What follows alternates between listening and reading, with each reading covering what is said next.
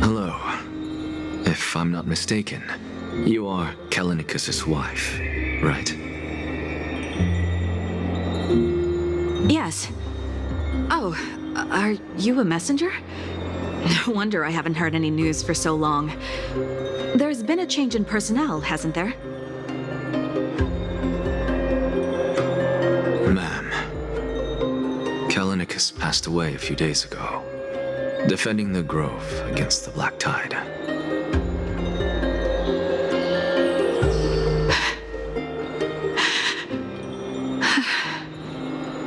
So, did he manage to defend the Grove? Huh?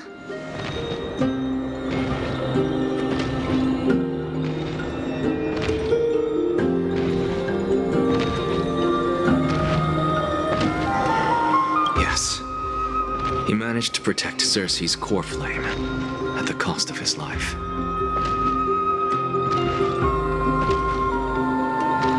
I see.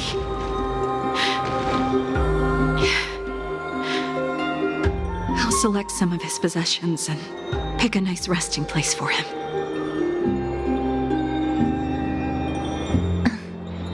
Please let us know if you need any help, ma'am. I come from Kremnos. Death and sacrifice are things I've learned to face with composure.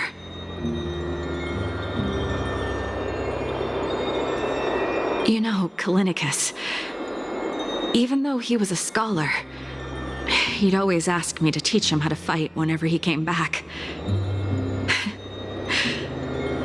Isn't it funny that a Chrysos heir like him wants to learn from an ordinary person like me?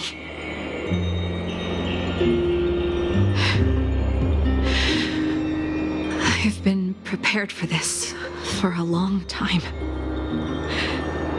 In times like these, any ordinary goodbye might just turn out to be a final farewell. I'm really sorry. There's nothing to be sorry for.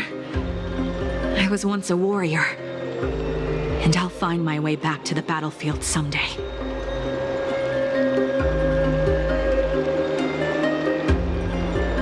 With the coming coronation of the new king of Kremnos, I'll take up my lance against the creatures of the Black Tide and seek vengeance for my husband.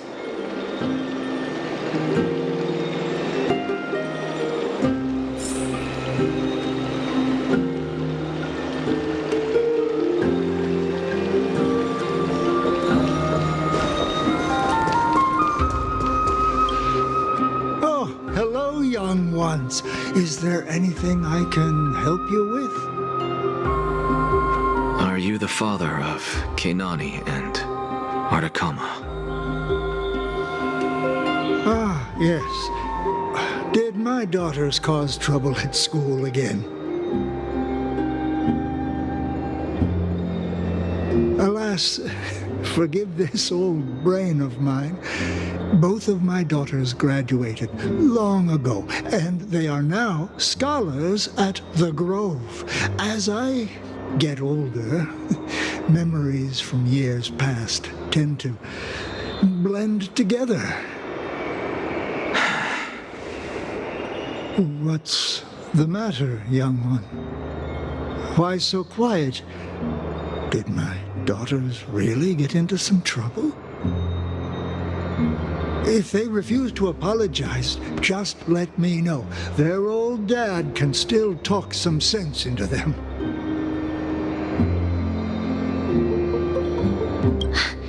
What should we do? I really can't tell him.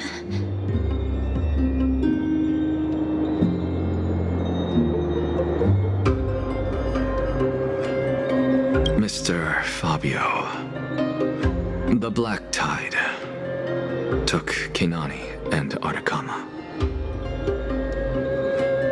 What? They fought until their last breath against the Black Tide to defend the Grove.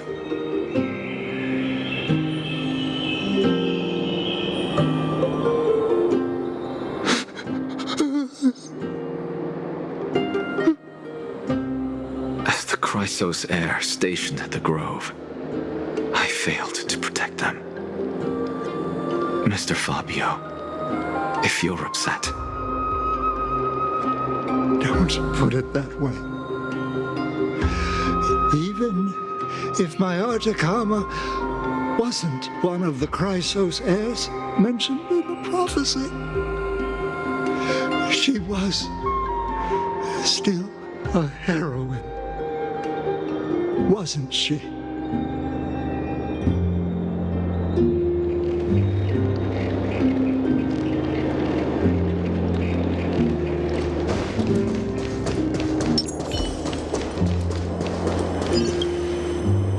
What's wrong? I'm busy. There's a lot going on in the city, and I've got my hands full.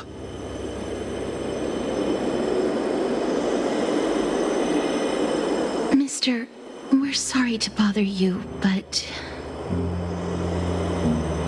No, wait, Lady Castors, did Lady Aglaia send you because of some mistake I made at work?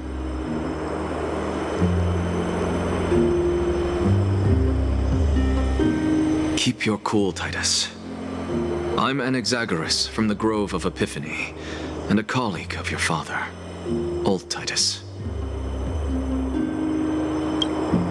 A few days ago, your father passed away.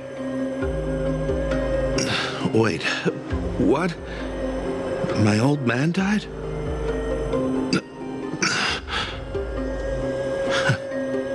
That's no shocker. At his age, he was due for the River of Souls any time.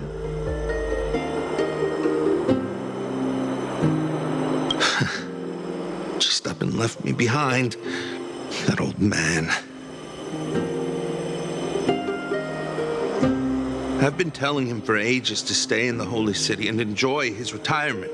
But no, he just had to go off to that grove and mess around with those scholars.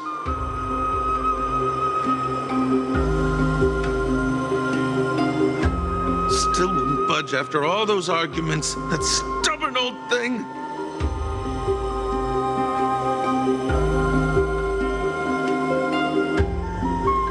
I already got him a retirement home and was waiting for him to come around.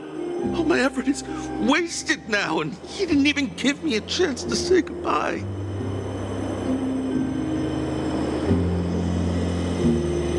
That bull-headed old man, stubborn as a mule.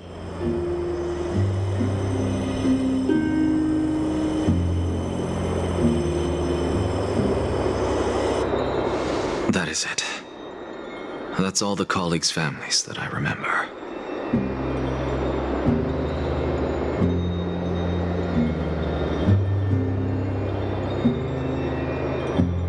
Good work, Mister. And Professor Anaxa. Let's go. Take me to see Aglaia. All right. I'll lead the way.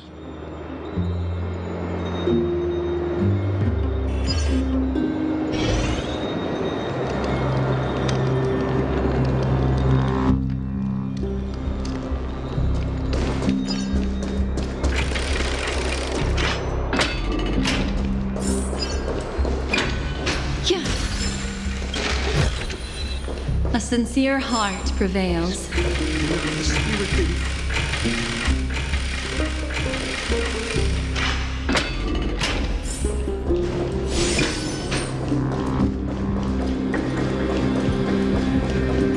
Let's go back for another south.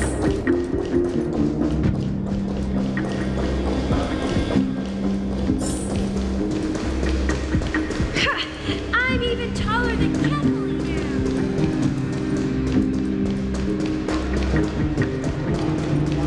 Thank you for the food you give us, princesses.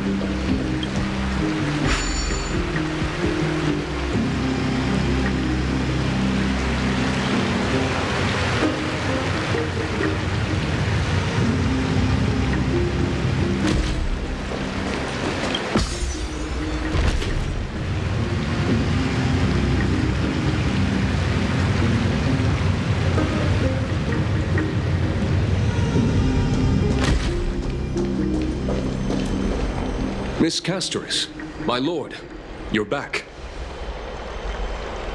Hello. We have an important matter to discuss with Lady Aglaya. May we trouble you to inform her of our presence?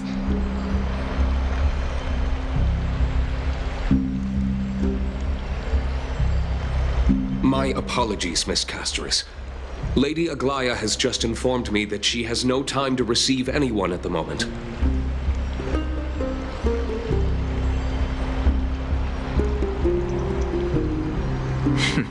That's just great. She refuses to even see me. Answer me this, friend. Did Aglaya order you to take me directly to prison?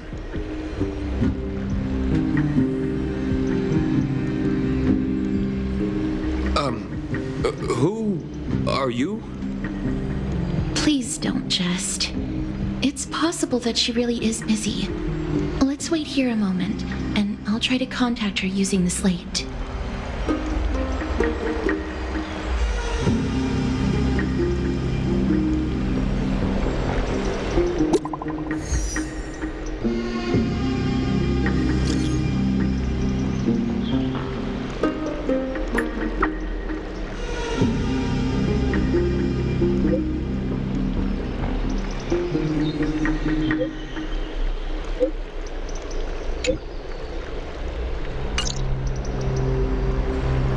It's fortunate we don't have to confront that woman while I'm hauling around this sick body.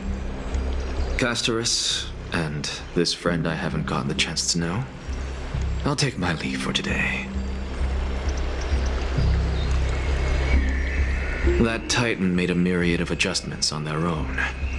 My head still aches from that.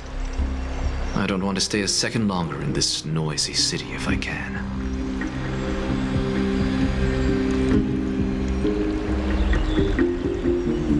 Please be careful. Akama isn't the grove. This place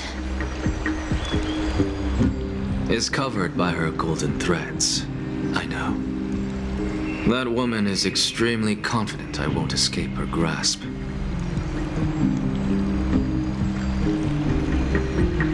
Don't worry. As I said before, I'll mind my behavior.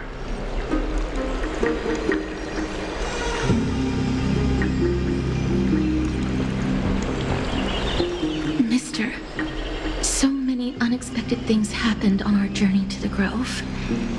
We truly had no intention of putting you in danger, let alone face the Black Tide head-on. The Black Tide is not just an enemy of Akama, but all of Amphoreus.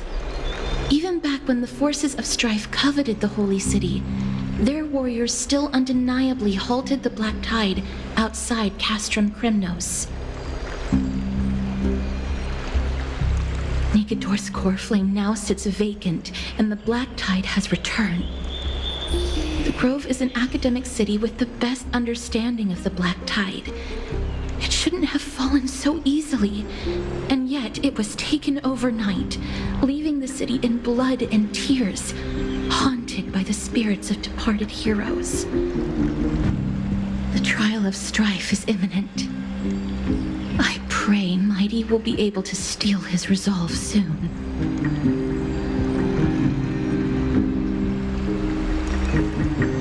Lady Treeby once traveled across thousands of cities in Amphoreus to repel the Black Tide.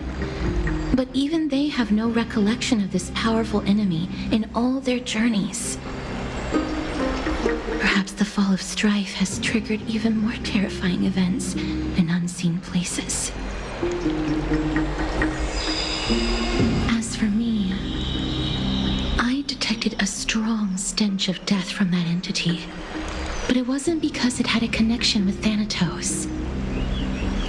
I'm afraid it's purely because it has sent countless others to their deaths. Speaking of Thanatos, Mister, there is something else I wish to verify with you. You must have an idea of the curse I bear by now.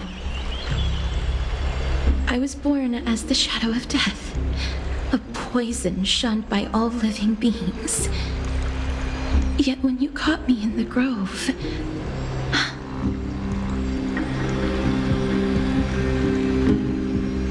I'm curious why you weren't affected by my power, mister.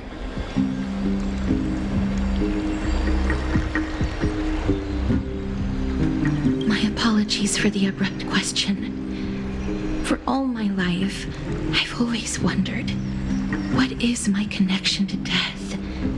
And why am I inextricably linked to Thanatos? Mister, you must be tired after being on the move these past few days. Please set aside the tragedy at the Grove for now and rest for the day.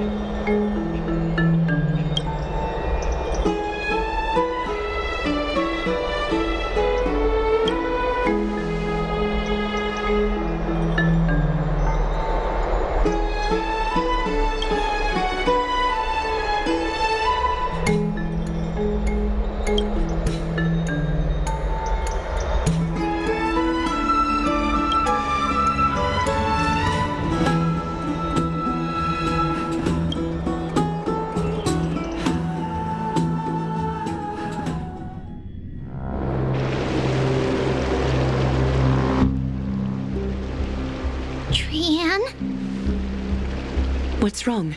Is there trouble at the Grove? Yes, I sensed something. It was fleeting, but very strong. It feels like they're in some big trouble.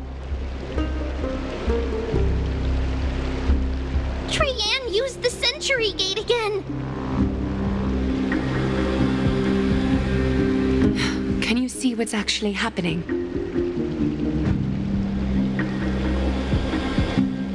No, it's fuzzy like always, but the enemy's aura has disappeared. Maybe they've moved to a safe place. Let's hope that it's just a false alarm. We should place our trust in him and Castorus, teacher. They will keep Trianne safe. Peggy, you're talking like we are little kids. One day, Trianne will reach her limit, and Trebi will take on the role of gatekeeper from her. We are all aware of that. I am just a little concerned about her state of mind. Trianne was already unable to speak, even in short sentences, when they left. We want to say a proper goodbye at the very least.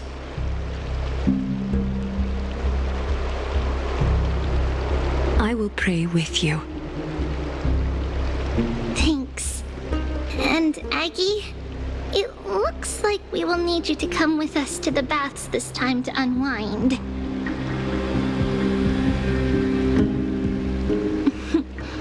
It feels like neither of us have laughed for a long while. It's time to head out with the west wind! All right.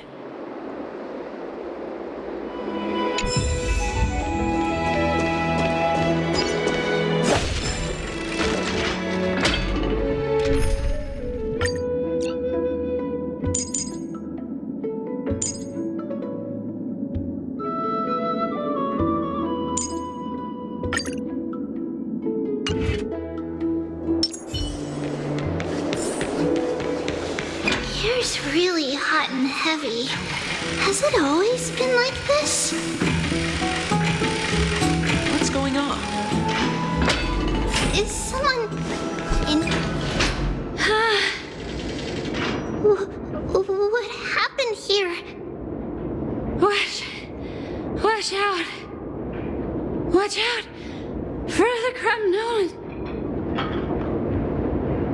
Kremnoan? This is their doing? Aggie, now's not the time to dwell on that. Let's help the injured people first.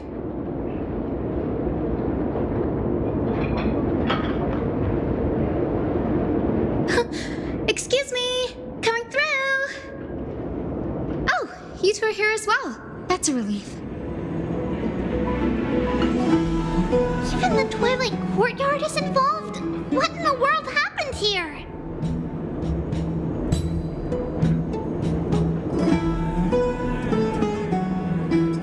I actually just came to relax.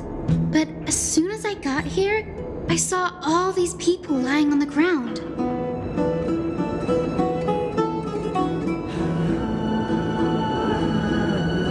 I've examined them, and they don't seem to be seriously ill. It feels like they've just spent too much time in the hot water.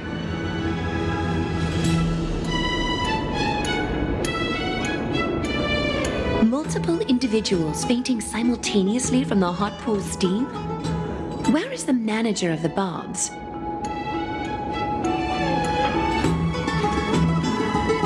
He disappeared, and no one knows where he's gone to. Some people have been saying that the Kremnoans are behind this. Lady Aglaya, what do you think about this?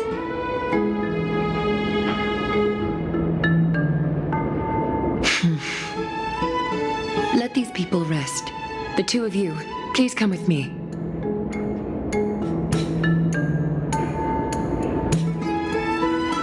Have you thought of something, Aggie? Yes. While their intentions elude me, it's time to bring this farce to a close.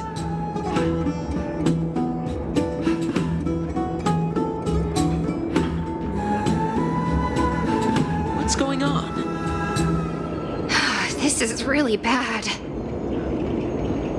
I heard it's the Kremnoan.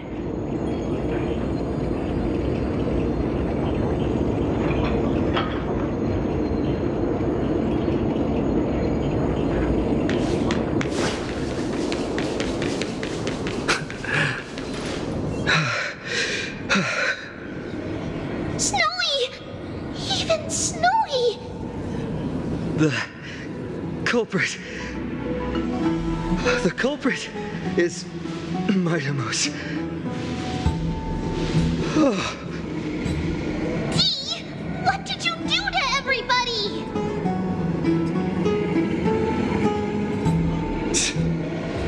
It's just another duel where I claimed victory. Duel? As I expected. On the surface, these two are the mightiest warriors in the Holy City, but they're still impulsive youths at heart.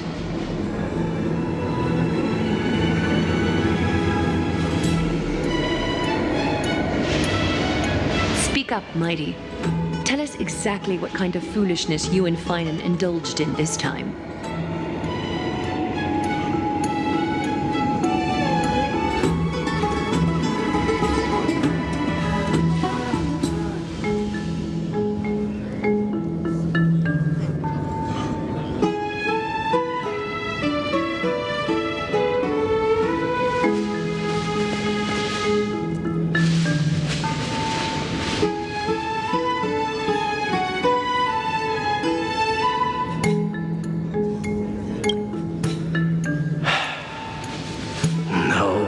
None of those sound right.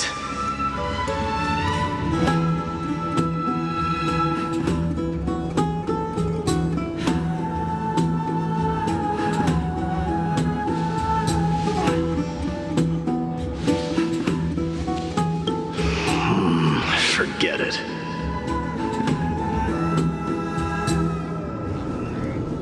Am Am I seeing things? Is the magnificent deliverer finally deigning to step outside?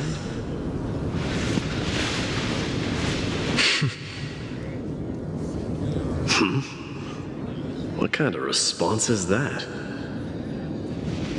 Nothing. I was just imitating your usual response. I don't feel anything special from you.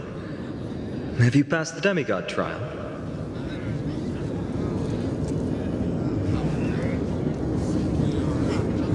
The ritual hasn't reopened yet.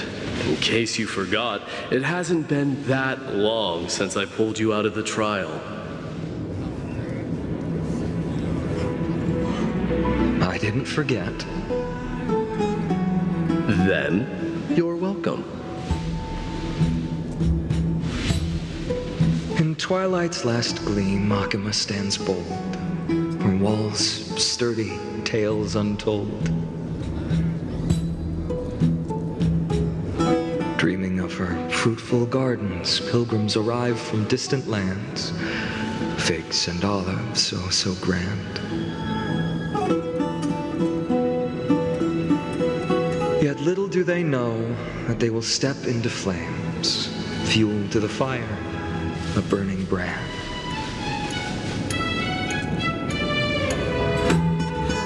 What are you playing at this time? I just felt like reciting a few lines of poetry. Surely the Crown Prince of Kremnos knows how to appreciate poetry, right? Kremnoans steer clear of such weak literature. But my library doesn't lack collections of this kind. These lines express the poet's yearning for their home, just as Akama is distant from many people's homes.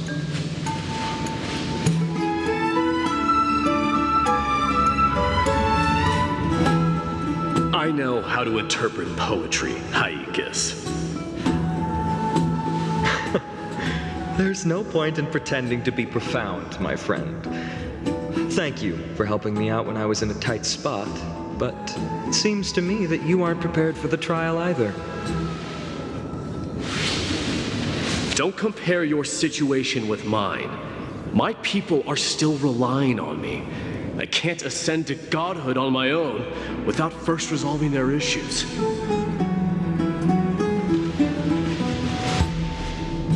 So, are you suggesting that you, the mighty Mightimos, and the heir to the throne of Kremnos, wish to defy tradition that has endured among your people for millennia?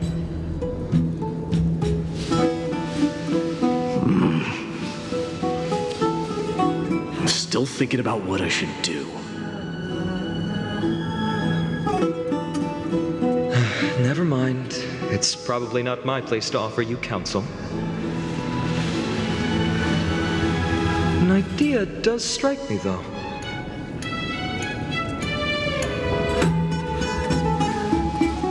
Go ahead. Let's see what terrible ideas you've come up with this time.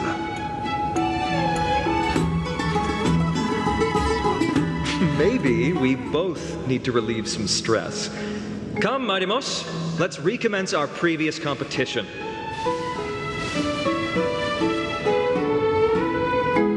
This time, we'll see who can stay in the super hot bath for longer.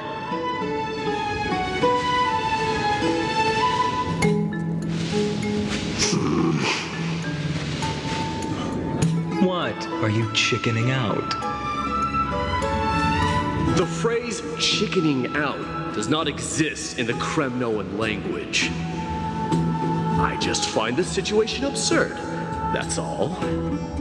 All-knowing historian, are you not aware that we Kremnoans use boiling water from sword forging for our baths? Looks like I'll have to teach you some royal etiquette today.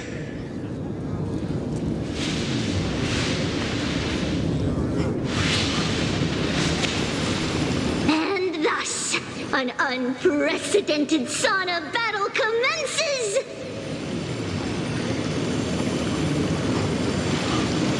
With unparalleled resolve, the two warriors' determination even alters the very hue of the steam. Flames intertwine with scalding vapor, reaching toward the heavens, shrouding the sky and the sun. The spectacle is so magnificent that none dare gaze upon it directly.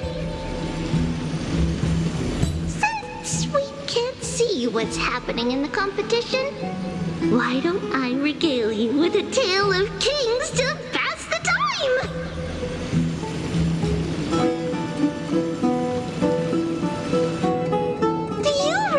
The legend of the Gorgo lion, mentioned by a certain veteran? The central figure, the main character, was not the sole sovereign of that land. An oryx stood as its formidable rival. Long before the dawn of Erechrysia, the two beasts started their timeless battle on the plains of Tritos. The lion regarded the oryx as its food, while the oryx perceived the lion as a scornful, oppressive, and challenging barrier that it swore to topple with its antlers. For tens of thousands of years, without respite, the two creatures thus continued their relentless pursuit and rivalry.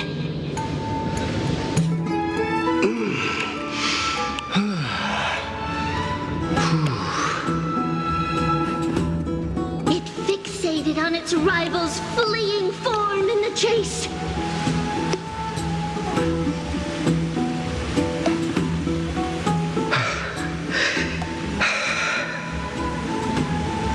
It set its sights on the other's neck, nearly within reach.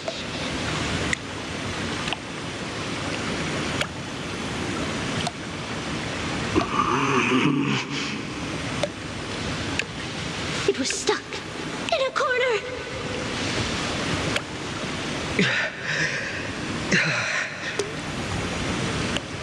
It had nowhere to escape. On the land of Amphoreus, some lives meet their end at dusk, some at dawn, and yet others are fated to perish under the blistering sun at noon. And at last, the most scorching moment of the day descended upon them. The formidable hand of fate heeded their call and arrived! My lords, would you like me to reduce the temperature a little?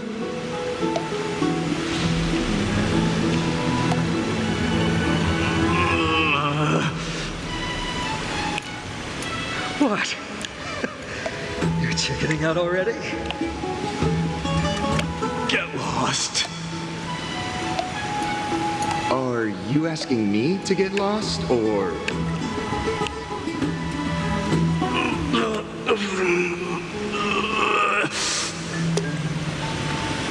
Do whatever you want. Oh, please forgive my presumptuousness, my lords.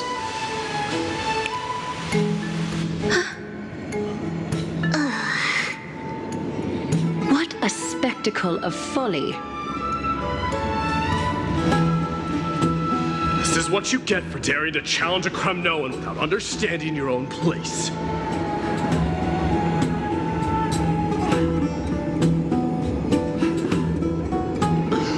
What I'm saying is, your little game dragged down quite a few innocent souls alongside you.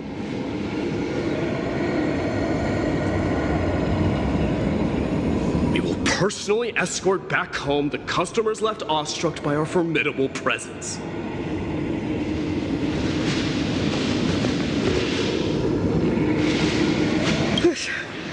This isn't fair. You're wearing way less than I am. Is this the latest trend now? Getting into the baths while dressed in full armor?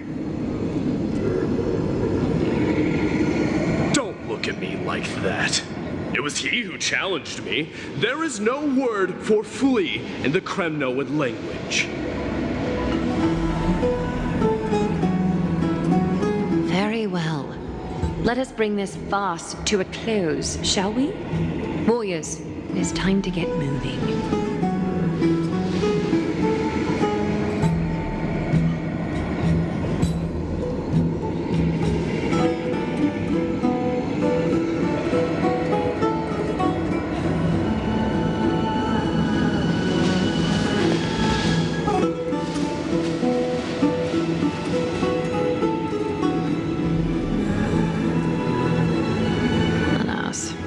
The flame chase journey is destined to be a lengthy one, replete with obstacles.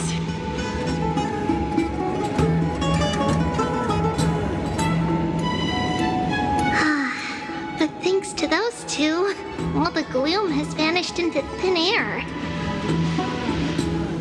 Well, we just had quite the commotion.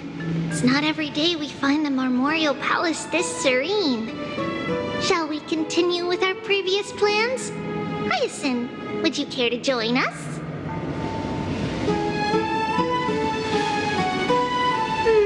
Such an empty bath is indeed a rare sight.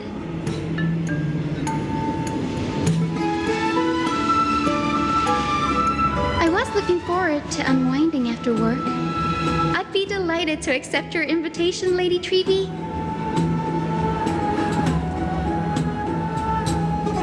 How about we go to the biggest bath?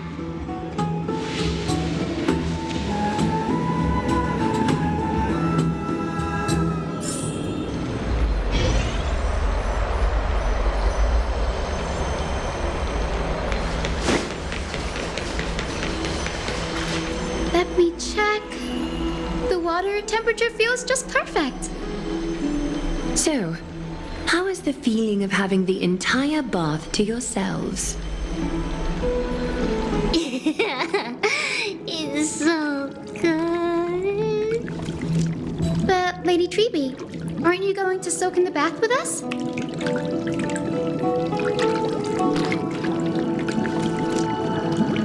We will have to pass.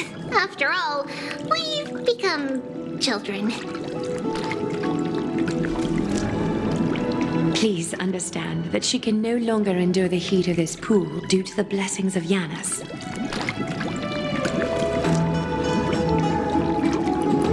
Oh. Are you curious about us, Hyacinth?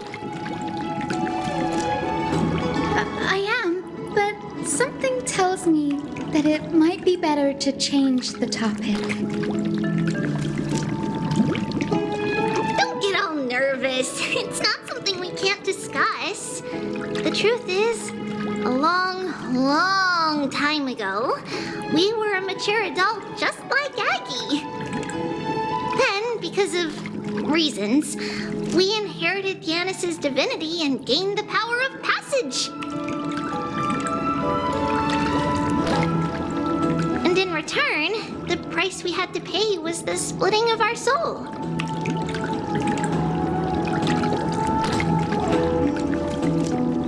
Each opening of the Century Gate intensifies the strain on Treeby and the others. They are gradually regressing towards infancy, both in body and mind.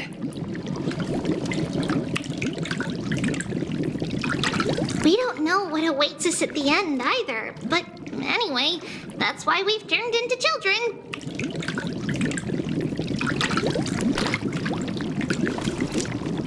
In that case, when you opened that giant sentry gate above Akama during the battle against Nikador, Well, there's no way around it.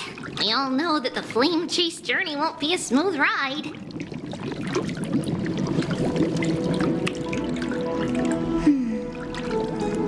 maybe we can find a way to fix it. The primary research focus of Noosporists is the soul. We explore its depletion and methods to restore dispersed souls. As long as research continues, there might be a breakthrough that can help.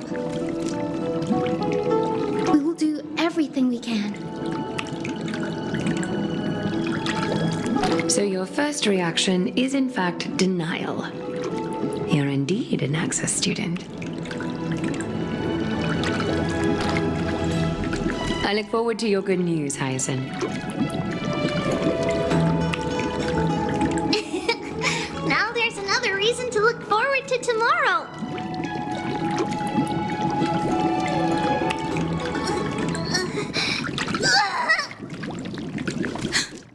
Lady Treby, what's wrong? Something's off. It's that strong feeling again. Is it Trian? Wait, no. It's not Trian this time. It's Trinan. Trinan is in danger.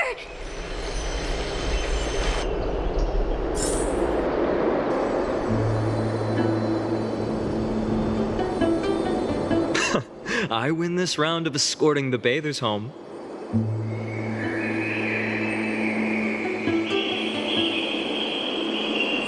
How does one contender alone make a valid competition?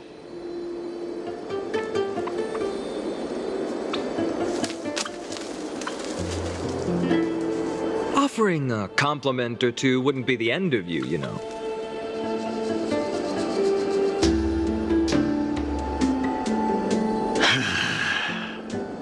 Haikas. What is that word? Is that your native tongue? It means hyena. I'm likening you to a weak hyena. By the way, you emphasized the completely wrong syllable.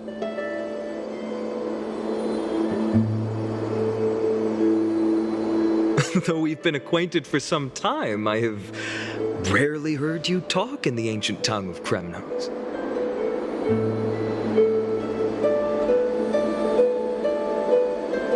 It's because I'm not exactly a master at it either. I can listen and read just fine, but when it comes to writing...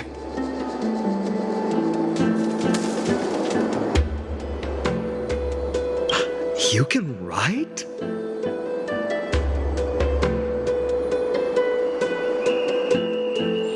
You speak as if you don't have a brain.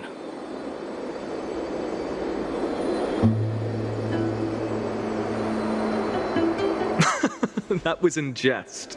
I understand. After all, you spent all your childhood wandering far from home.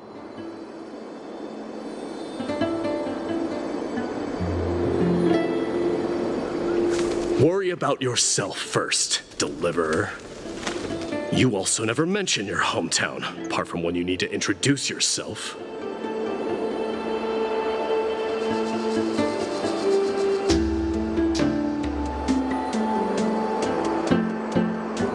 Well, it's because there isn't much to say. Ides Elysiae is simply a tiny village that disappeared many years ago in the flames of war. The only times I get to see it are in my dreams and in...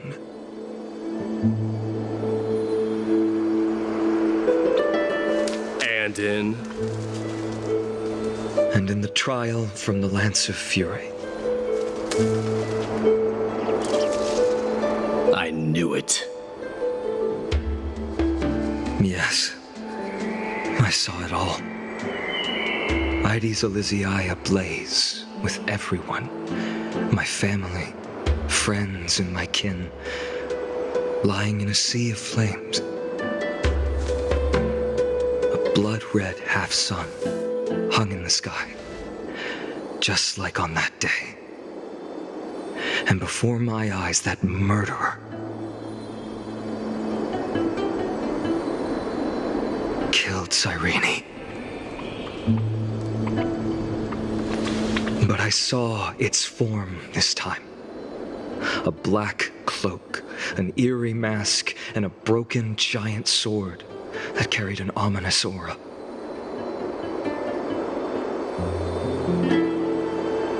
I fought it in the trial.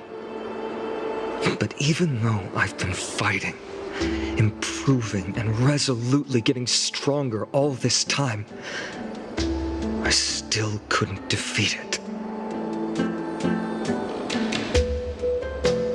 You were blinded by hatred and almost lost yourself in that trial.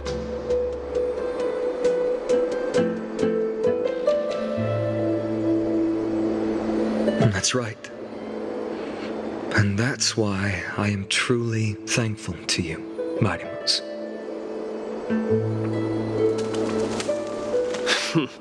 You finally picked up some manners. Better late than never.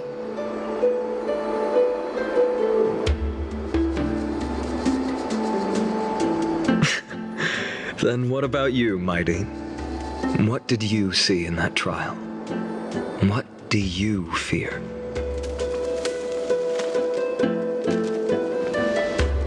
There is no word for fear in the Kremnoan language.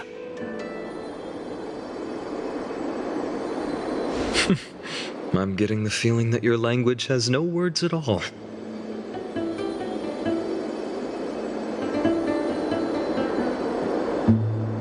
But to answer your question, I saw Akuma in the trial, as well as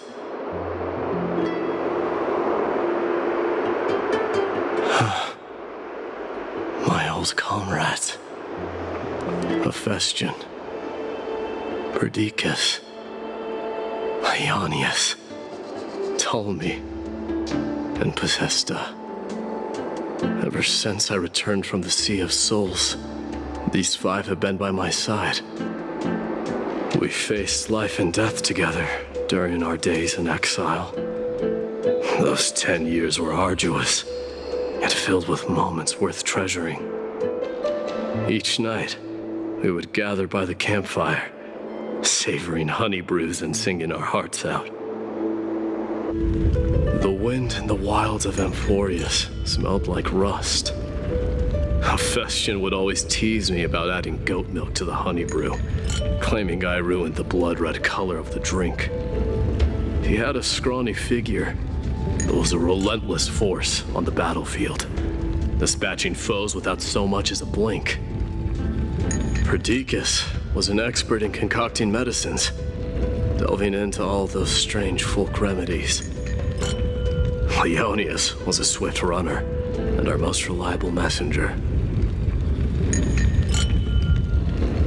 Ptolemy was a real bookworm, always spouting off in chapters and verses. When we left Kremnos, he made off with a stack of ancient tomes from the Grand Library. Not like it mattered, as my family owns the library. And then there was Possesta. He was the silent type, but a truly masterful musician.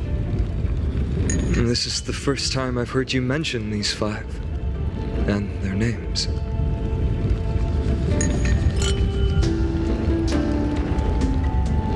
They died on the battlefield before the Kremnoan detachment managed to join Akuma.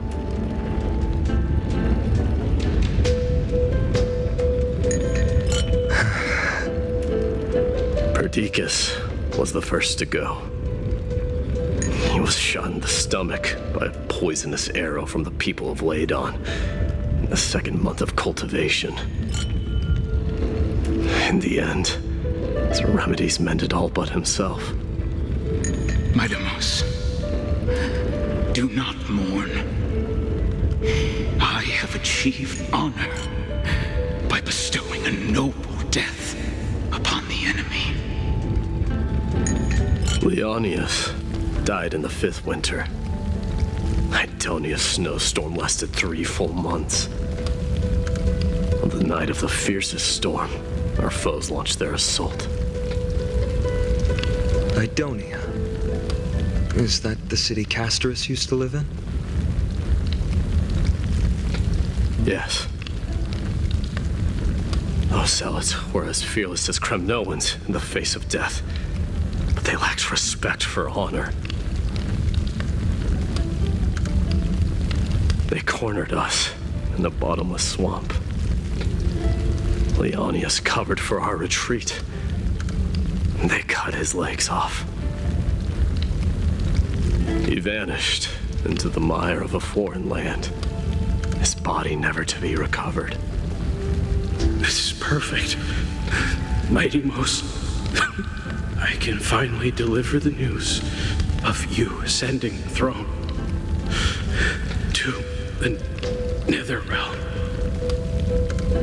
20 dusks later, we finally breached the walls of Idonia and entertained the usurper's plea for peace.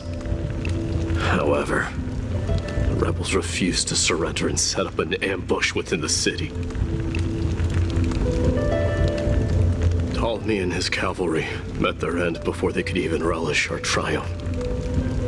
Those obelisks that collapsed after being set on fire became their final resting place.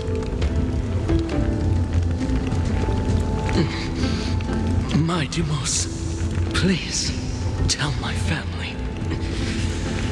It was not cunning schemes that vanquished Ptolemy, but the immense weight of Amphoreus' entire history. Then, it was Pacesta. He lured the enemies into the city of Aenionis with his melodies, buying us invaluable time. Our enemies, consumed by indignation when they discovered the trick, set the entire city and my soldiers on fire. His final words were recorded on a small clay tablet, fractured by the flames. Mighty Most, don the crown. And at last, my most trusted friend, Hephaestion. He was supposed to stand by my side through it all. But a sudden relapse of his illness hit him on the eve of my duel against my father. He hid his condition from me. By the time I returned victorious, he had but a breath left in him. A Kremnoan dying on a sickbed. I would be a laughingstock to everyone. Hephaestion, my dear friend, spare your strength. I'll go get a physician. No need. Even if Perdiccas were here, he couldn't stop destiny from taking me away.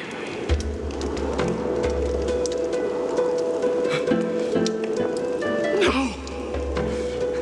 That can take you away.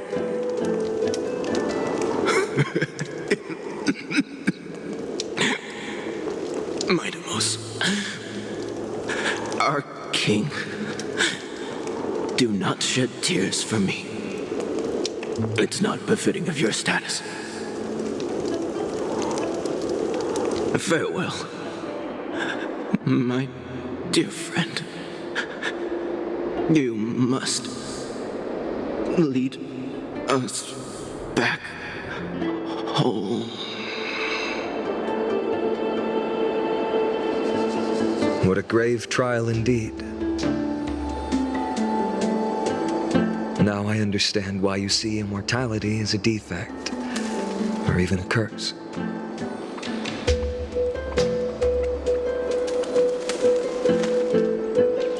My father threw me into the sea of souls to break the wheel of karma. But little did he realize it would grant me an immortal body and summon a fated revenge on his head.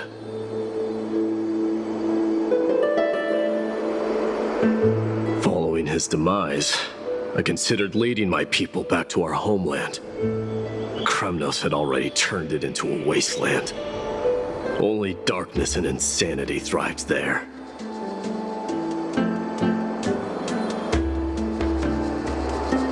Against the dissent of many, Krateros included, I made the Kremnoan detachment stay in Akama. But I know that their glory will never be doused out.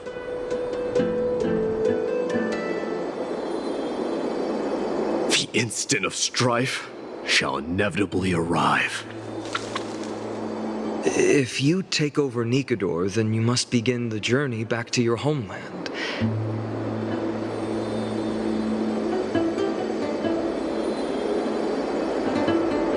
So, you hesitate because you think leaving your people in the Holy City is a better choice?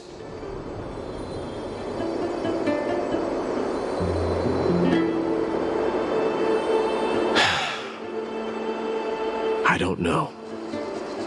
But I have never been crowned. Those 5 were never endowed with any titles.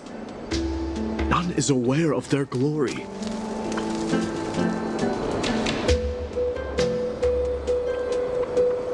Your predicament is truly complicated. I don't know how I can give you any useful advice. Maybe you could seek counsel from more people, such as the Grand Craftsman. Cartonis' people seem to have been through comparable dilemmas.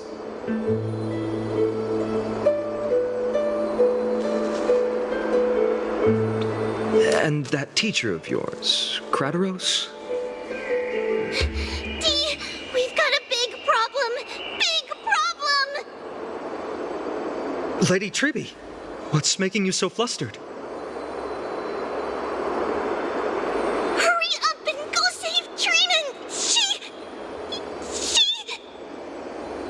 She got abducted by Krateros!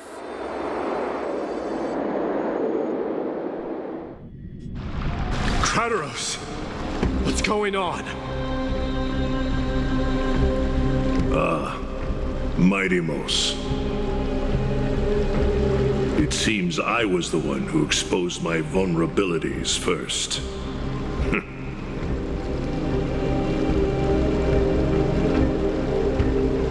Aglaya, I demand an explanation. This man abducted Trinan by force and forced her to bring him to the vortex of Genesis.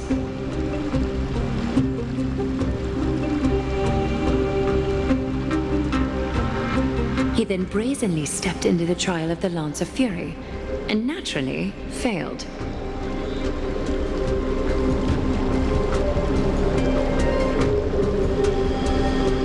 Is she telling the truth? Why did you do that?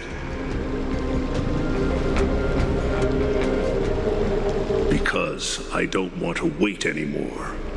Your hesitation made me desperate.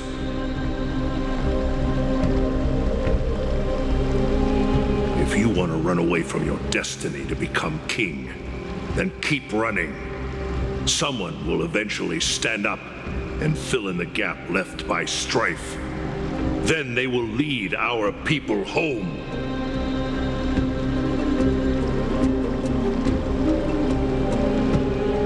Age has blinded you, teacher. Can't you see that I'm hesitating because of this very recklessness seared into your blood?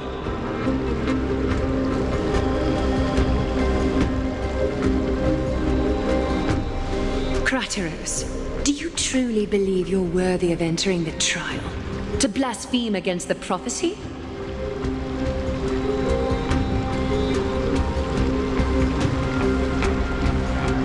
Does the mission we Chrysos heirs bear seem like child's play to you?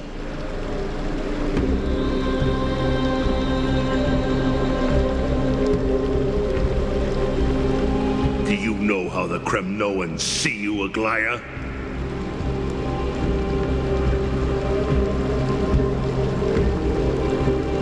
You're a hypocrite and a megalomaniac.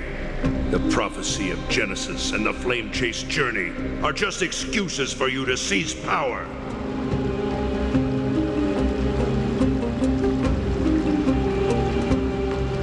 Silence, Krateros. Do you even know what you're saying? Are you defending this woman, Mighty-Mos? How many wars did people start because of her and her so-called prophecy? How many cities fell in the past millennium? Their people massacring each other.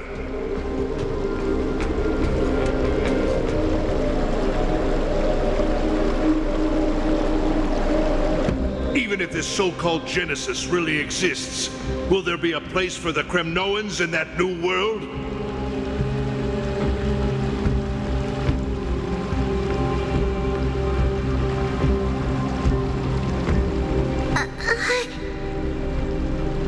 Are you done talking? By agreement between the Chrysos heirs and the Council of Elders, those who trespass upon the vortex of Genesis need not be tried by the Council. I am allowed to pass judgment alone. Krateros, your actions are unforgivable. I hereby sentence you.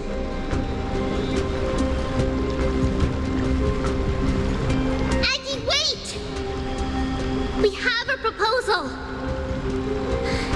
Someone has to resolve this conflict between the cities. Lord Krateros did not use violence to harm us. We can sense that his anxiety stems from his concern for his people's future.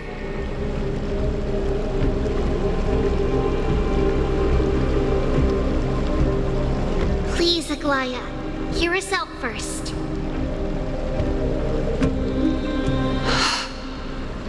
I'm listening. I'm sorry, Lord Krateros. We were so preoccupied with deciphering the fragments of prophecy that we neglected those of you not favored by its message. Your accusations were harsh, but justified. We wish to earn your trust and those of the Kremnoans. I think the best way to do that is to take you to witness the source of the prophecy for yourself.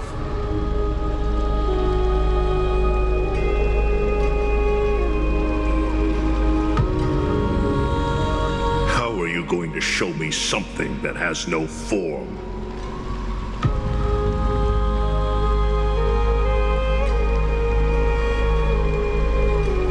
You've heard about that Outlander, right? He has somehow made a connection with Orynyx and can completely replicate scenes from the past.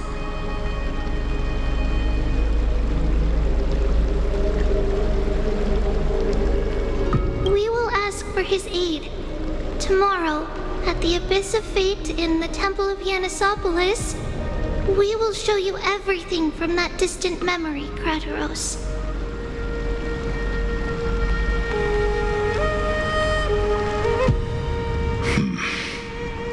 A fair proposal.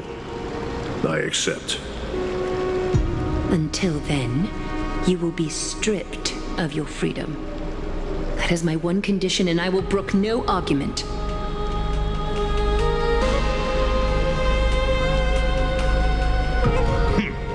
It is not the first time I've been made someone else's prisoner. Do as you please, demigod. Teacher, why did you do this? Forgive me, young master, but I just cannot wait any longer. Ever since your father died, our people and I have been waiting for a day to revive Kremnos. We placed all of our hopes in you, but never received an answer. This obsession for returning home has become a sickness for our people. Wise as you are, I refuse to believe that you can't see the truth. You have a clear head, which is why you're also incomparably alone. A smart person can only choose to tangle himself with the mundane of this world. If you're truly capable of leading our people beyond this blood-stained fate, then prove it to me once more, Mighty Mos. Just as you did back then.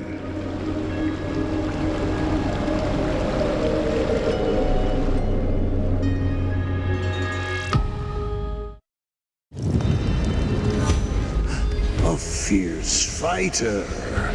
I did not expect such heroism from a feeble Achaemon. Fulfill your duty as the victor, warrior, and tell me your name. I seek an honorable death from you. As if you have any honor! Listen closely. I am the leader of the Kremnoan detachment, Mightimos. I'm here to finish you, Father.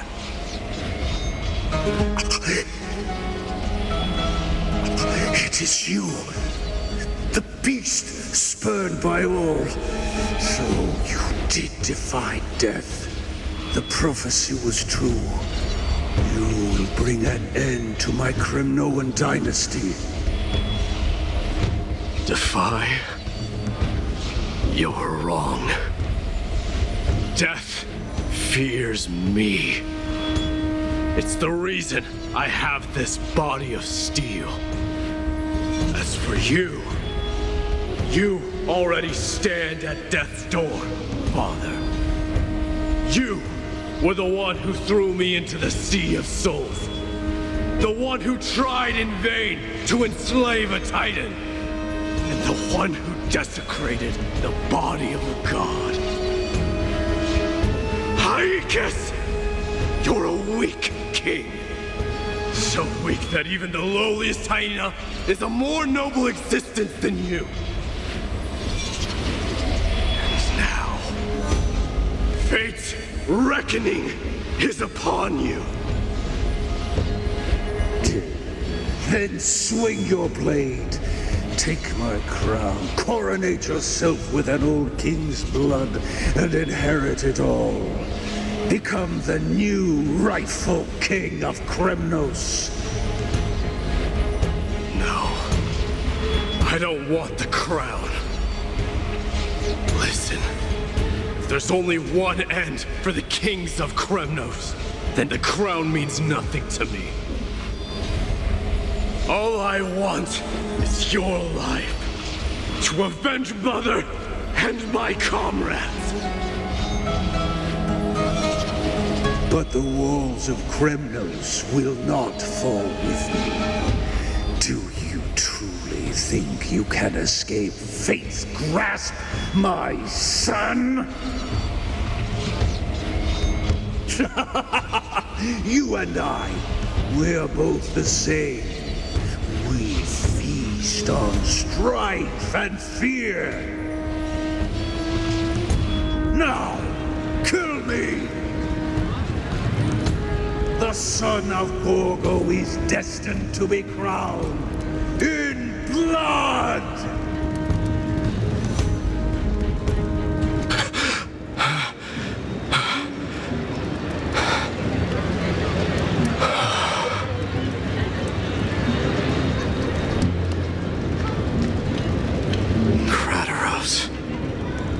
He said the Grand Craftsman Cartonus might have some suggestions. Might as well go see him.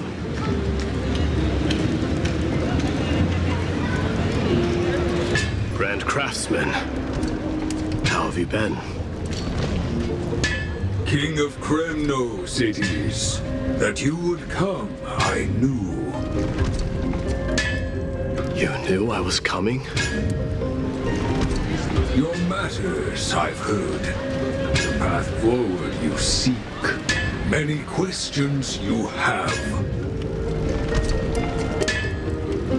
But before that, take this. What's this? A signet ring for the King of Kremnos. Belonged to your mother. Recast and restore it. I did.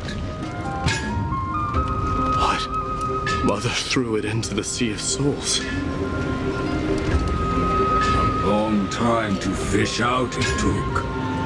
Very fortunate we were. I can hardly imagine how much patience and courage it must have taken to find such a small signet ring in the Sea of Souls. I owe you one. Gratitude there is no need for. Repayment for saving me, this is. Questions you bring with you? Ask now.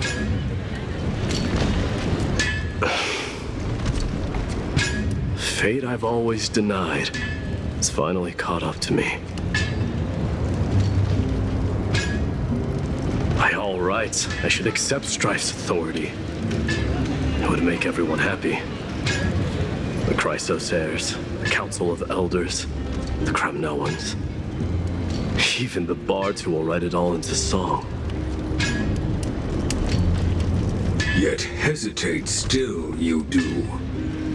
Hesitate, why do you, young king?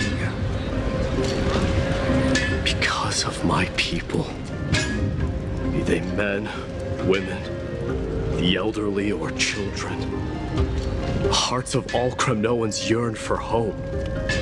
They've all been waiting for this day, for the day their king returns. Children of Strife would then be able to go home and embrace the old traditions. Never mind that most of them have only ever been heard in these so-called traditions and song. They would then gather around their king and throw themselves into battle.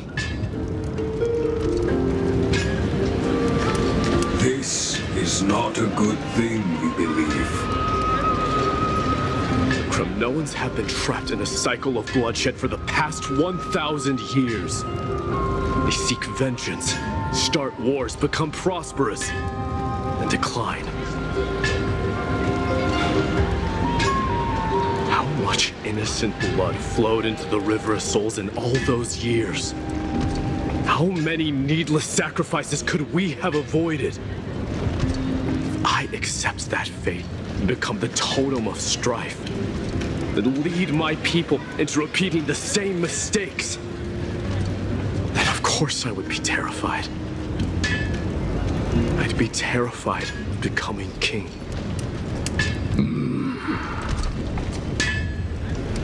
A different kind of Kremnoan you truly are.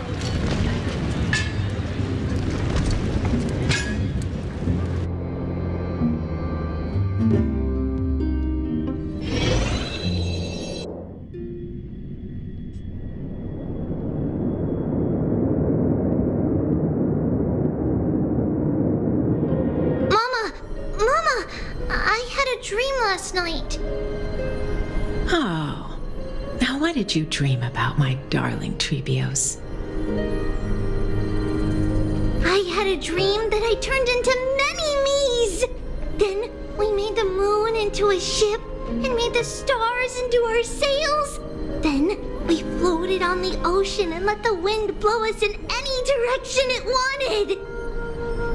Well, that sounds like a lovely dream.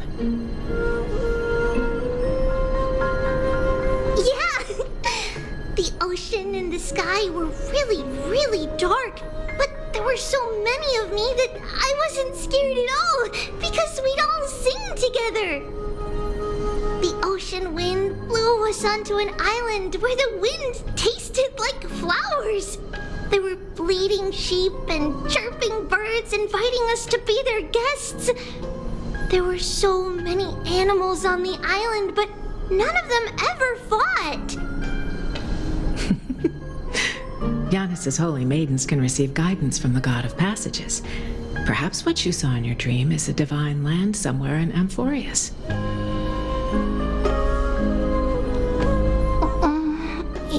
You think so? What's wrong, Trebios? You look unhappy. Because on that same island, I saw a dark mountain on the other side of the ocean, and it was very, very tall. The mountain looked alive, and it kept getting closer to the island. Then I realized it wasn't a mountain, but a very, very tall wave made of water. When the wave smashed against the island, it looked like it was going to eat the island up. The small animals tried to chase it away, but they couldn't stop it. Then there was a bang and I woke up.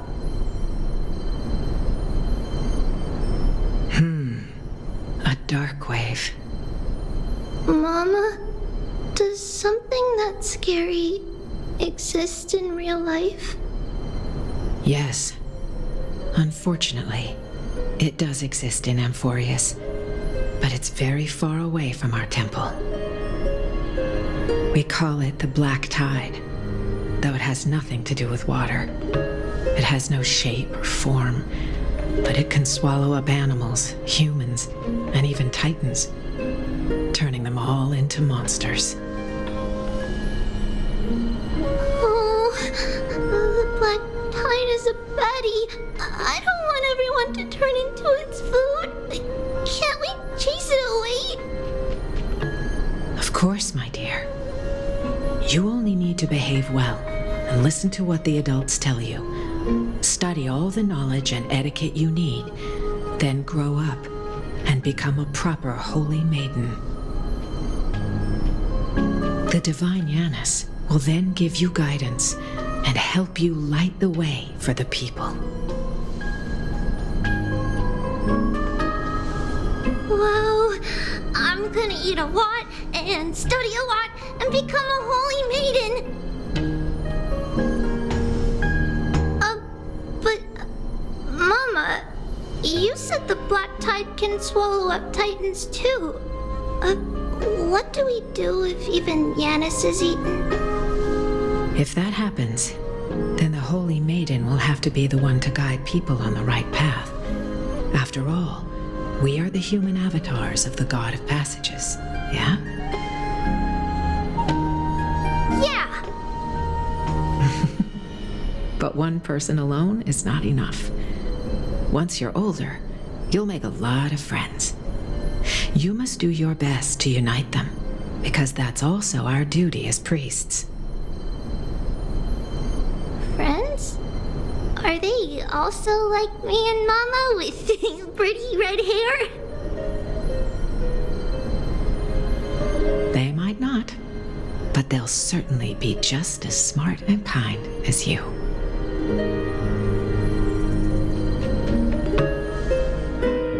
Mama? Am I dreaming? Don't be silly, dear. Of course you're not dreaming. I've always been by your side. What? Now be a good girl and call your friends over too.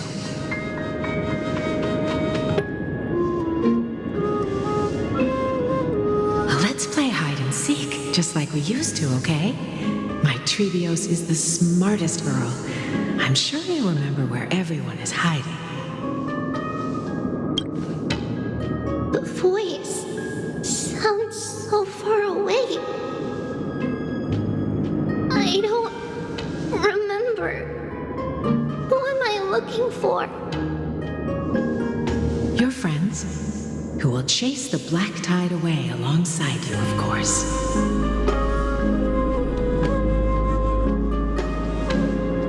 Is this from my childhood? I don't remember. Use the spindle. There will be an amazing captain on that big ship. She's cheerful, optimistic, bold, and cautious. She'll be able to get everyone together. Wow, that's amazing! Can I be the captain? Of course you can. But you'll find someone else who's better for the job, my dear.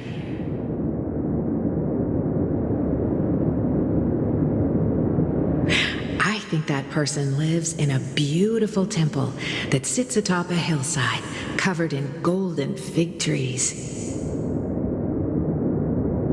There's a noble girl there who's very smart, but also very delicate. Just like Mama? Perhaps. But before we find the captain, the ship also needs someone who can navigate it. Who could that be?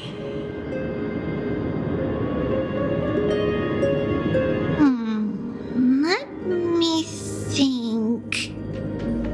I know! She's Treeby! I named this doll after myself? I don't remember it all.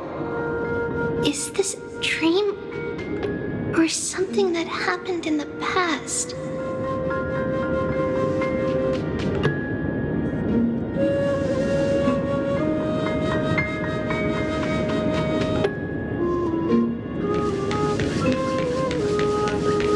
That chest!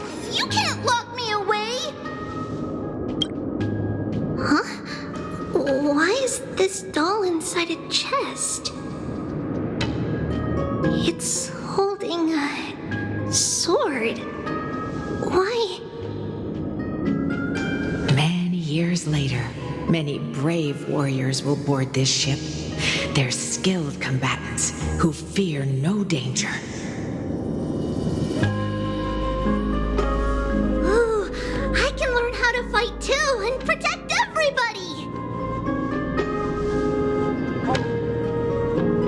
Silly girl. You're Yanisopoulos' holy maiden. It's not your duty to fight. There will be many others to protect you. All right. Then where will they come from? I believe one warrior hails from a lovely village where bulrushes flourish, while another comes from a magnificent royal city. Though each has their own troubles, both are ready to lend their strength for the ship's long voyage. In that case, let Trian fight by their side. This way, they'll always stay on course. How could I have known the name Trian back then? Was it just a coincidence, or...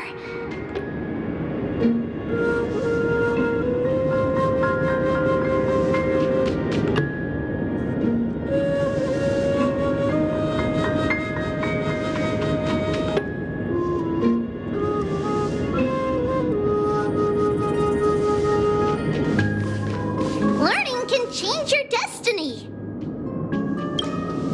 When navigating at sea, you need to know both astronomy and geography.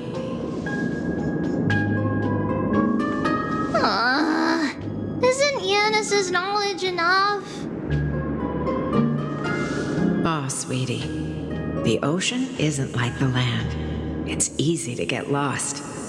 That's why it's important to learn to recognize the miracle of Aquila. All right.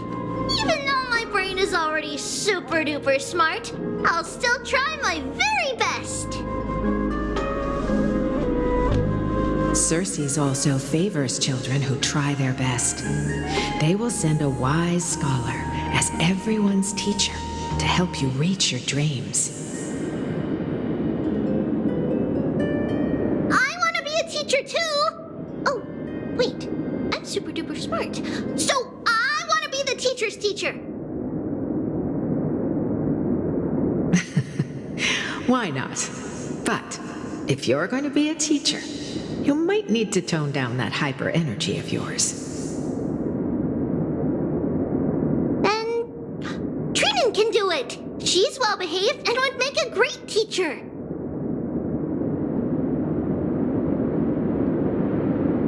Mama and the others always said that I had a great memory.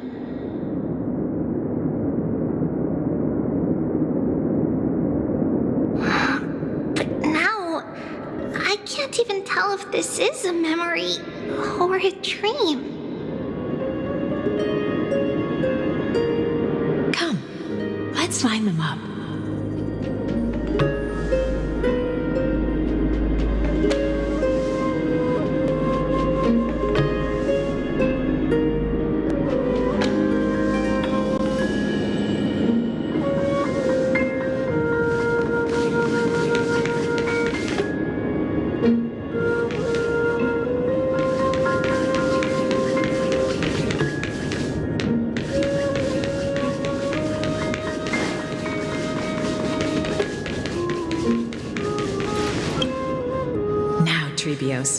Set them on this music box, and let them compose a melody for our song.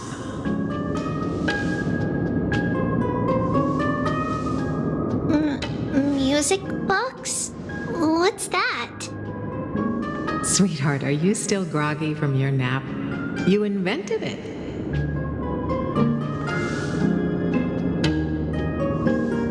I invented it? What does it do?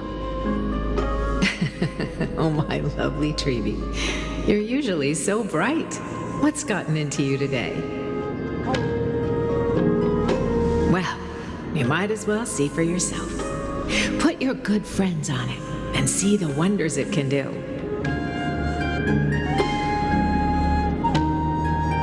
Put the dolls on.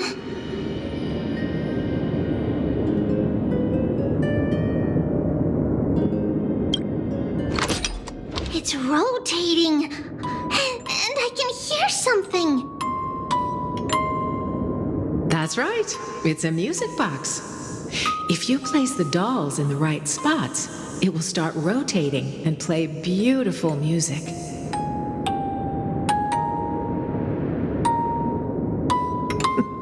Out of all your inventions, this one is my favorite.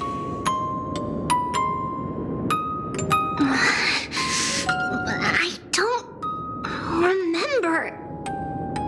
It's all right, my child. I'll sing along to the tune, and it will help jog your memories.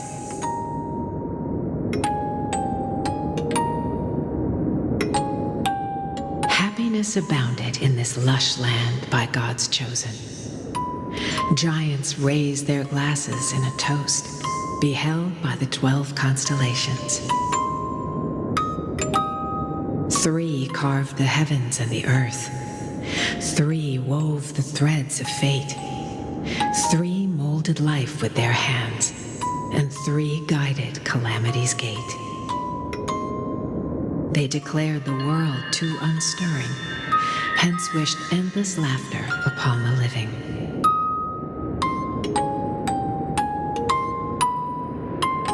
Thus you and I were created, with words and song to weave, and love and intimacy to give.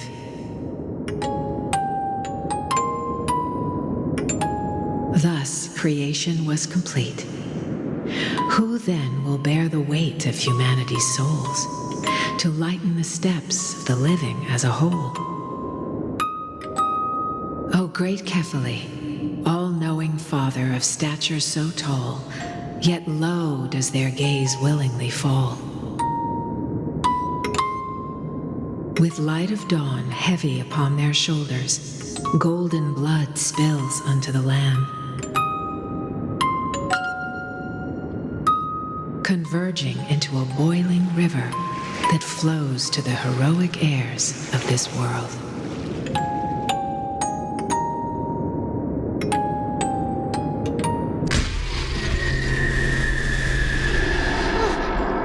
What's going on?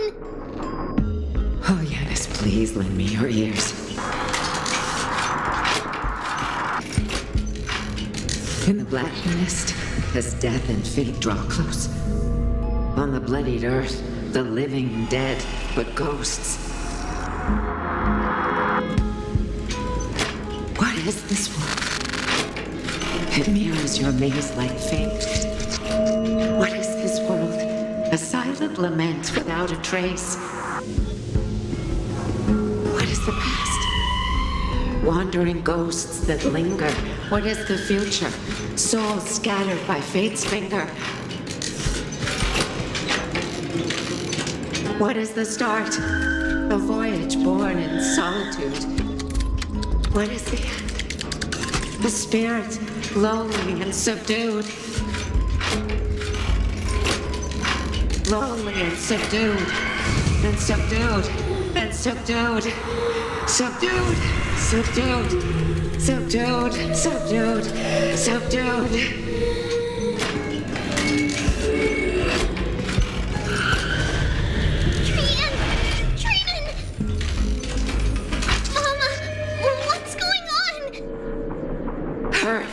Run!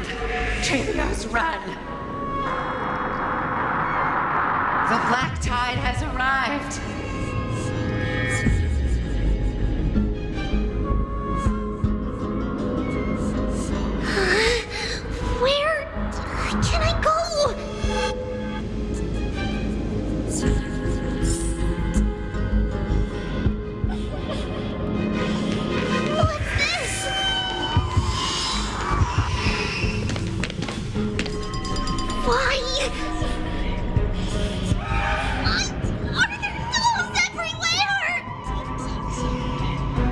This is the sacrifice of a holy maiden.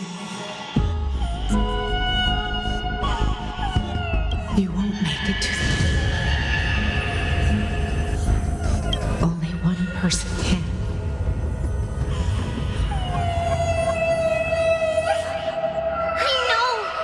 I know!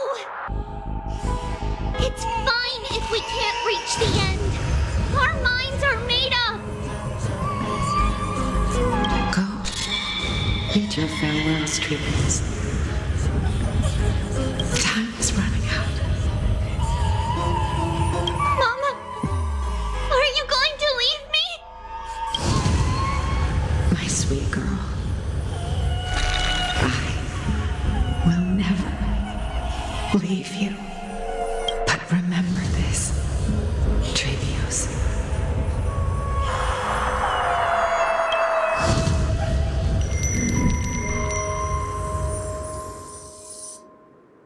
All shall bid farewell to one, and that person alone will witness the miracle.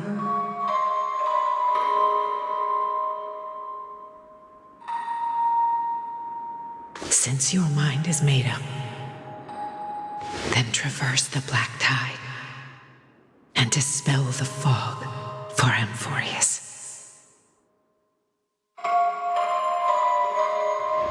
I shall see you tomorrow, my dearest Trevios.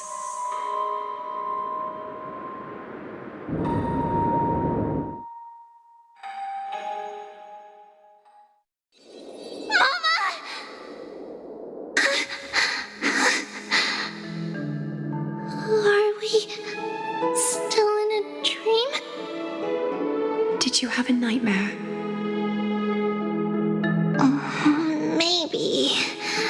But it's been a long time since we had any dreams. It's not yet the entry hour. You still have plenty of time to rest.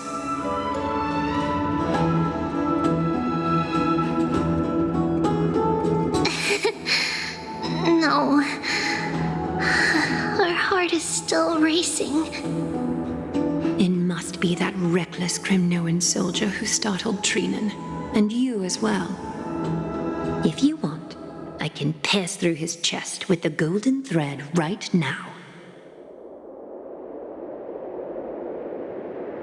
Aggie, cut it out with the scary talk. I'm just kidding. If I were serious, I wouldn't have waited until now. Do you want to talk about the dream? Keeping it bottled up is not good for your health. We had a dream about Mama. The dream itself was nothing. It's just the timing that feels a bit unsettling. You mean... It's Trian. Even if we refrain from ever using the power of the Century Gate again, her soul continues to slowly drift away from her body.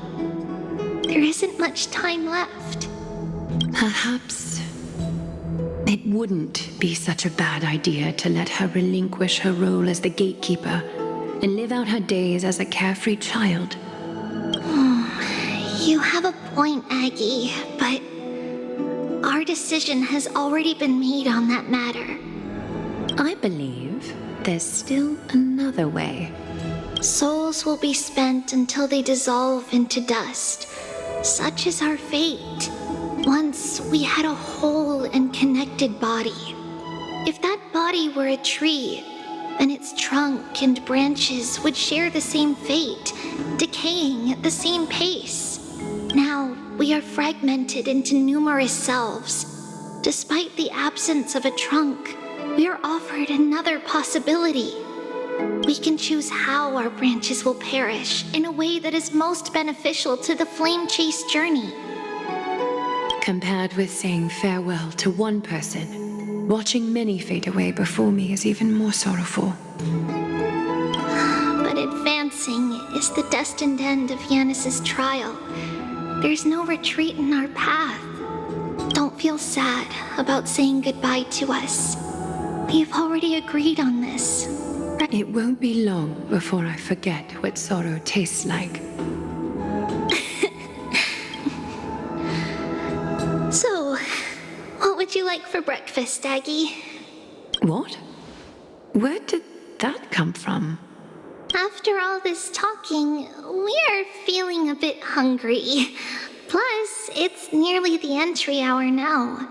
Do you remember when we first met, Aggie? You were still a little one, and we caught you secretly eating oatmeal late at night. While my emotions might be fading, those memories are still as vivid as ever, teacher. Please, let me do it. What would you like to eat? It's fine. Leave it to us. You should rest for now. It won't take long, and we'll call you when it's done. In that case, thank you. Then, see you tomorrow, Aggie.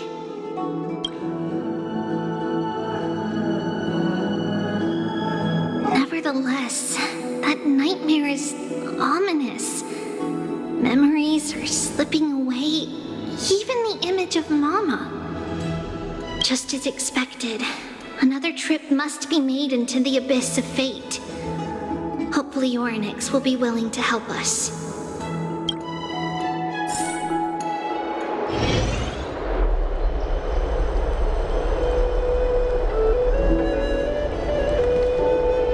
Long time no see, Professor Anaxa. Who are you? It's been a while. I'm the one who once overthrew the entire classroom in that spiritual physics lecture. Oh, it's you. No way. Do you really still remember that, Professor? I remember that glib tongue of yours. What brings you here? Surely you're not here to reminisce. You could tell. Of course. You only beat around the bush when you have a hidden agenda. That's not true. I'm here to seek enlightenment, as always. Could you please teach me everything you know about the black-robed swordmaster? Rumors sure travel fast. Unfortunately, I too know nothing about it.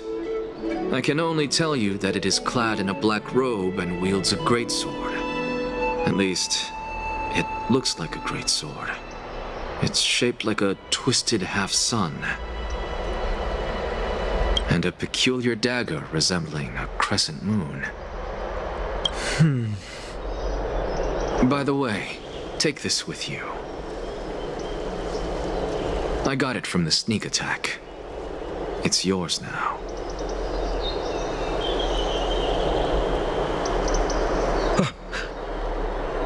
I was right. It is this thing. The one who torched Aedes Elysiae to the ground. And killed everyone. Don't try to be a hero. No one in Akama stands a chance against that thing right now.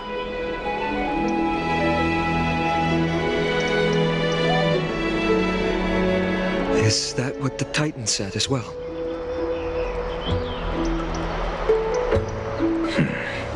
Not at first. But the god relented after having had a taste of its power.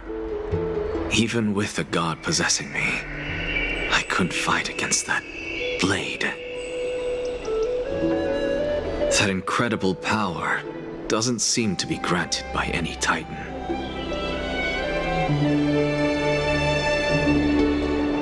Are you suggesting that it originates from beyond Amphoreus?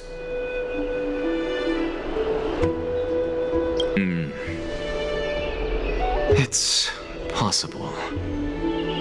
Much like the Black Tide, no?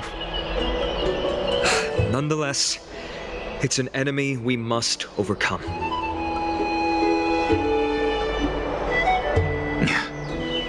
We? Drop the pipe dream, Phynon. No one wants to see you fall by their blade. His mere presence will endanger the Holy City and the Flame Chase.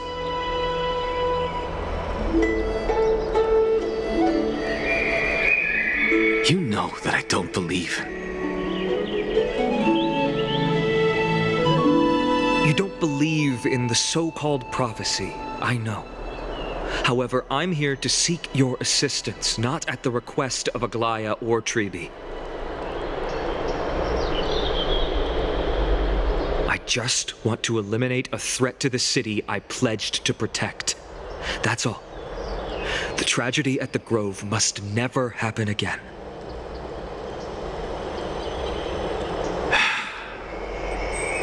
Take a seat. Since you are sincerely seeking enlightenment.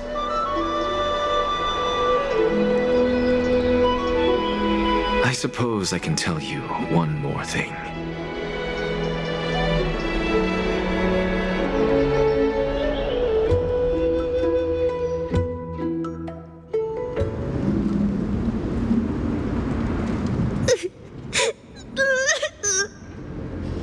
What's wrong, Trian? Nothing. Just remembering what happened at the Grove. Monster in the black cloak. So scary. Everyone in danger. Nightmare. I can't forget. Don't be scared. There are no bad guys here. Didn't you save everyone with the Century Gate, Trian?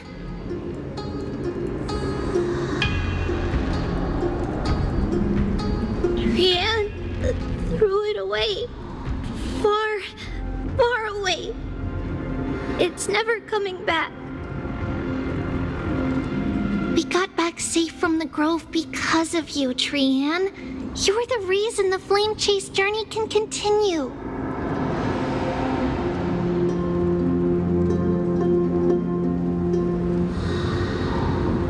Sorry, Trian feels a bit dizzy.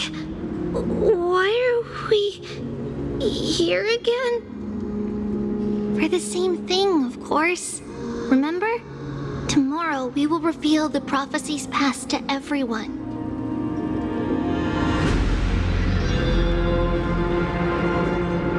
But first, we need to restore the memories that have been blurred by the fragmentation. We hope to present the full truth to everyone without hiding anything.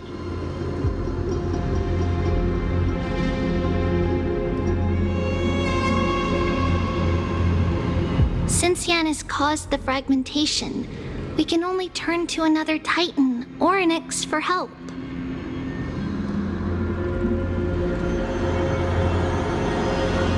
Also, remember to get breakfast ready for Aggie before the lucid hour tomorrow. Oh, yes! Trian remembers now. Oh, on that note, we had better prepare some saffron before we meet with the Titan.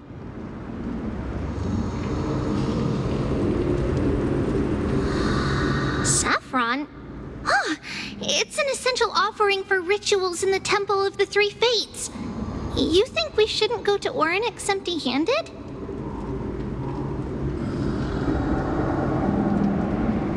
Yes, it's also a symbol of Yanisopolis.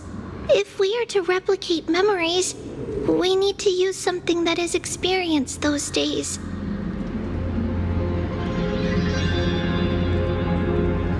And when we first met Aggie, we added that to the porridge we made for her, and she really loved it.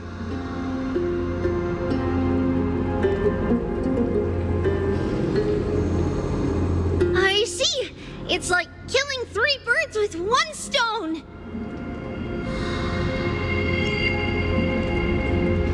But it all depends on whether Orynyx is willing to help us.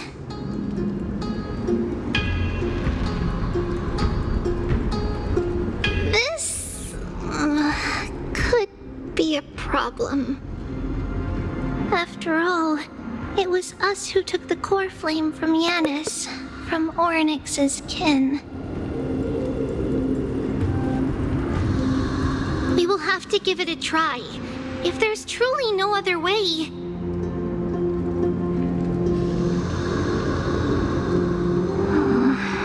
In our current current state, we probably can't do anything to them.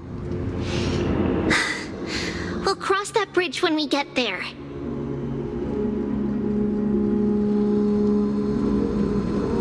Leave it to Trian. Trian knows how to play cute.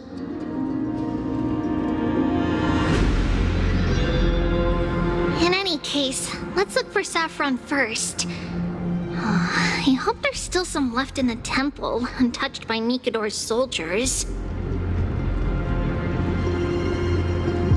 I remember that aged saffron is preserved in sealed jars.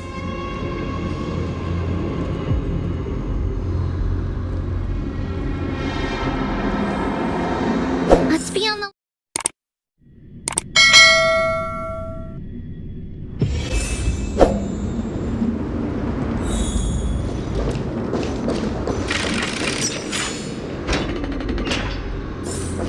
It's a dead end ahead. Turn back, teacher.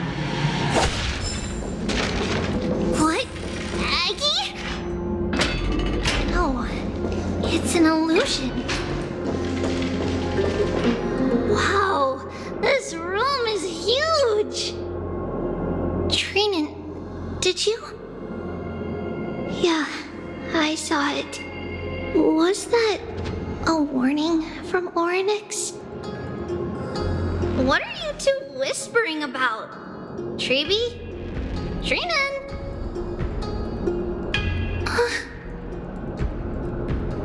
Trian can't even hear her own telecommunication.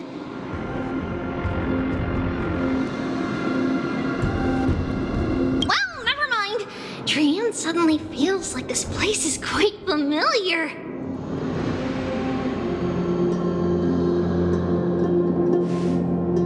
Oh, there's a whiff of safari in this room.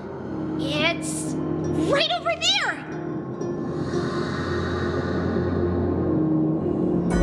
Over here! Follow Trian! Trian, slow down!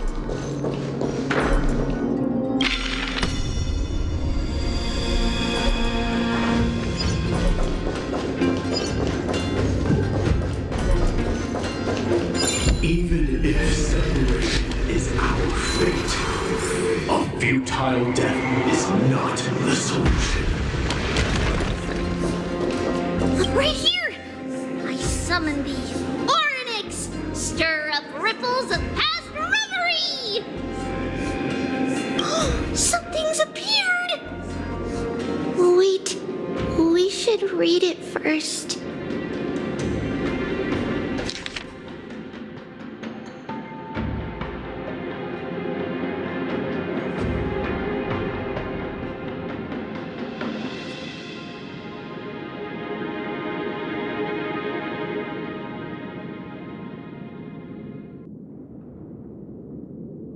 Wait, this is a letter? It mentions something about Saffron and Treebios?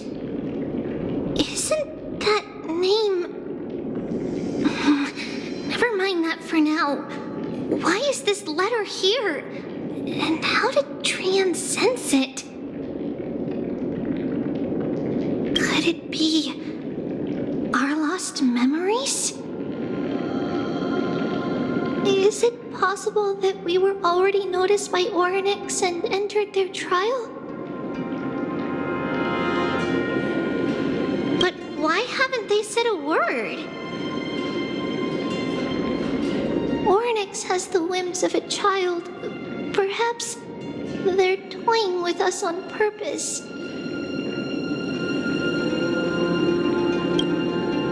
Come on, this isn't the right time to be playing games.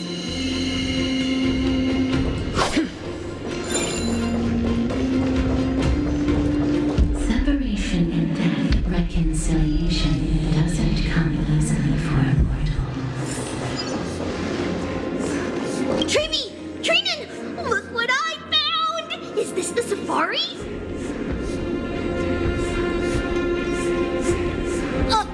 Coming! We'll take a look. But Trian, there's nothing in here. What? It was right in the stolium. Huh?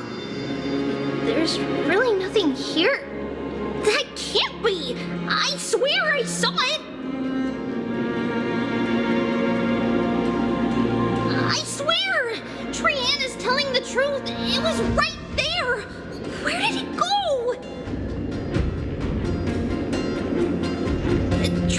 Treeby, why aren't you saying anything? Trian can't seem to hear you at all. We were just lost in our thoughts. Don't worry, Trian. What you saw was likely, Yana's hair. We must have startled it away.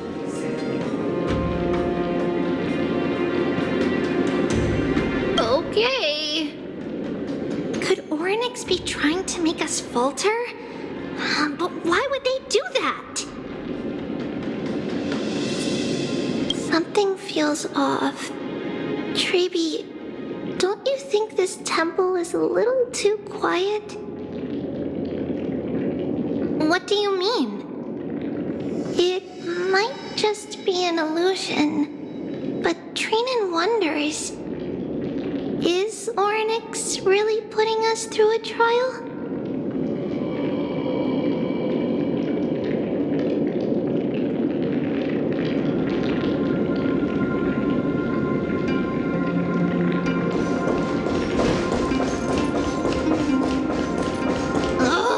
Still no luck finding any safari.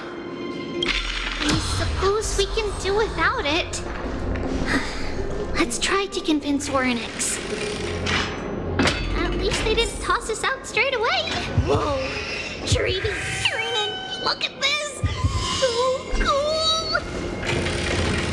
There are so many of us now. It's really quiet in here. Do all Titans live in dark places like this?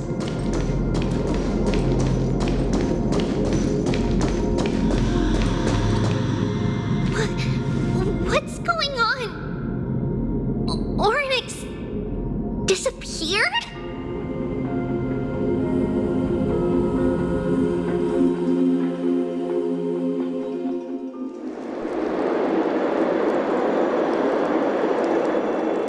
Are you saying that the black-robed swordmaster is not just tied to the black tide, but is also hunting for core flames everywhere? This is the most plausible possibility. First, it has a vessel that can hold core flames. Second, I'm one of its targets. Let's start with the first premise. Its peculiar ceremonial blade can interact with a core flame, as evidenced by the pull I felt when it stabbed into my chest. I hypothesized that the blade can sense, absorb, or even retain core flames. The second premise is even more explicit.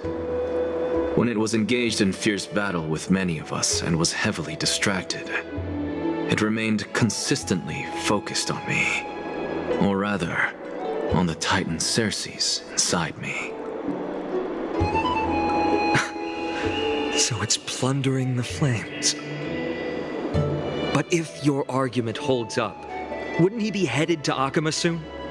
The vortex of Genesis is full of the Titan's core flames. Not necessarily.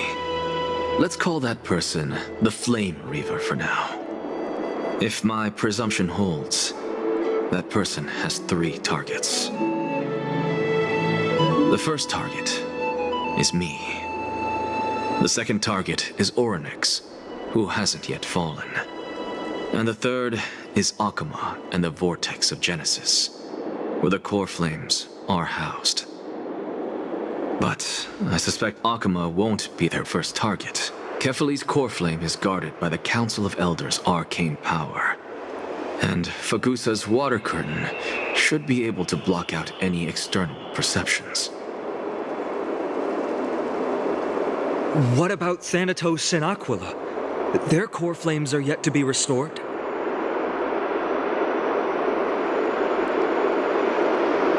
The whereabouts of Thanatos remain a mystery to all. As for Aquila... Can you fly? No, I can't. Why are you asking that? Can that Swordmaster fly? Good point. But what if he does grow wings? If they had wings, I wouldn't have made it out of the grove alive.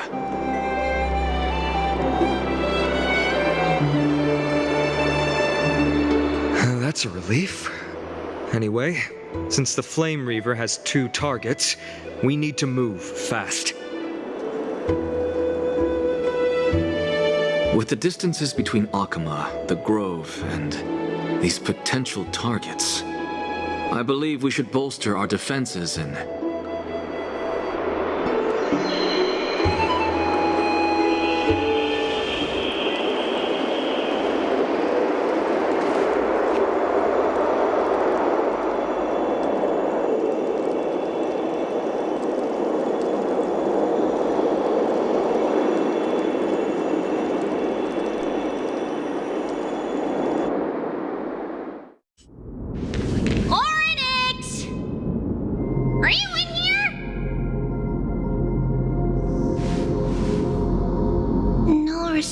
At all.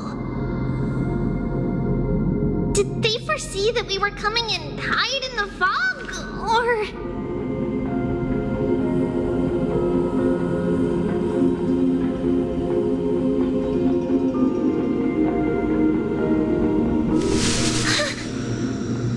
Treeby, we should leave this temple. Has other people in it. What? Oh. Listen. Footsteps. Fast ones. 3 or 4 people coming this way. Come on. We need to hide. Whoever they are, we can't let them see us.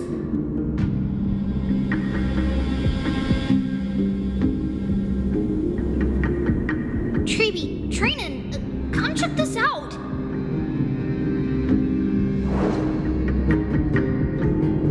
What's this? Trian feels like... it's so familiar.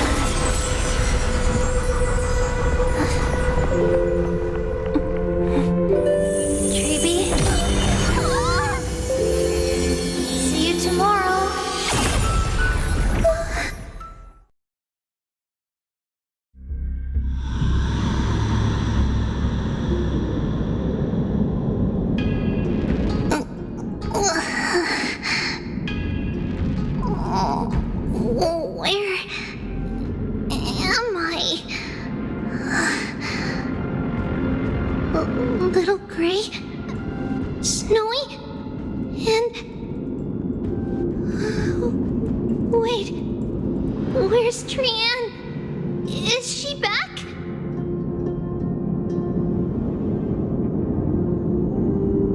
We only saw the 2 of you collapsed on the side of the road when we arrived.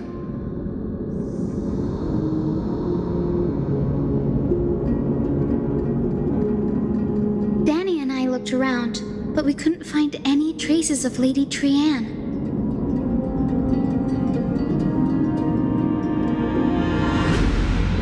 What about the black-robed swordmaster? Blast it! Of course it's him. We were still too late. I fear something bad has happened to Orynyx's core flame. Then, Lady Trianne... She doesn't have much divine power left. We can barely sense anything.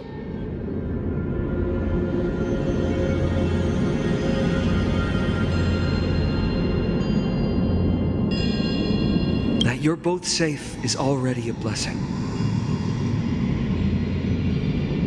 Everyone, we must take action now. We should split into 2 groups. One group will stay in the Abyss and meet up with Aglaya's reinforcements, then search for Trianne's whereabouts. The other group will come with me to pursue the black-robed swordmaster and recover the core flame.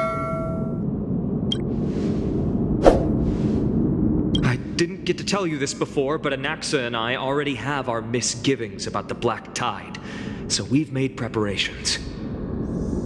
I'll tell you the details as we move. Opportunities are fleeting on the battlefield.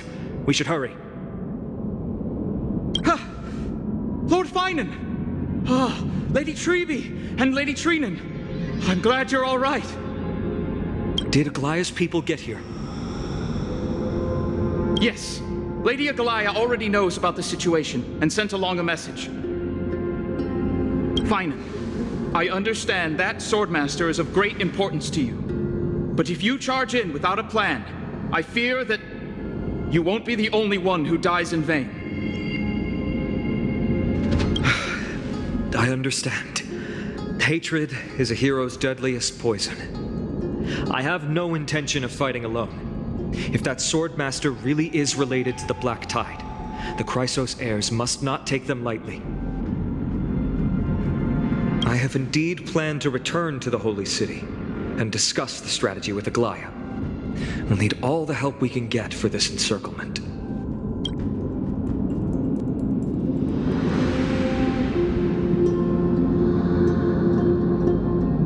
Trinan will stay in the Abyss too. That way, both sides can communicate with each other if anything happens.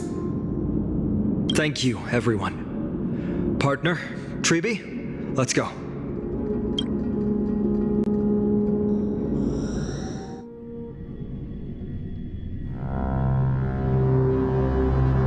We're back, Aglaya. You should have come to me first, Finan. Aggie, there's no need to scold Snowy. Wakama is currently in grave danger. I know. It's beyond my imagination that the only 2 titans humankind can still rely on fell in such quick succession. I've never seen the golden thread pulled this taut, as if it could snap at any moment.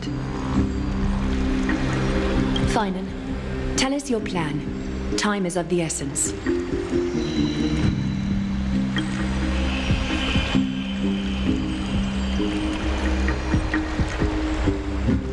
This being is not just hunting titans, but taking the core flames too? Yes, just like the Flame Chase journey is doing. Professor Anaxa thinks the Flame Reaver's arrival is likely a sign the Black Tide has spread further. Regardless of whether you're right, this being is still far more aggressive than we expected. But its madness is also an opportunity for us. If its goal is the core flame, then that means us humans can lure it into a trap. Anaxa had already left the Holy City with Circe's core flame while we were on our way to the Abyss, so he can make preparations for the battlefield. Tell me, what makes you think this won't end with us losing another core flame? Because this time, the power from beyond the sky is also at our side. He is the key. We need your other companion, too. Ma'am, do you mean me? I see. Finan, that battlefield you mentioned, is it Castrum Crimnos? Yes.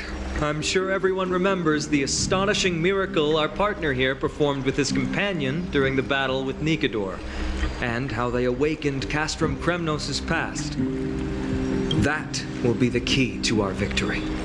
We will use Orynyx's power to once again open a passage to the past and lure our enemy inside.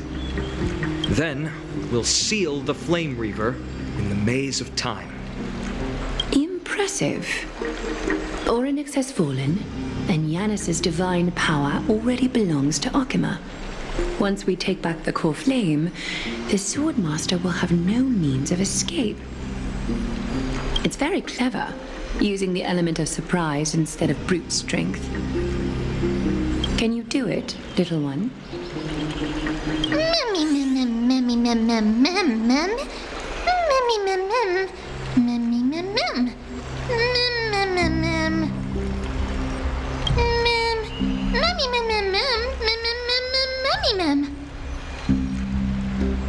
Oh, come on! Memmy mem mem mem mem, memmy mem mem, memmy mem mem mem mem. Such enthusiasm. I'm glad to see you're confident. By the way, the Council of Elders declared a state of emergency when Treeby went missing. Kynus and her following have heard tell of the incident at the Grove and are galvanizing support in secret. I fear she'll make her move before the next assembly of the citizens. What are they plotting? That short-sighted politician likely believes the Chrysos heirs have outlived their usefulness and is making preparations for her next step. That ugly side of humanity is something we'll have to deal with eventually. But that's a problem for another day. I've sent Castorus ahead to the council with a message. She should be able to keep the situation under control for the time being. Finan, it is my hope that we can come to an understanding on this. We must take down the Flame Reaver in one go and retrieve the core flame. And in doing so, grant ourselves an advantage against the Council of Elders. Of course. You may count on me to lead the charge. I apologize for tasking you to spearhead the plan once again, but Akima is currently beset by enemies from within and without. The situation brooks no delay, and we have precious little time to confer and discuss the plan with you. That being said, you are the key to our success, and I shall respect any decision you make. I may not be as masterful as Trian when it comes to the Century Gate, but even I can open a nice big gate if I have enough time. As for whether we can take back the core flame, that will be up to Anaxa's capabilities. Based on what I know of him, he can do it.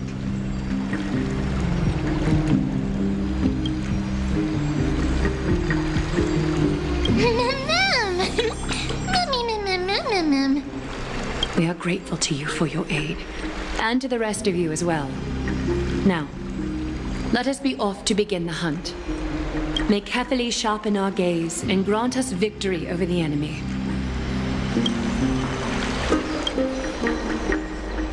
You mean Mighty? He's dealing with a different problem. Don't worry, that man would never miss out on this fight.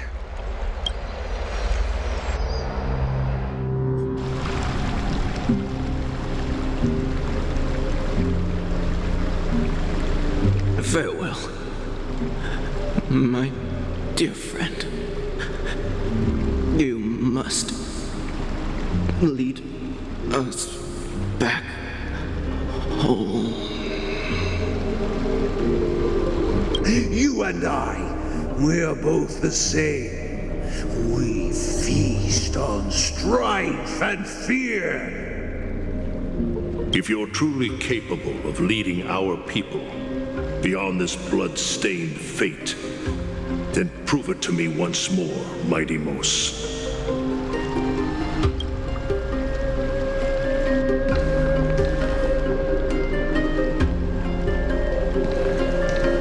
I knew you'd be here.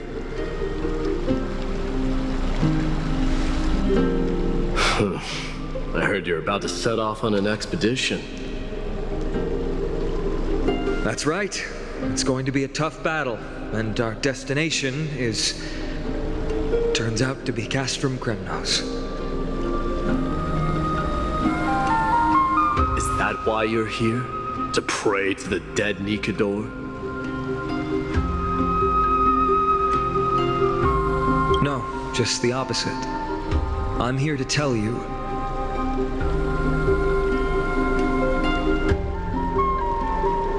You can entrust the front lines to us this time. You can't afford to lose your upcoming battle either.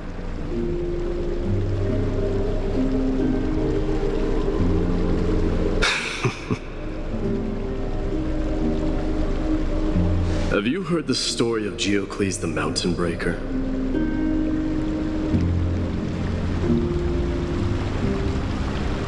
Sounds like you've spoken with Cartonus. That's the name of the legendary mountain dweller, right?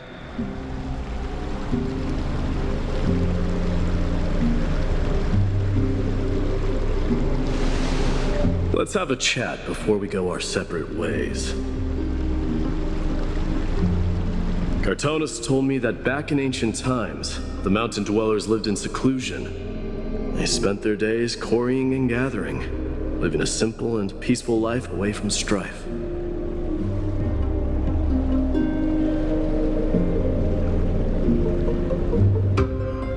But Geocles was different. He resisted their traditional way of life, yearning for the world beyond the mountain. They're safe, but humdrum culture was like fetters around him.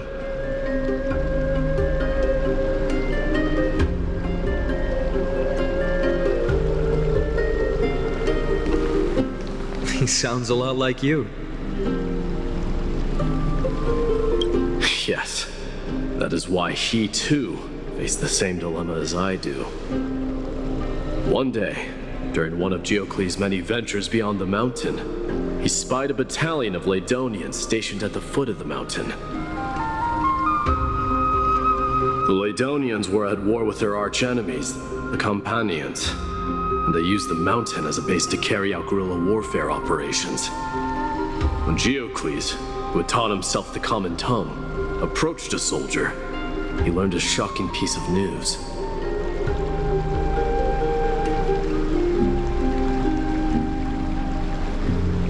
Ladonians were planning to plant mines and explosives all over the mountain, and then lure their enemies within.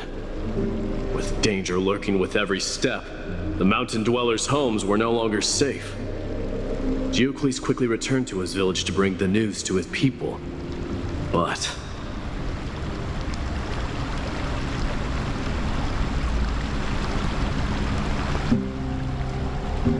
Let me guess. They refused change and chose to put up with the situation instead.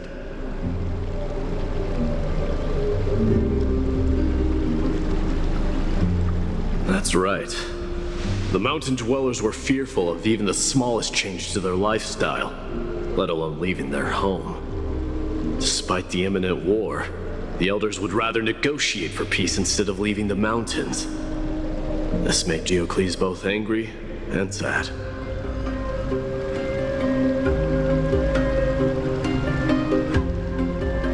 But he didn't give up.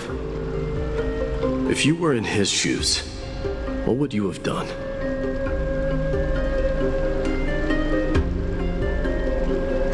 Lead my people on a resistance, perhaps. I'm not sure. I can't think of a solution that would make everyone happy.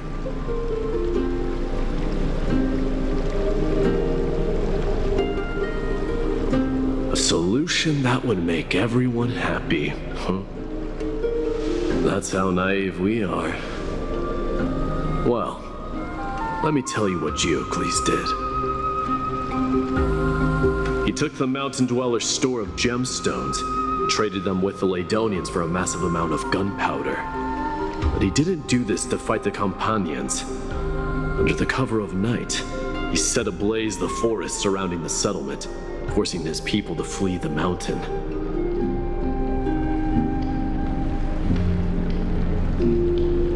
That great fire marks the beginning of mountain dweller history.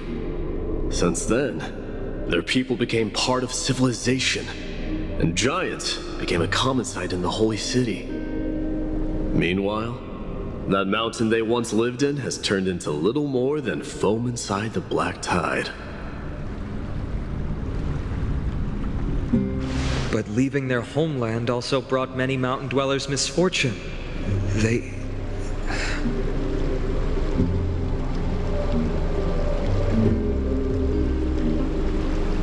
were hunted by Kremnoans or enslaved. Indeed, that is undeniably also part of their history.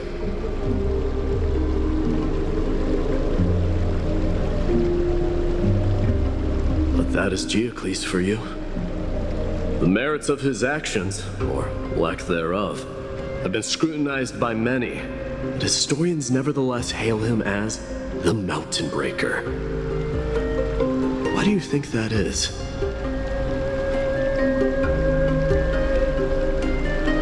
It's simply because he took action and enacted change with his own hands. He didn't try to make everyone understand him, nor did he even waste time trying to make everyone happy. He started a great fire and burned the shackles of tradition to ashes, and then forced everyone to march toward the coming of a new era. You've made up your mind, haven't you?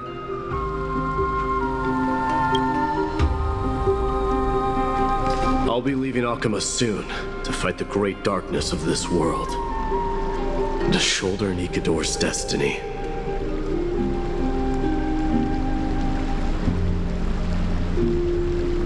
So, listen well. If there comes a day when we meet again on the battlefield, that I stand opposed to the flame chase, remember to stab your sword into my back through my 10th thoracic vertebra. That's my weak spot, and the only way to kill me.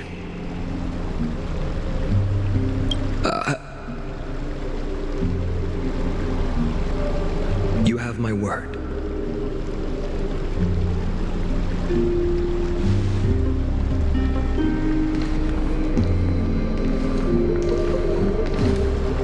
Go now.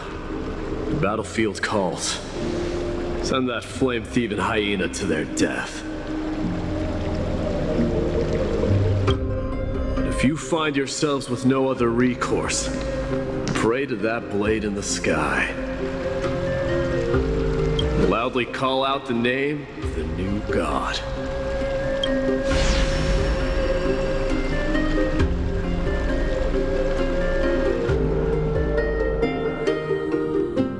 That's the sound of an all-out war.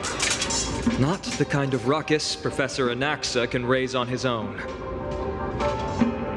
Let's hurry. The battlefield is just ahead.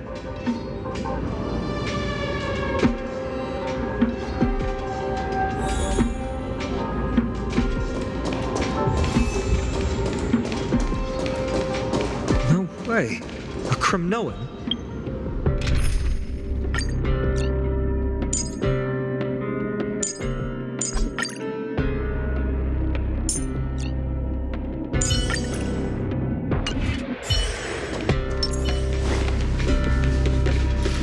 I didn't think she'd manage to send the Kremnoans to assist. Brave warrior, what's the situation on the front line?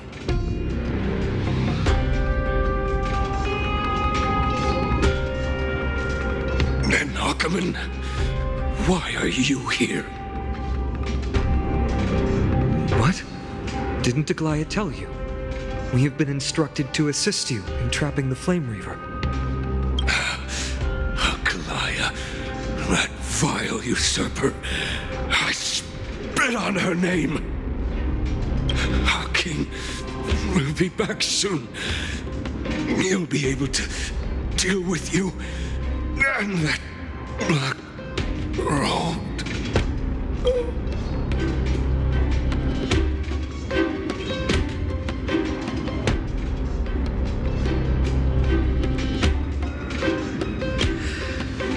The Kremnoans really are just like their king.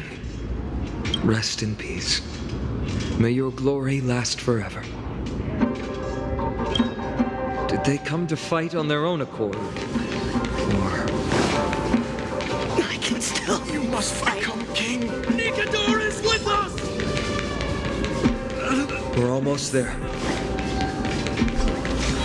I can't see. Once we take back the core flame, Yanis's passage will open. When that happens, you must evacuate immediately. Don't stay behind. The rest will be up to how well we work together. But remember what Mighty said before? Cast aside all distractions once you're on the battlefield.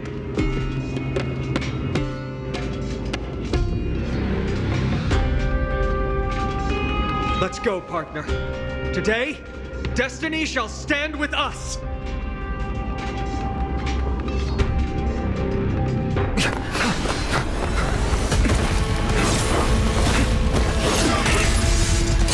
Finally.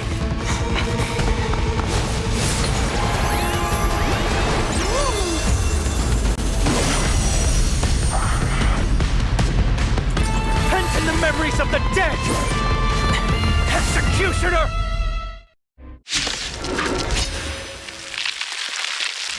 You sure know how to keep a man waiting. And you later, and I fear the Titan would have sacrificed me. High rewards. Spend freely. Frail child, if you might. It is more effort keeping you hale and whole against that blade than it is in seeking the truth of the world. Hedge your bets. This one returned.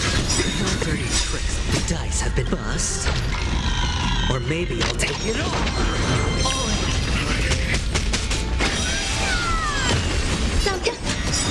Every petal, all will be swept away by the wind. I weep for the departed. It too shall fall. Destined for oblivion. Underestimating us will cost you. Deliver it once. Sure, I'll play along. Watch your head.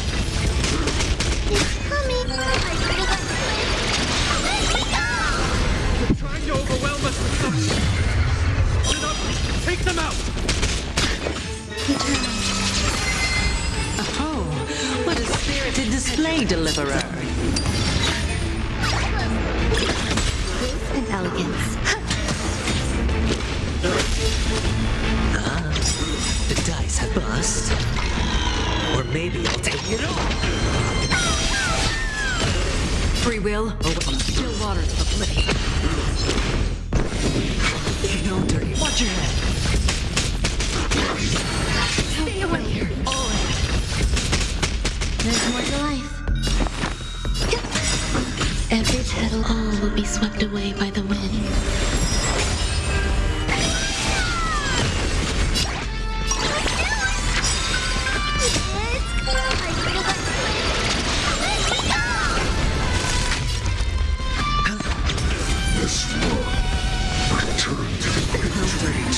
Another journey begins. Destined for oblivion.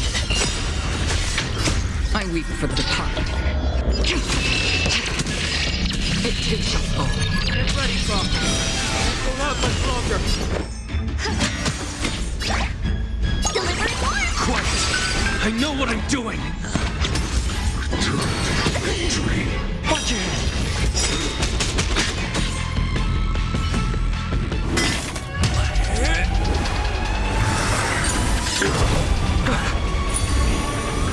At long last.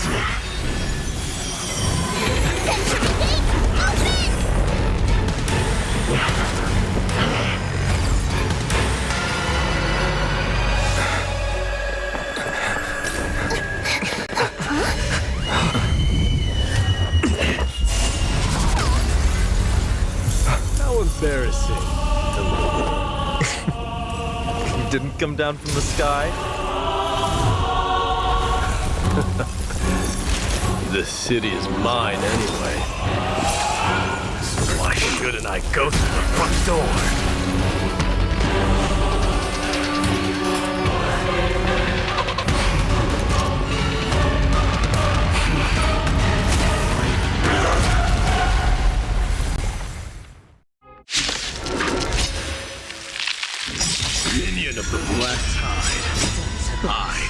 of the Kremnoan Legion. Long time no see. High stakes, high rewards.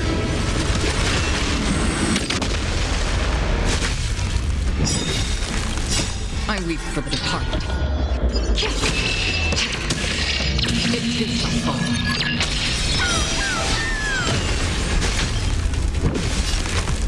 It's on me. Some value existence is unity.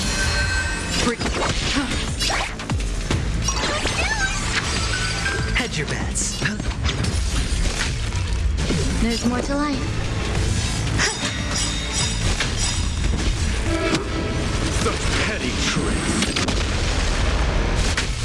Every petal, all will be swept away by the wind. Another journey begins on the still waters of oblivion. Leads to self-destruction.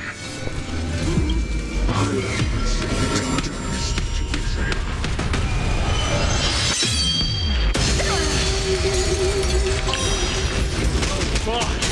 That was a good opener to the ceremony. We honor the fallen gods with this fight to the death.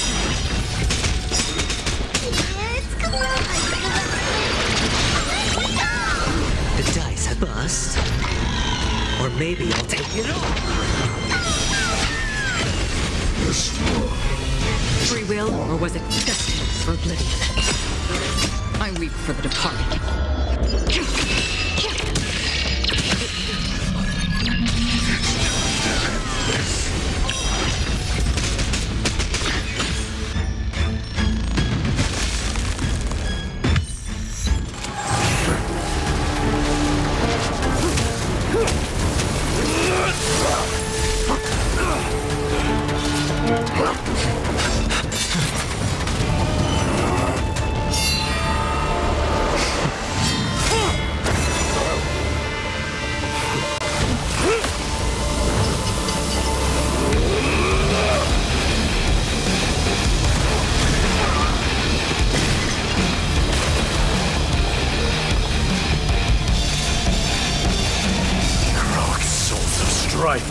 Heed my call.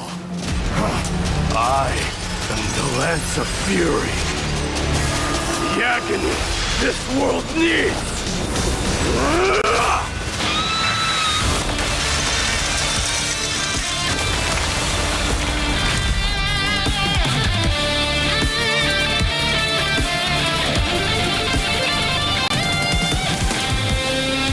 Witness this. New God has come to Castrum Kronos.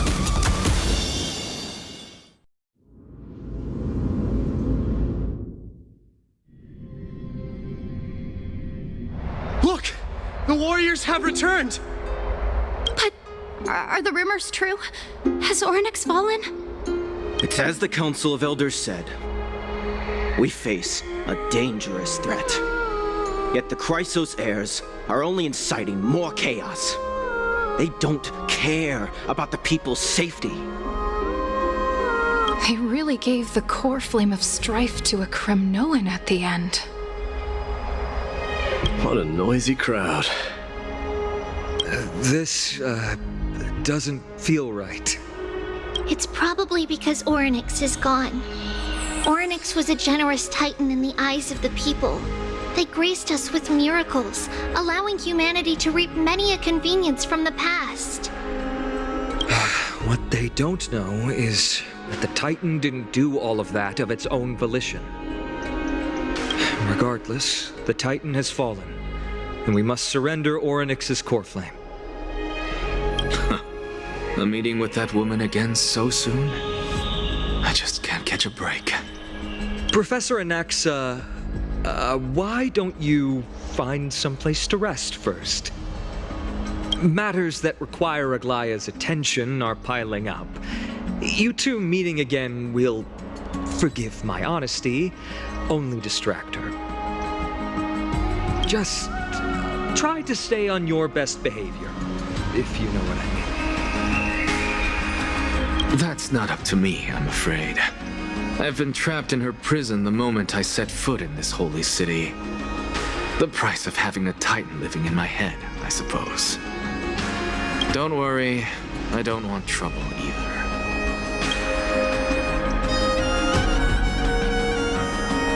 Professor Anaxa can be a bit unrestrained. Don't worry, you'll get used to it. I'm sure you don't need my help handling Ornyx's core flame. So I'll be off. I have some personal matters to attend to. It somehow feels like D has closed himself off even more after he completed his trial. Yeah, a lot has happened in the past few days. You've been lost in thought for a while now too, Treeby. Did Trinon bring news? Yes. She has found Trian. She was at the bottom of the valley outside the temple. But that's where the good news ends. I'm sorry. It's all right. They also found someone else besides Trian. He was no better than a corpse when Trinan and Hyacinth arrived.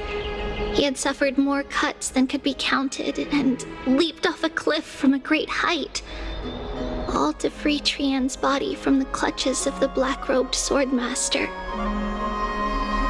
What a brave soul. Do we know who he is? Yes. It's Krateros.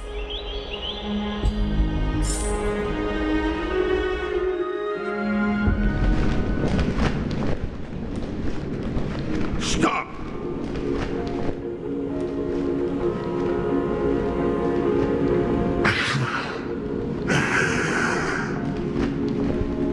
If you want this girl dead, you'll have to kill me first. How ludicrous. Your body made of flesh and blood as it is will not survive more than a single strike from me. Better to die in battle than return even in glory. As a Kremnoan, I know not the fear of death.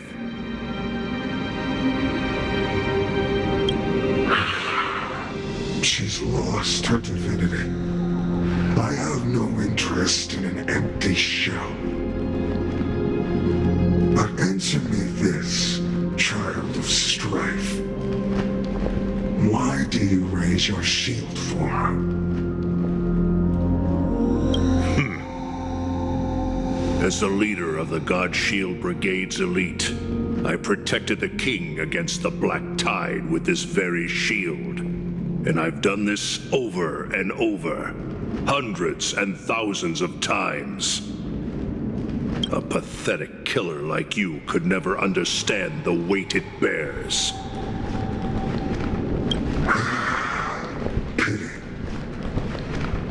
And crumble like rusted iron.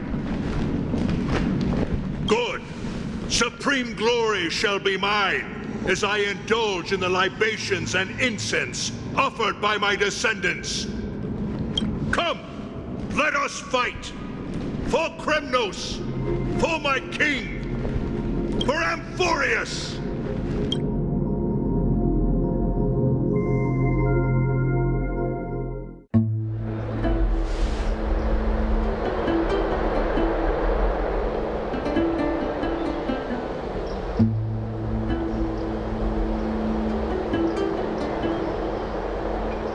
We foresaw this cruel parting 1,000 years ago. Today is but a reminder of that bitter taste.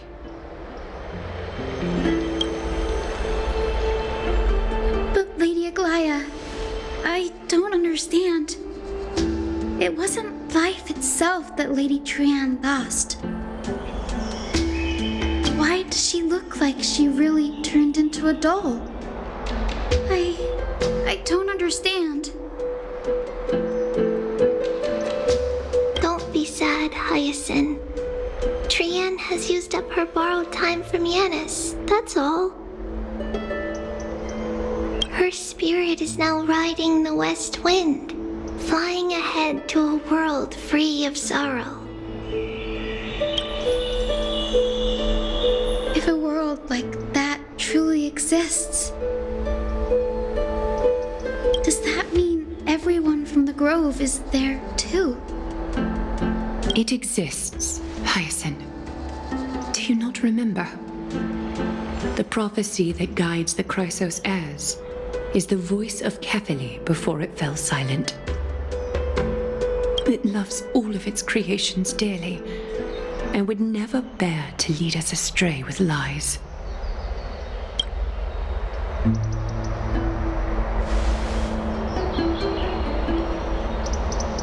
What about the Crimnoan veteran? How is he doing? The Twilight Courtyard has done all we can. Even so, we've only managed to keep him from breathing his last. I had to use the Sky Priest's techniques to help him to walk again. But if light ever disappears from Akama for good... No. Let's hope that never happens.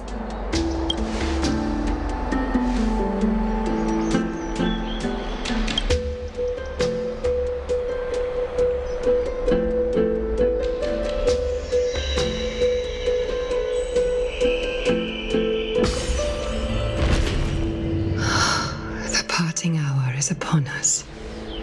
Yet the golden thread runs slack. The heroes have returned with their spoils.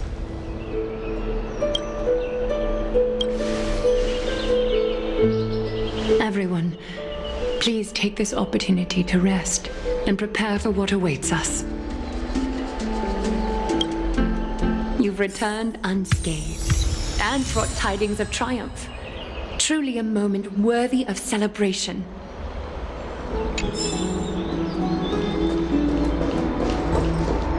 It's incredible to think that we returned Nikador's core flame not so long ago. It wouldn't be an exaggeration to say that you and your friend's arrival has melted the glaciers of history.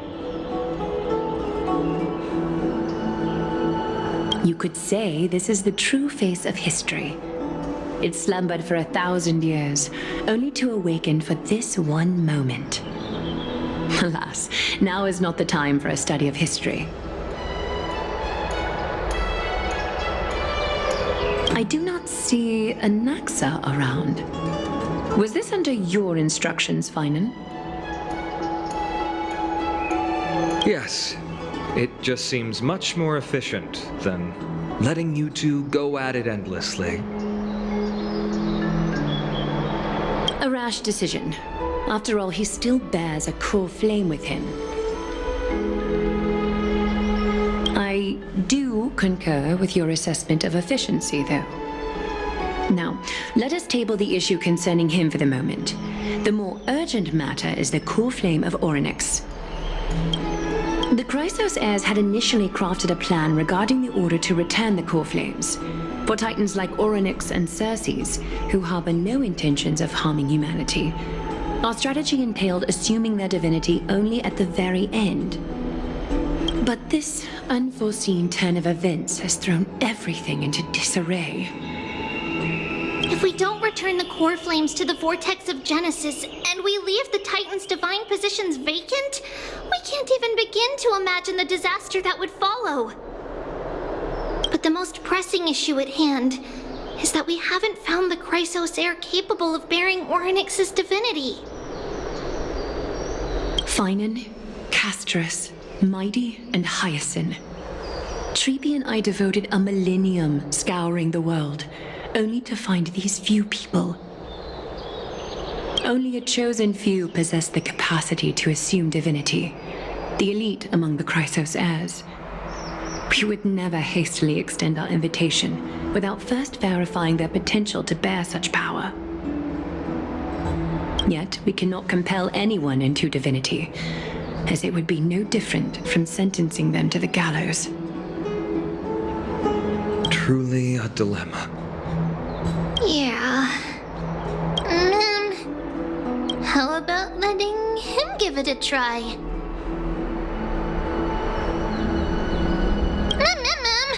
Mem special, mem. Memmy mem.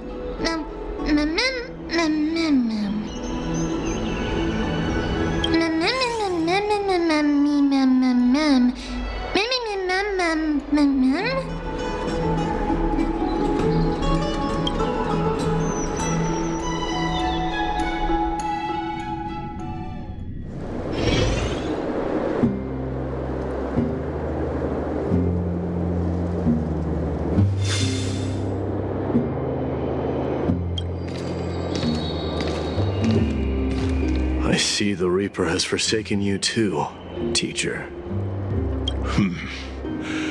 It simply put my life in the hands of the Twilight Courtyard. That priest girl's medical talents are truly exceptional. She might be far from the ordinary girl we envisioned. But this isn't about me, Mighty Mos. I saw it. You finally decided to embrace your own fate. Power of strife is stirring a tempest within me as we speak. My bones have turned into steel, and my blood is seething in a blaze. Past rulers of Kremnos could only aspire to this might, yet I have merged with it. I've made history, and henceforth divinity and kingship shall coexist as one. Indeed, you've realized the aspirations of every former king of Kremnos. And now, you can at last bring our people home and reforge the glory of Kremnos. Unfortunately, I harbor no such desire. What? What do you mean by that? Over 2 millennia past, devotees of Nikador's might banded together beneath their feet and erected a city of their own. Ever since then, Kremnoans have served as the blades wielded by the god of war, following the Titan's path in its conquest. Yet, gazing upon our history through the lens of my newfound divinity, I now see it with unprecedented clarity. This history is sheer absurdity and inferiority. People surge onto the battlefield like ants, plundering and slaying for their own greed, only to be trampled upon like ants. The city and the beliefs that Kremnoans hold so dearly, alongside the supposed tradition, mere anthills that could be crushed with a single touch in the eyes of the Titan. You! Are you trying to strip Kremnoans of the pride we've amassed over thousands of years with mere words? That pride holds little significance, Krateros. Now that I've assumed the divinity of strife, my next step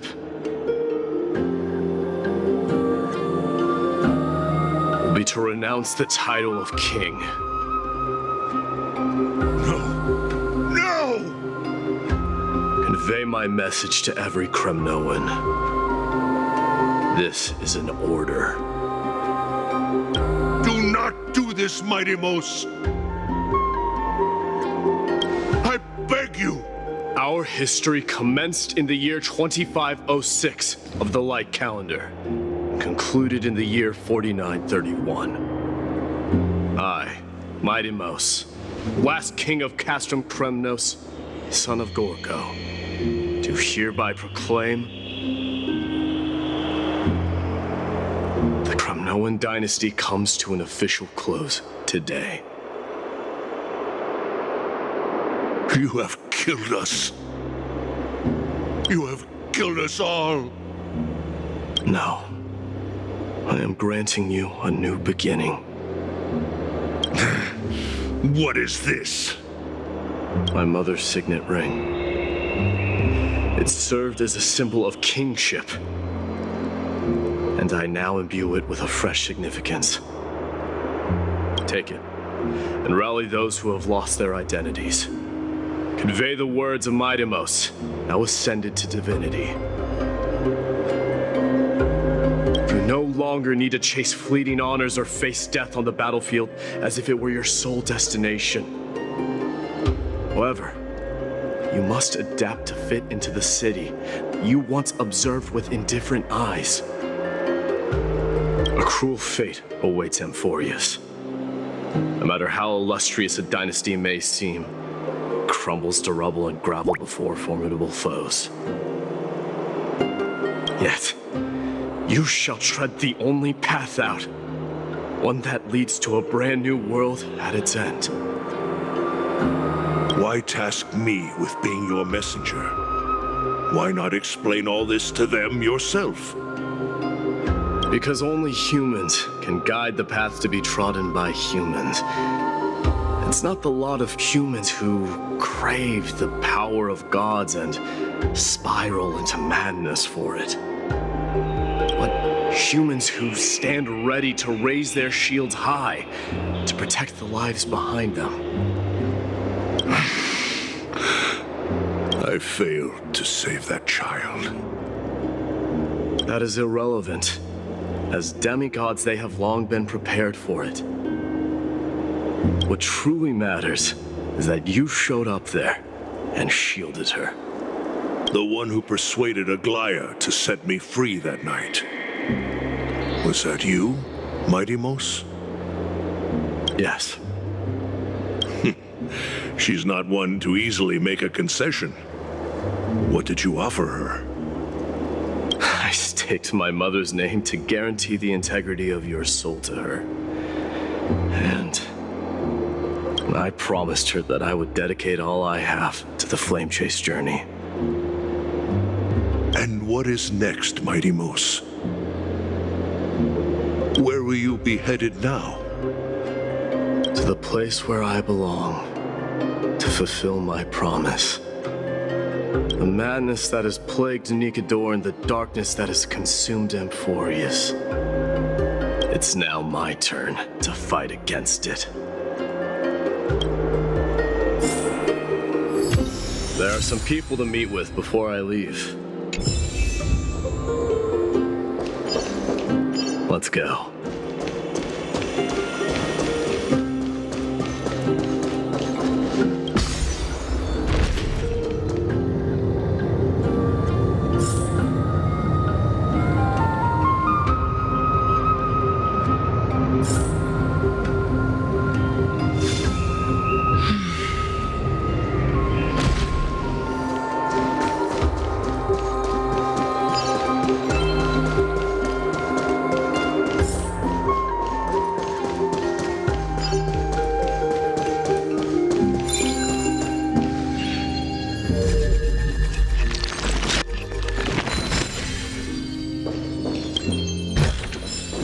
Seek, and you will find.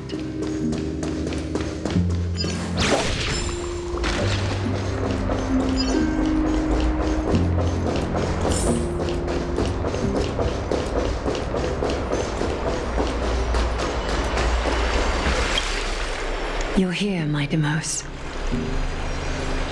It seems that you are prepared. Yes. You aided Akama through yet another trying ordeal, and my gratitude knows no bounds. Isn't that exactly what you wanted? Not everything unfolds according to my plan. In the current state of the world, I can only proceed one step at a time. You are ready to dedicate all that you have, regardless of the promise you made to me, aren't you? Throughout my time in the Holy City, I've gleaned valuable lessons from you. Strategy, leadership, and adaptability to change. Yet, it's only recently that I've come to realize the truly remarkable quality you possess. And what is it? It's the magnetic allure in your presence. It draws people to gather around you willingly, to seek your guidance. They strive not to disappoint you, not due to fear of repercussions, but out of sincere alignment with your ideals. That is precisely what every ruler of Castrum Kremnos has been missing. I am truly honored to hear that. And now, my Deimos, you have risen as the most powerful demigod in the world. How do you intend to wield this newfound power? I shall see Nikador's aborted mission through to completion and become the strongest bulwark for Amphoreus to defend against the Black Tide. I will secure enough time for the Flame Chase journey until you manage to lead everyone to reach the miracle of Genesis. My Deimos, a new chapter awaits Amphoreus. Yet, the one who guides the people to the destination need not be you and I. Huh. What did you see after assuming Nestia's divinity? Despite the passage of 1,000 years, every word of that prophecy remains as vivid as ever. You shall have your final bath in warm and radiant gold. Just as cryptic as all the other prophecies. What's the reason for the laughter? I was just thinking, if an ordinary person encountered these words, they would probably stay away from the baths for the rest of their life. But I cannot forgo the delightful experience a bath offers.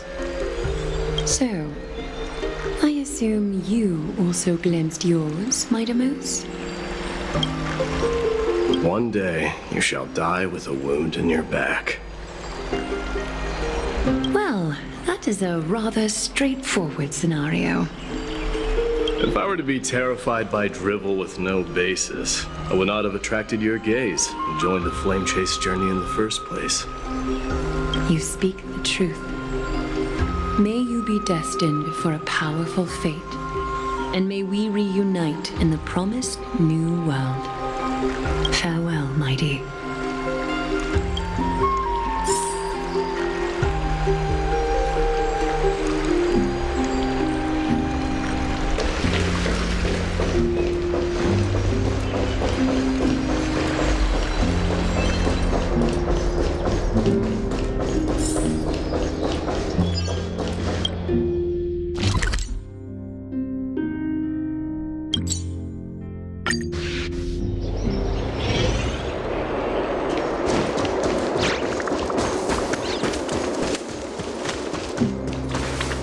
Is Lady Trebios not here? Lord Mighty! Hyacinth. So you are the physician Krateros spoke of. Well, it's no wonder then that he was pulled back from the brink of death. You have my... I can take that as a compliment, right? I've heard about what happened at the Grove. I'm deeply sorry for your loss. I've heard far too much about death and grief recently. To quote Lady Treeby, we should all focus on tomorrow, shouldn't we? That's a valid point. You've always been the most optimistic one among us. Well, I must say, it feels quite incredible to see a new demigod standing right before me. You should prepare yourself as well. Humanity has already taken hold of strife, and one day it will also reach the sky. Do you really believe I can do it? Even my ancestor, that hero of legends, couldn't conquer the core flame of Aquila. Given your good rapport with the demigods, you should know that the path to assuming divinity is never limited to swords and spears. You've always been so perceptive, Lord Mighty. Rest assured, if fate has truly selected me, I'll be ready. Right. You are here looking for Lady Treeby and Lady Trina, no? They're not around at the moment. Is there a message you'd like me to pass on to them? No need. I've already bid farewell to Aglaya. Meeting with the Oracle is simply a matter of courtesy. You've bid farewell? I'm heading back to Castrum Kremnos to fight against the Black Tide. In all likelihood, I will never again return to Akuma. Oh. On second thought, there is something that I'd like you to help me convey to them. I'm all ears, Lord Mighty. I'll make sure to convey every single word. Tell them that there is no longer a need to send scouts behind enemy lines. With a single message, the Lance of Fury will target anyone who dares oppose Akuma.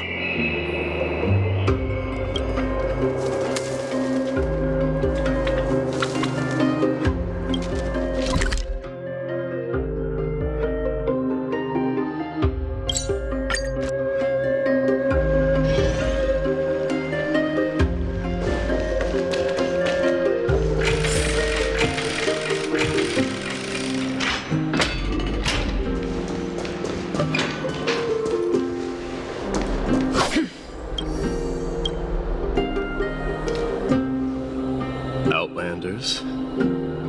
No. Trailblazers. I will soon make my way to Castrum Kremnos. If all goes according to plan, this may be our final meeting.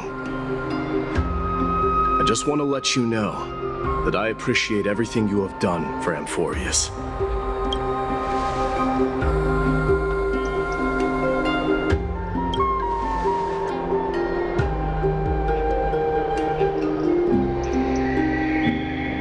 That means a lot to me. May success accompany your trailblazing wherever it leads. How about you let me guess what's on your mind?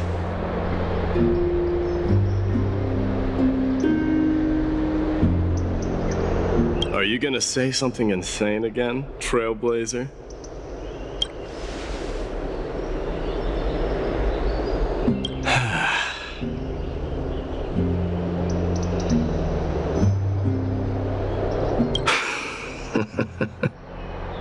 Now that I bear the divine within me, I can get the vague feeling that you have a great significance for the future of Amphoreus.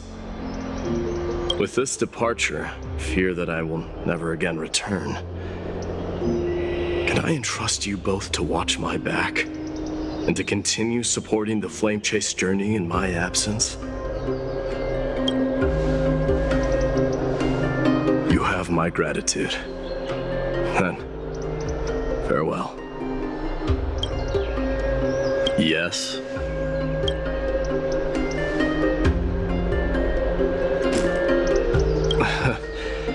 Sure, let's do it.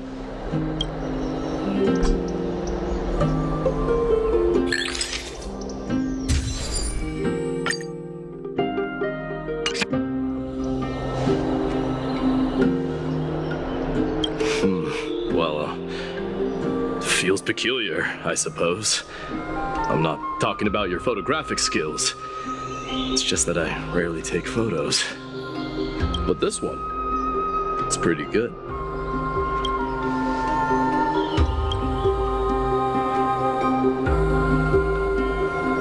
I wish the same for you during your time in Amphoreus.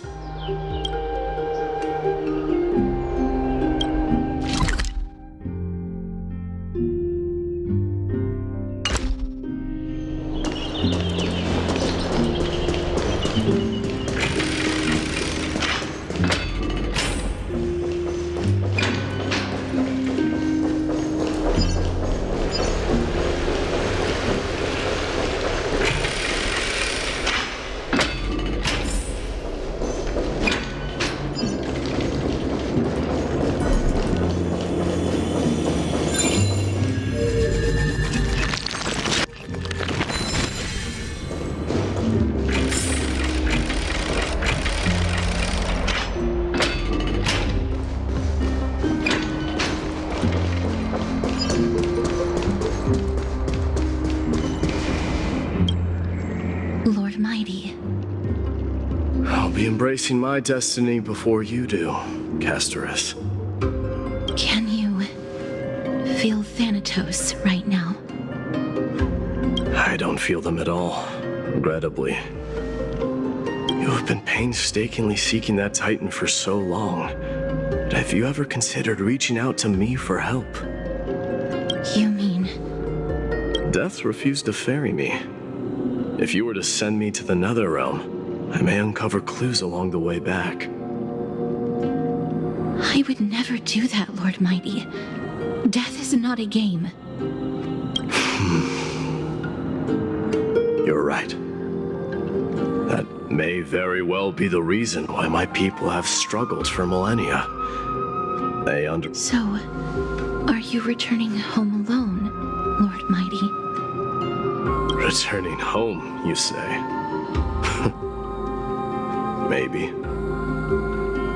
At this moment, Castrum Kremnos is not just my birthplace, but also my fated destination. Work harder, Castorus. Go and do what you have to do, so that the trials we have endured may have meaning. I will, Lord Mighty. May we reunite on the other side, where the warm west wind blows.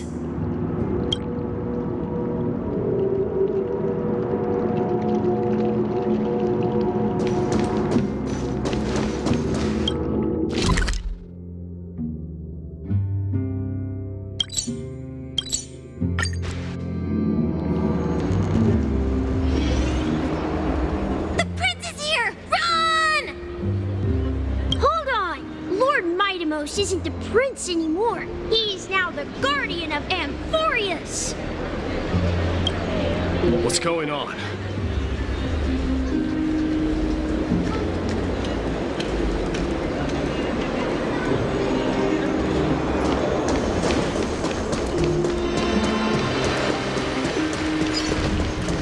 The King of Kremnos, without the signet ring, but looking more like a king now. I'm no longer the king, Grand Craftsman. Matters not the title. Surpassed all former kings your achievements have. I will honor your trust and liberate the world from the clutches of fear. Nevertheless, I must request that you continue to watch over Phainon, Cartonis. I have a feeling that his fate is way heavier than all of ours combined. Keep Phainon in mind, I will. Return to your home, brave king. Together with everyone, I shall remain here. That thunder from Castrum Kremnos we wait to hear.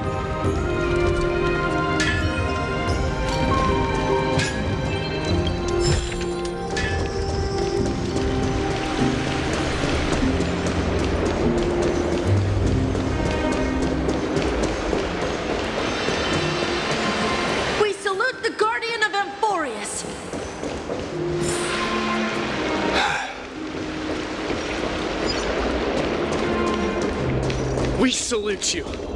Farewell. It's been a while. I should have known you were the mastermind behind this. Hey, don't go pointing fingers without cause. I swear I'm innocent this time. See those kids over there? They're the ones who brought everyone together. I admit, that took me by surprise. Were you seriously just going to sneak off without a word with me? Well, I was actually on my way to bid farewell to you, but ended up running into this. Oh, that's quite an honor, I suppose. We better not leave them waiting too long, don't you think? The road to Castrum Kremnos from here is long. Perhaps it wouldn't be a bad idea to take a moment and etch their faces in my memory one last time.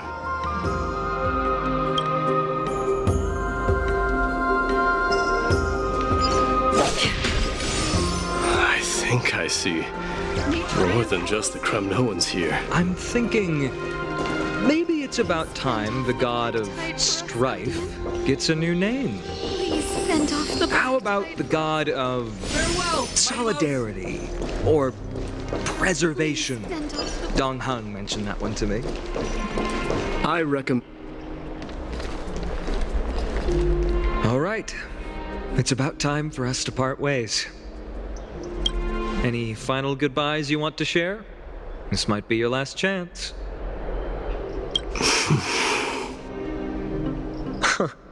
Why so quiet? I thought divinity would wash away some of your sentiments. Do you truly feel as carefree as you seem? Or is this just a facade you wear? You know what? You sound just like Aglaia at this moment. But you're not off the mark. I just thought that putting on a nonchalant front for this occasion might help us preserve some dignity. I can see through your deception, even without the power of mind reading.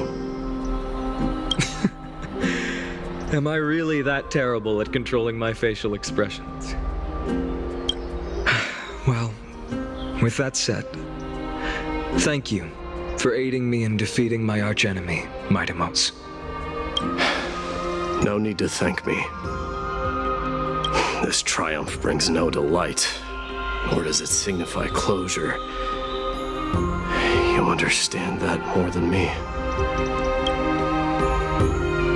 Indeed. In the end, I still haven't unraveled the mystery behind that black-robed swordmaster. And I can't even ascertain their demise. Maybe I've never managed to cut off my destiny. But that matters not. Pain may be cured, but scars remain, and this should not be effaced. Even with the divine might of Ornyx, you cannot stop the past from leaving its marks in our blind spots. Can you genuinely let go of everything as soon as that swordmaster is dead? That's impossible. Revenge is merely an obligation that must be carried out, and no one can find mental fulfillment through it. You're right. Look forward. Chew up and swallow your past. And make sure emptiness and bitterness are not the only flavors you know. Remember that there is a whole world behind you waiting to be saved.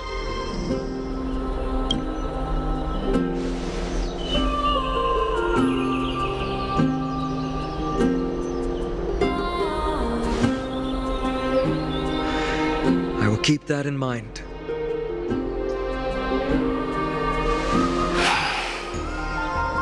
I have a final favor to ask. Please look after the Kremnoan warriors in my absence. They will undoubtedly face challenges while assimilating into Akama. It is my sole regret that I cannot stand by them during this time. Do not worry. Leave it to me. And, while I'm at it, I'm going to find out if the Kremnoan language is really missing that many words.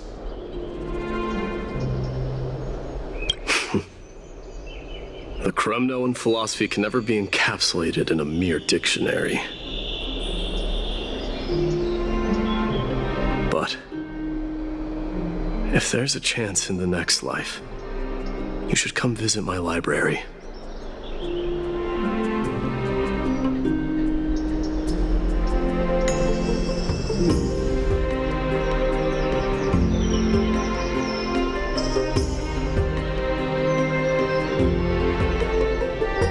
I'll be on my way, Deliverer. Remember to stay alive till the final act.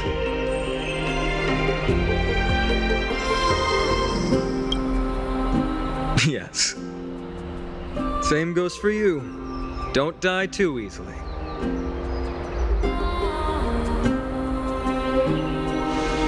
May triumph always be yours, Mightimos.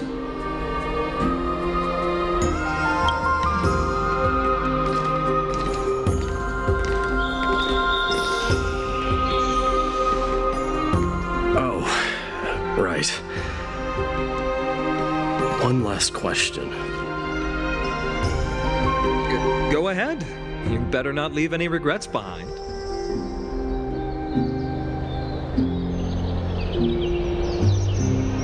Are you the one who told Cartonis about the signet ring?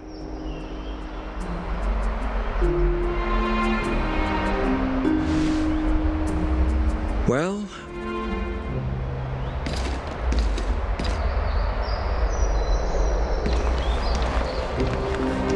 who knows?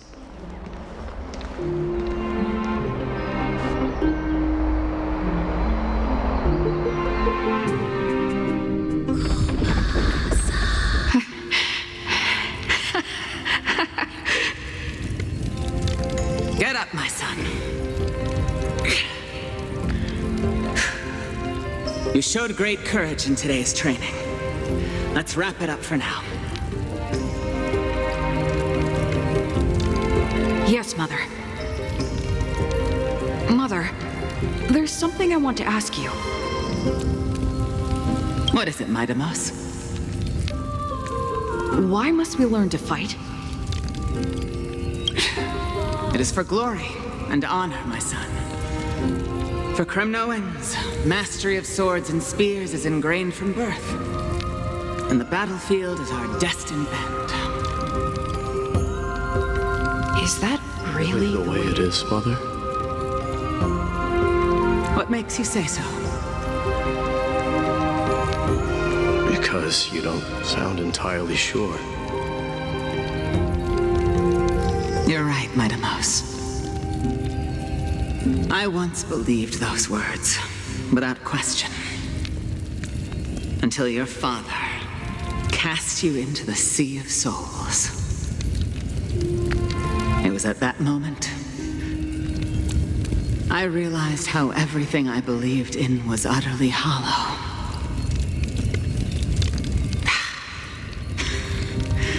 Perhaps the spirit of Kremnos had once existed.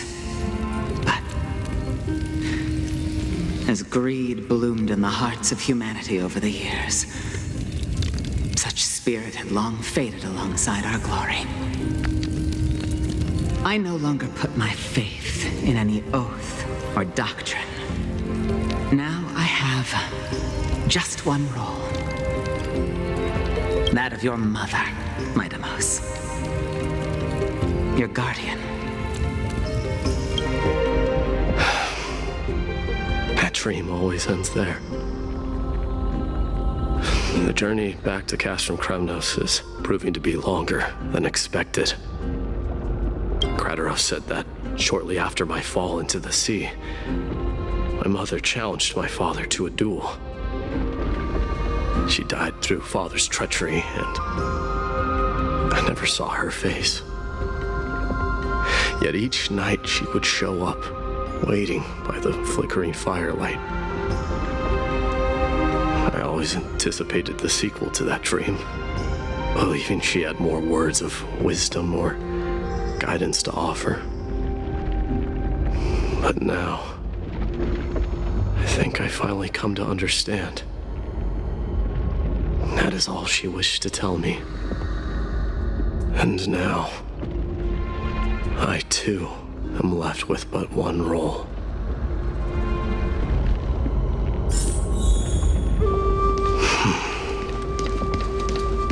It is time for this journey to reach its end. Look! Midamos is back! Glory belongs to you! We've got fresh pomegranate juice.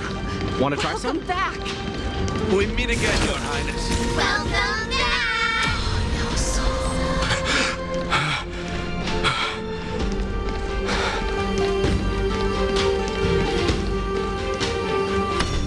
How was your training? Ooh, say, come and check out what I just wrote. Midamos! Didn't you just come back from training?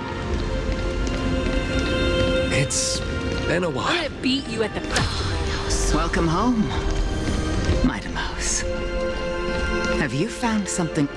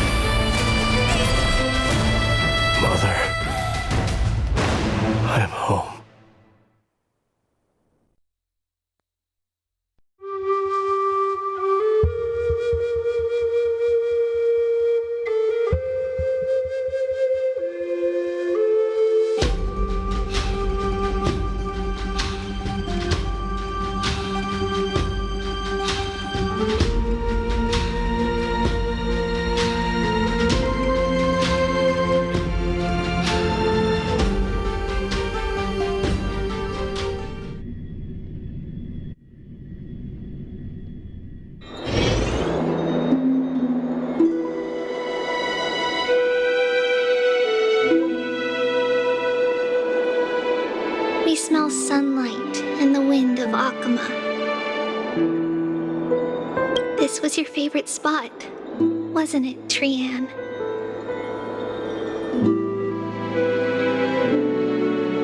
Lady Trian, why did it have to end up like this? Take it easy, Cass. Departure is a part of life. It's just that ours isn't as tumultuous as it is for ordinary folks.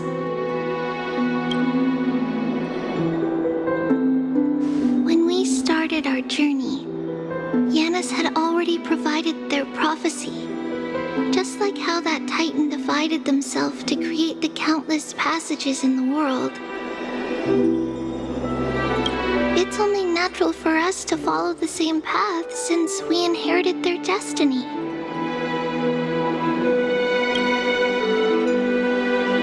If you don't mind, Treeby, are you still willing to unveil that past for us? The past regarding the prophecy?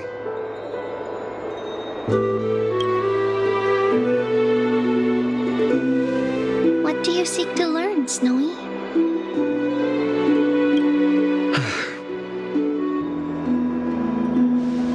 Marimos has left the city to face his own fate. That is, the fate of every demigod. We will all eventually let go of our past to follow the same path as his. So, what I want to know is, as Amphoreus' first demigod, what compelled you to take the first step on this journey? And what has sustained you to make it this far without looking back? Despite the fracturing of your body and the numerous departures you have endured.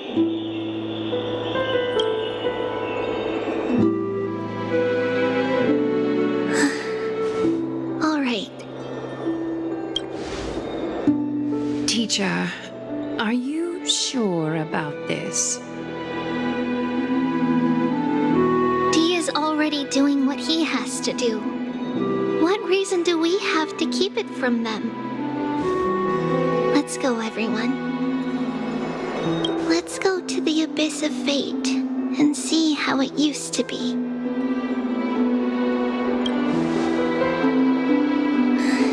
Then we will leave it to you. Trinan, would you mind? Treeby, are you not coming with us? I want to stay here with Trian for a bit longer. I see. We'll be off then. Take care. Since you have made your decision, then let's proceed as you wish. See you later, teacher. Cass, are you not going with them? No. I'd prefer to remain here to accompany Lady Trian. She hated being alone. What's this? A little gift that I had hoped to deliver to her personally, though fate had other plans. Oh. So you saw us arguing that day? Yes. I figured Lady Trian would like it a lot, so I bought it. I see. Cass, you know, I recognized it immediately that day. It truly is an authentic piece from Yanisopolis. Then why? It's just that Trian had forgotten far more things than I. For example, she forgot that this glass object meant something unfortunate according to the traditions of our homeland. I'm sorry, Lady Treeby. Should I... No need to apologize, Cass. At that time, I simply didn't want her to be trapped by our past, especially considering how much time had passed since we left home. But now, it might just be the perfect gift for Trian. All shall bid farewell to one, and that person alone will witness the miracle. While you and I have long accepted this absurd fate, they remain fresh and inexperienced. Teacher, don't let the weight of that cruel prophecy crush their spines. But it would be even more cruel if we allow them to ignorantly fall before the gates of the new world. They will eventually need to know the truth. We just need the right opportunity. This, to me, feels like the right opportunity.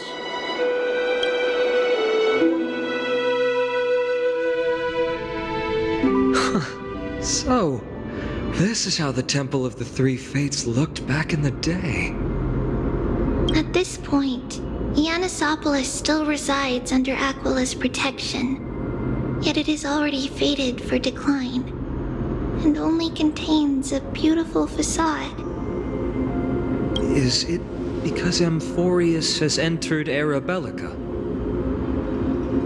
Yes, strife remains distant from this part of Amphoreus right now. But in 5 years' time, at the same entry hour, this temple will become the source of another war. Then, where are you at this time? Right over there.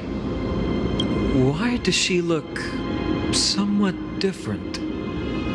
It's because we don't quite recall how we used to look. Oh, my apologies. Please don't. We should be the ones apologizing. Come, everyone. It's time to witness our last conversation with Orynyx.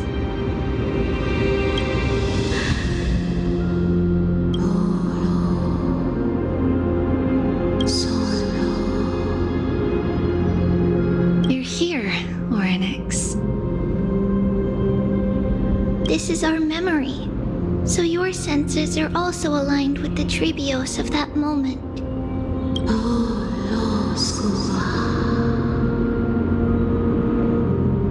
False prophecy, huh? So you still think that way?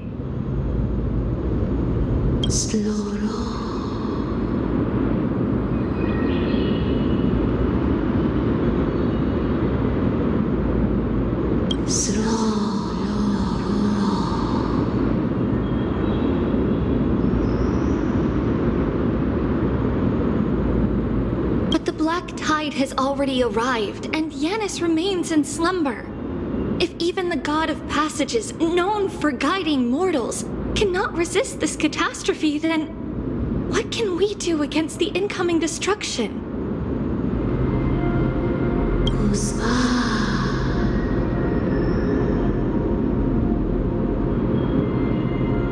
Those chosen by fate would never have their family taken from them. And how can I alone remain safe and secure while watching the entire world crumble before my eyes?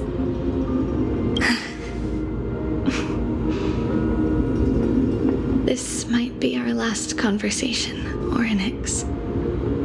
I will do everything I can to protect you from the black tide. The family she just mentioned. It's our mother. She fell from the spot into the valley a long time ago. It was during a grand ceremony held to seek Yanis's guidance. But things took an unexpected turn. It was Kefali who responded instead. Did something go wrong with the ceremony? Yes, but those two occurrences were in fact unrelated. Kefali's response was simply a coincidence. On that frosty night with treachery abound, as the holy maiden of Yanisopolis met her demise, the world-bearing Titan also fell in another corner of the world. Let's keep up with her. This story, she should be the one to tell it. That thing ahead. It's the altar of Talantin. But that's not our destination. We're heading to the left. This place used to be passable.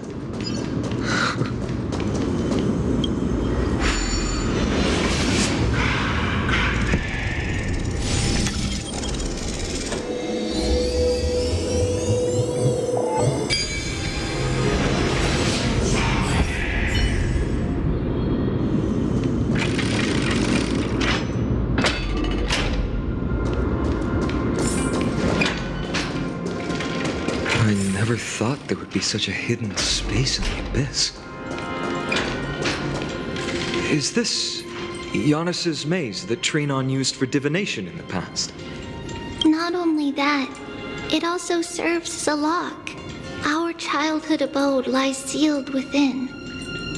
This is the largest puzzle I've ever laid eyes on. And it even acts as a door lock. Should have expected something like this in the homeland of puzzles, I suppose. So, how are we going to solve it? Just follow the designated path and let the stone ball fall into the pool twice. Seems pretty straightforward. Even Mighty might be able to complete it in a single try.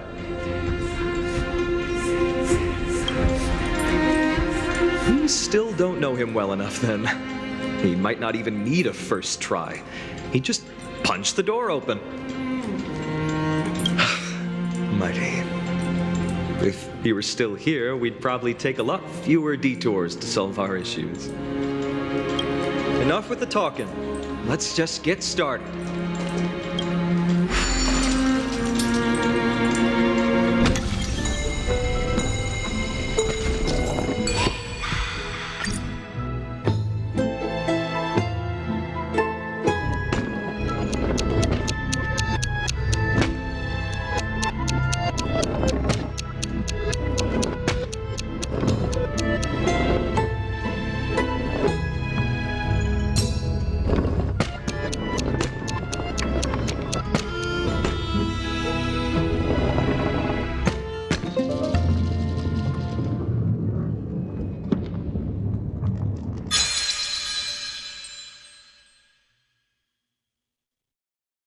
Impressive. You too have the makings of a high priest now.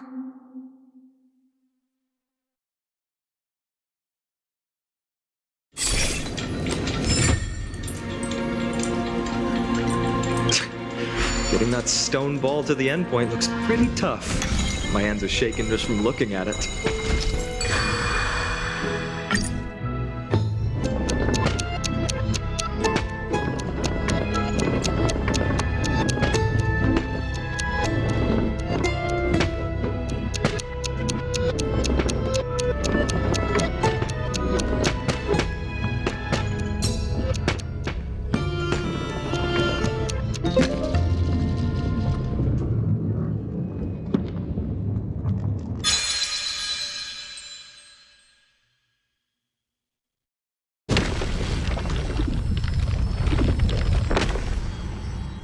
The secret door is open.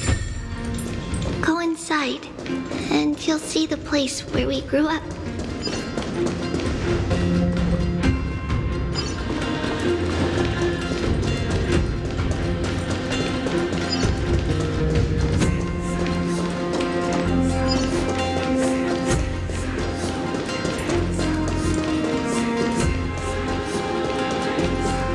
If I become a priest, will Orin see me?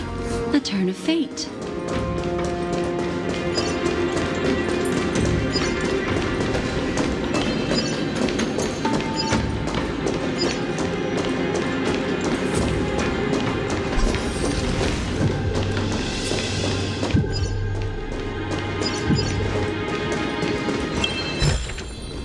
A sincere heart prevails.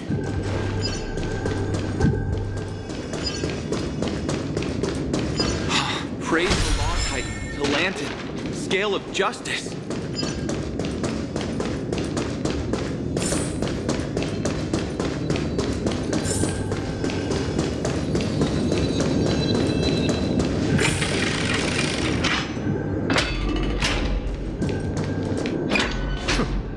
You grew up in a place like this. By the time we were born, the role of the Holy Maiden had already diminished to a mere title. Those in tune with the Titan's guidance are bound to become messengers for others. To maintain appearances, those in authority added some embellishments. And with Mother around, our childhood wasn't entirely without joy. Even so, I still find it hard to imagine. 20 years can go by in no time. Trinon, for most people, 20 years is a long period of time. Right. Becoming a demigod sure changes how one lives through time. It's hard to believe it's been so long. Your power is exceptional, Little Gray. This place looks exactly as before. Let's explore the room a bit.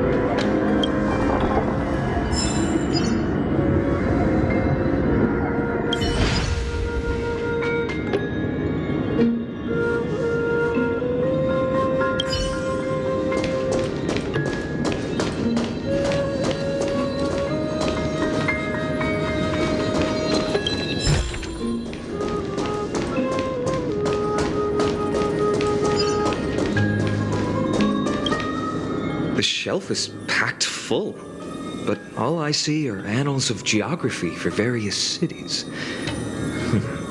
There are also documents about various kinds of Titan worship.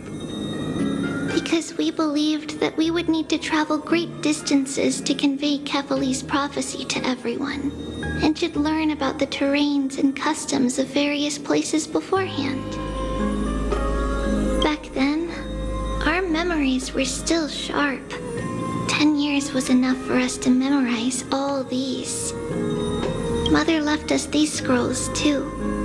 When we were young, she would read them to us as bedtime stories. Her stories were so engaging that we could vividly imagine all of Amphoreus in our dreams. Unfortunately, only after Mother was gone did we realize that what was written in the scrolls was far from engaging.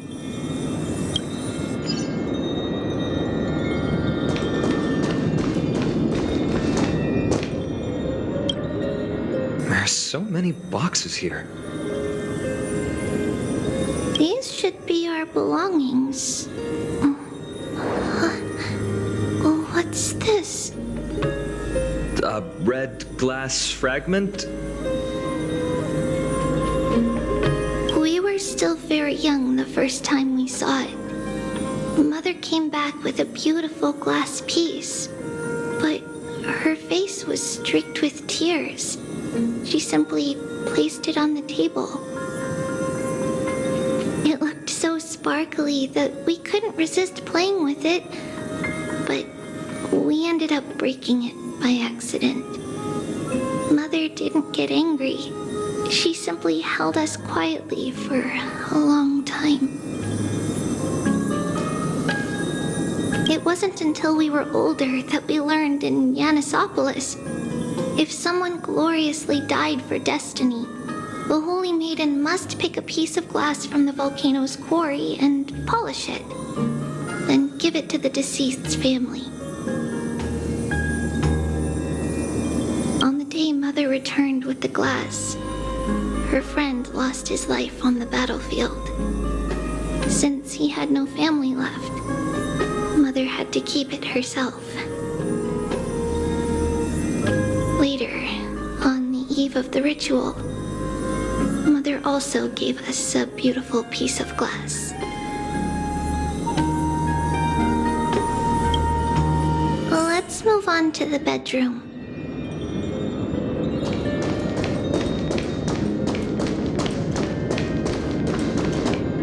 It's Trebios. Just as expected. It's time to get going after all. Mama, are you going to that ritual tomorrow? That's right, my sweet girl. What's the matter? I wish I could go too. I have something to ask Yanis.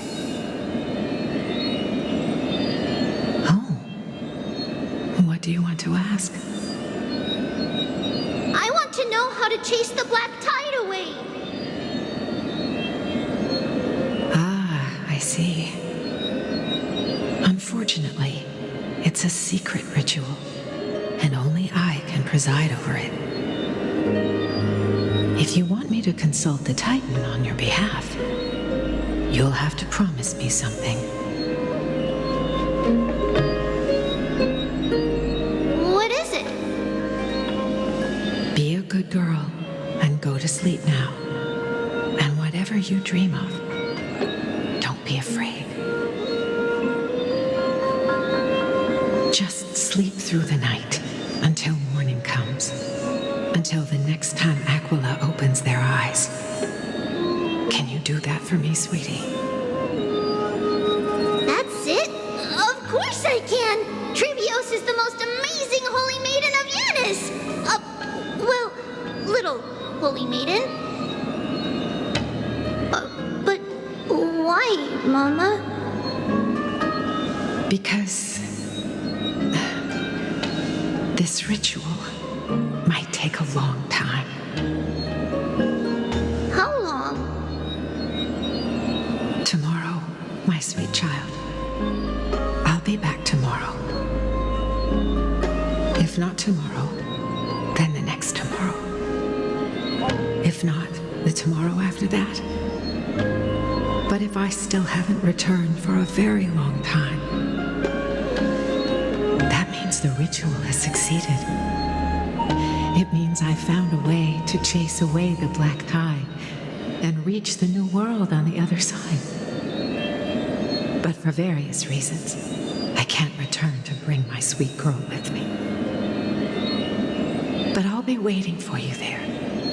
As long as you stay brave and kind, we'll meet again in that new world. It's the end of the west wind, the black tide's other shore. A radiant sea of flowers, blessed and protected by the gods. In the rosy horizon, you'll see a silver-white shoal. It marks the end of your voyage. A haven, free from storms, cold and heavy rains. No sorrow can linger there. That is where I'll be, waiting for you. Wow, that sounds just like the island from my dream. Oh, I know. I'll turn the moon into a ship and the stars into sails to go find Mama. Pinky promise? Pinky promise. As long as you sail toward tomorrow, as long as the sun will rise for the next day, our wishes will come true together. If the final murmurs of the Titan are true, if such a place really exists on the shore beyond the Black Tide at the end of Genesis,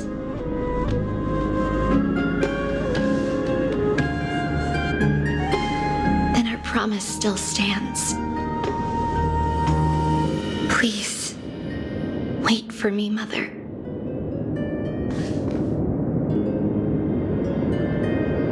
After those 10 years of darkness, when Aquila opened their eyes for the last time,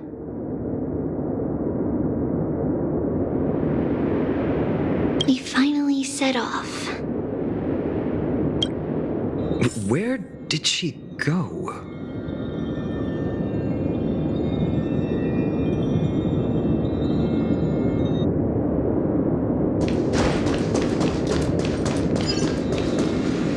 This way.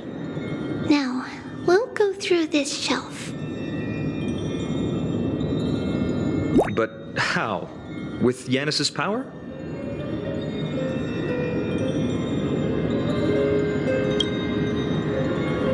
No, we hadn't acquired their power back then. So, this obstacle, it was simply a mirage? Yes, the answer is right on the shelf. Go ahead and give it a try.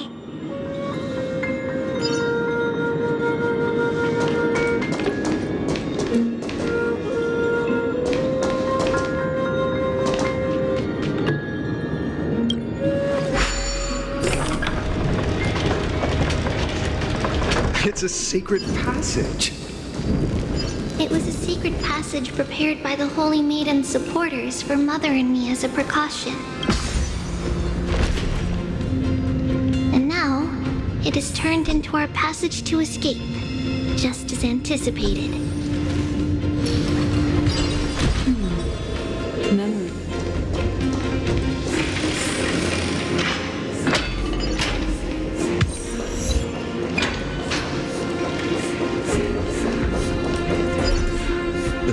The temple was in quite a state. Did someone do it on purpose? No surprise at all. Some people caught on to what we were planning and tried to intercept us, while others were willing to clear the way for the Holy Maiden. I can't move it. I can't climb over it either. Time Titan? Is that you? Someone will help me.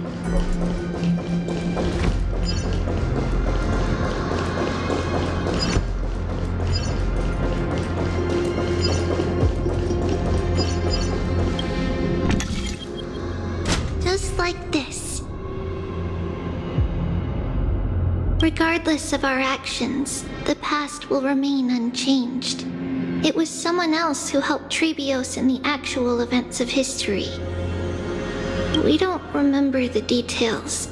As for why memory recreated the past to be like this, it must be because it's closer to the answer within our heart. The passage is now cleared.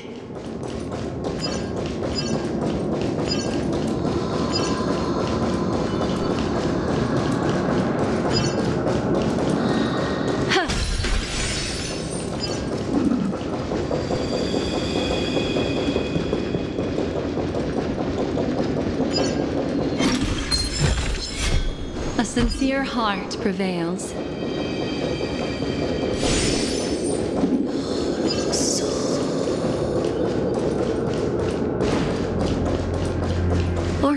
Ornix. It's you. Thank you, nameless god.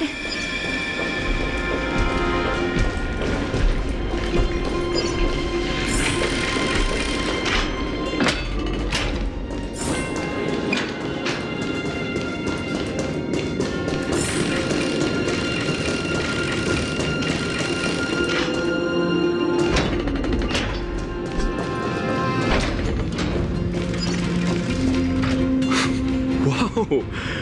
It looked truly magnificent back then. Relax.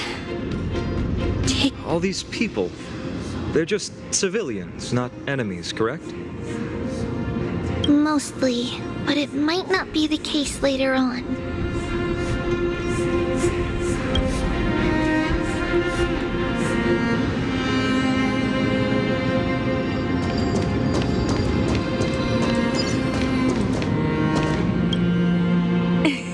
Hey, little ones. How did you sneak in here? Shh! Please keep it down. We have to be really sneaky to get in here. Okay. But what did you sneak in here for? I heard there's a lovely holy maiden living in the temple, and I want to meet her. I couldn't stop her, so I had to think of a way to sneak her in. Oh, really? I was here to meet the Holy Maiden as well, but the guard said she had to go somewhere far away today. Huh? What a bummer. Mommy even asked me to bring her gift to the Holy Maiden. It's getting late. Be good and go home now, okay? Okay then. We'll come back next time. Thank you. By the way they are dressed, the siblings look like civilians living outside the temple. Mother mentioned that when she was a holy maiden, she caught a girl sneaking into the temple to steal the tributes. Stealing from the temple was punishable by death, but that poor girl had no family and just wanted something to eat. So Mother took her outside and even gave her some food. Perhaps these two children are the descendants of that girl from back then.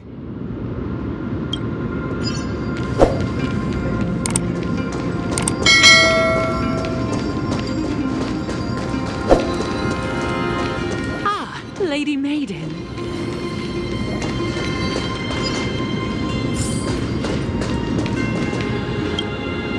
Lady Maiden, you need to dress warmer. It's pretty cold out. Let me get you a blanket. No need to trouble yourself. I'm just going for a quick walk.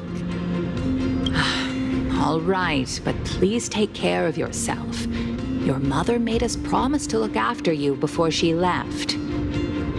It's been a while since I last saw you. I just realized you've grown into such a beauty, just like your mother. Oh, here, have some of my sweet pastries. She used to enjoy them, so maybe you'll like them too. What's wrong, Lady Maiden? I'm fine. It tastes really good. This lady is Mother's old friend. When we were little, we sometimes got to eat the sweet pastries she brought back. We've always remembered the familiar taste, and only now do we learn where it came from.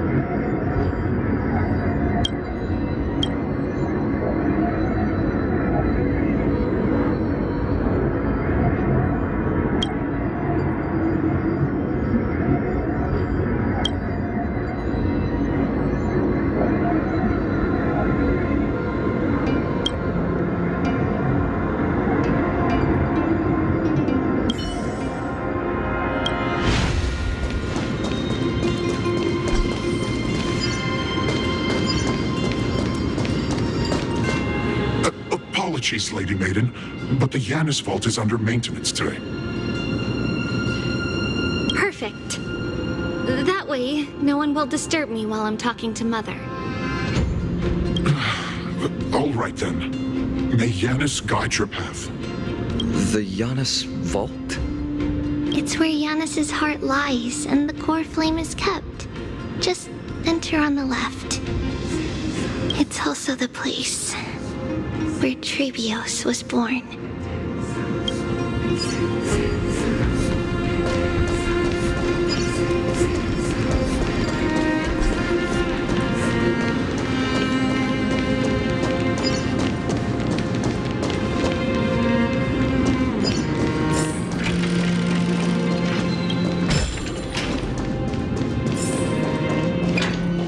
Trebios.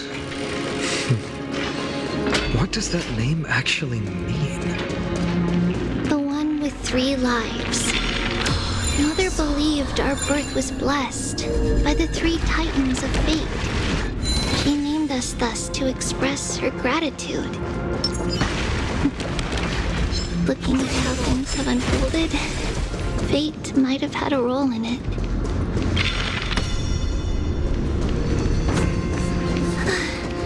Finally, the Yanis vault is right ahead.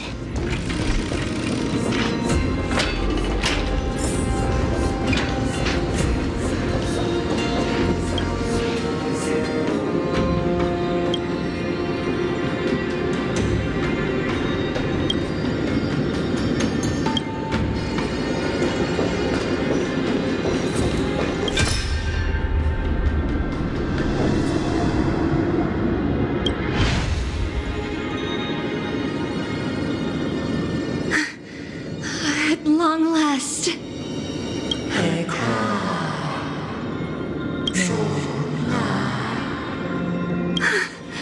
I knew there was some sanity left in you, Yanis. Just as I thought, you too have been confined.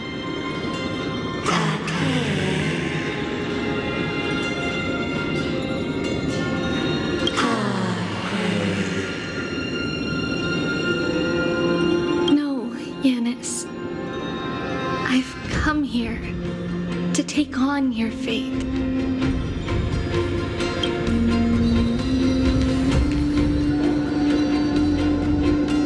By the blood of the Lamb and the strength of my blade-wielding right hand, I am Trebios, the listener, the announcer, and the witness of the prophecy. I, the Holy Maiden of Yanisopolis, the Walker of the Infinite Paths, have come forth to assume your duty.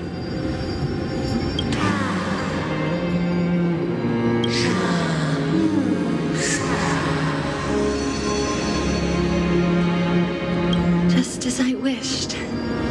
This journey promises to be a long one. With 1,000 selves to accompany me, I'll never be lonely.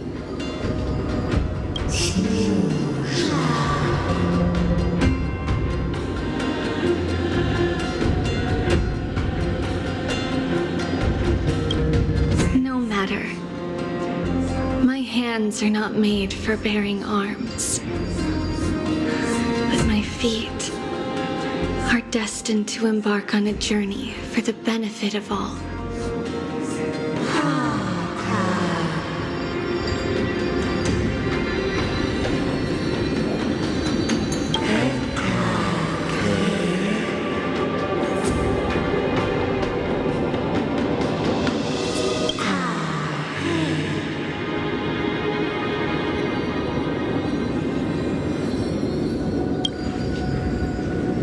Without a doubt, Titan. Let the prophecy shatter me, so that I may open a myriad of paths for this imperiled world.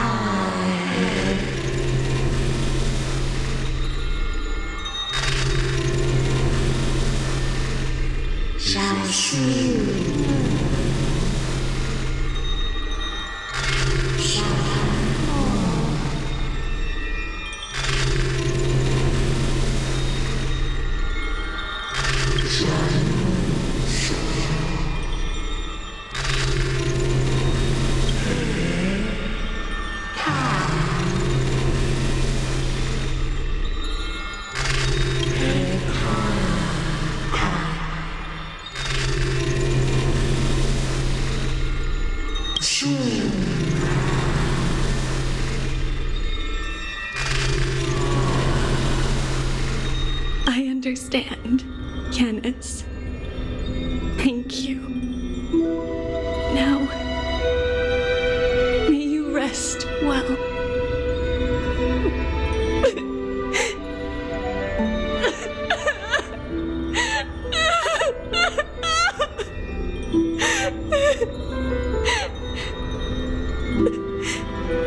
Mother, did you see that?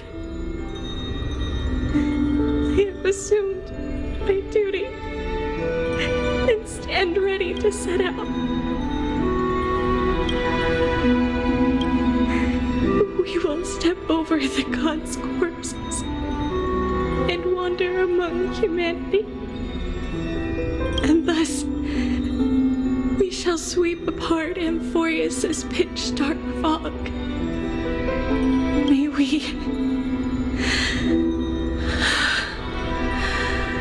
May the world follow the myriad paths trodden and reunite at the end of the West Wind. Where, Mother, I shall see you tomorrow. Who dares lay hands on the core flame? Drop your weapon and surrender at once! I knew this would come. It's opening up! Move aside and get ready! The Holy Maiden?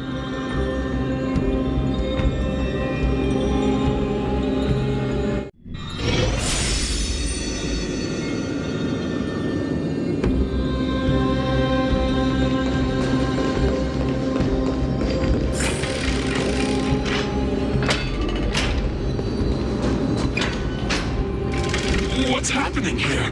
Lady Maiden, where's the thief who stole the core flame?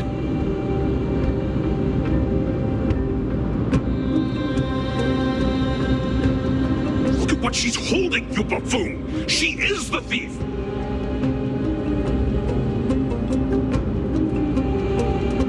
Take your positions and ready your arms! We're taking back the core flame!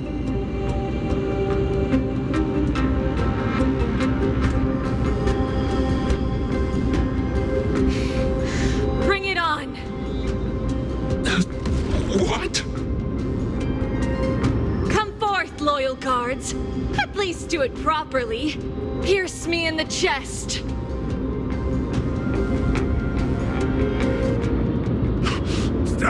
What are you scheming? This is your last chance. If anyone wants to earn a promotion and rise through the ranks, I'm right here. You all know who I am. Go ahead. However, if there's still any loyalty within you, step aside for the Holy Maiden. Otherwise, by the decree of the Holy City's Codex, anyone who dares to harm the Holy Maiden shall face execution! Captain, what should we do?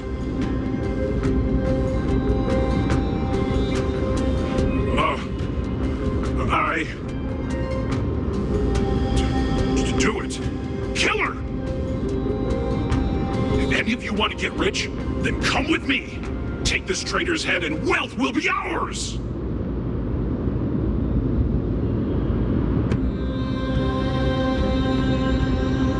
We can't just stand by and do nothing. Let's move, partner.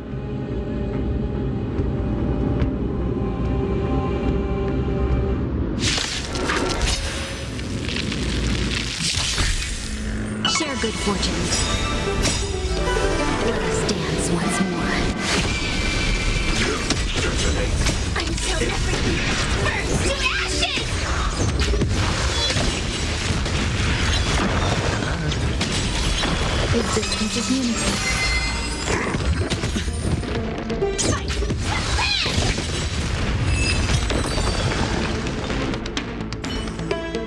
How's that possible?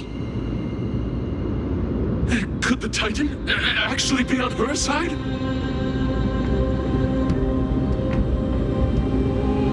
That woman is the traitor!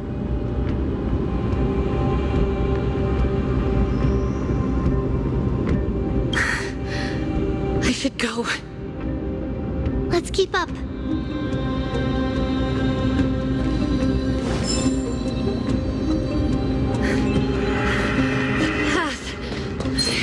Is opening up for me. Oh, Yanis, protect me. Type 4, activate! Filthy rat, you'll die with the fire of the close Burn to ashes!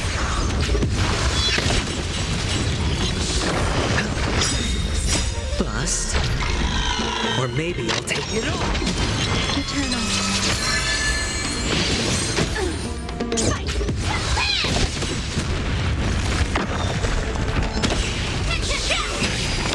Flame vanished. Spend freely.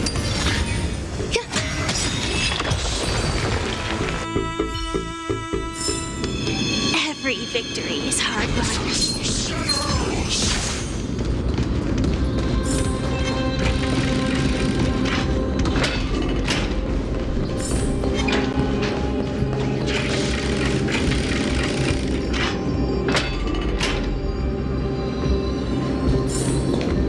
The main path is likely well guarded.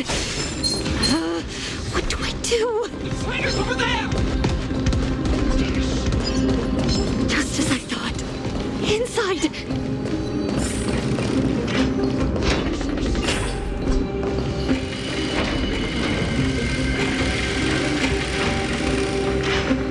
There are guards here too. Don't alert them.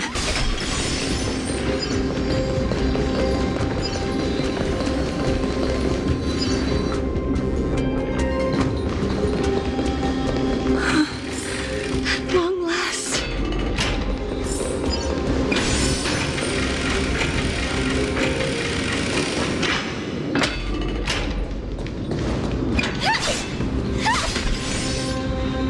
A creature of the Holy City guards, but I'm already so close.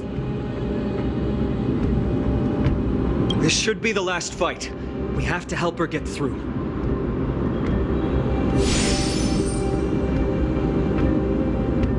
But I don't get it. This has been puzzling me for a while now.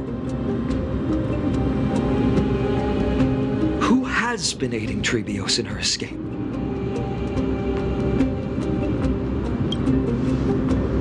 Well, history might be blurred by memories. Seeing how the whole city is hunting her down, she clearly had no allies.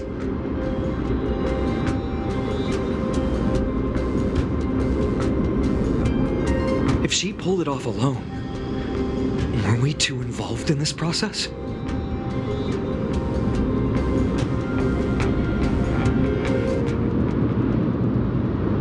Trebios had been on her own since she entered the vault.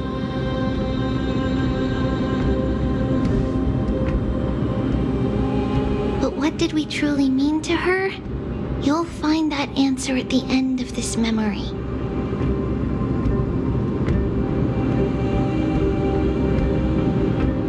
In that case, let's focus on the mission at hand now.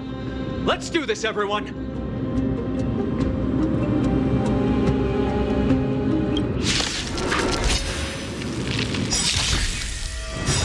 No dirty tricks, all right?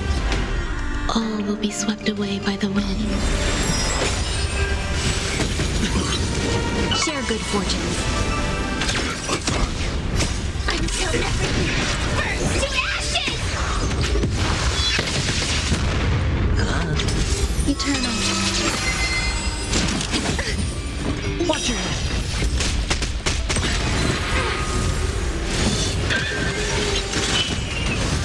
No dirty tricks, all right?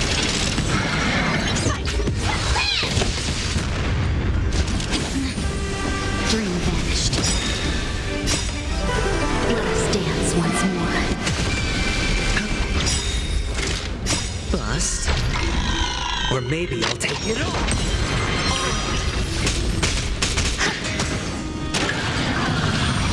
It's fine. Cloud scattered.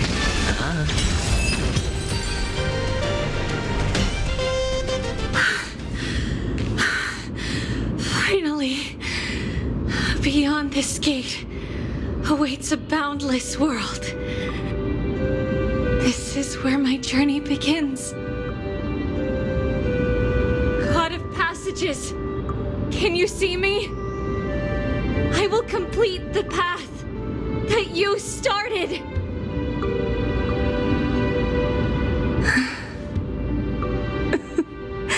No response after all. Yanis, may you have a good dream. I can't stay here much longer. It's time to leave.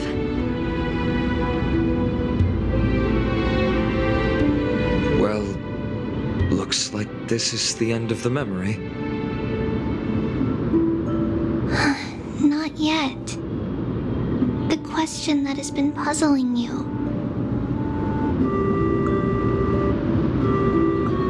She's about to reveal the answer.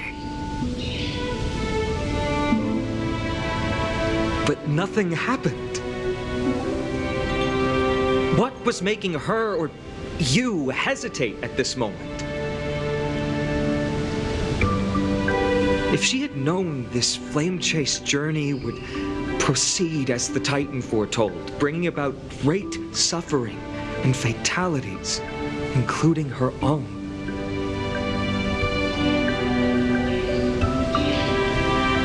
would she still have chosen to walk through the gate and start her journey?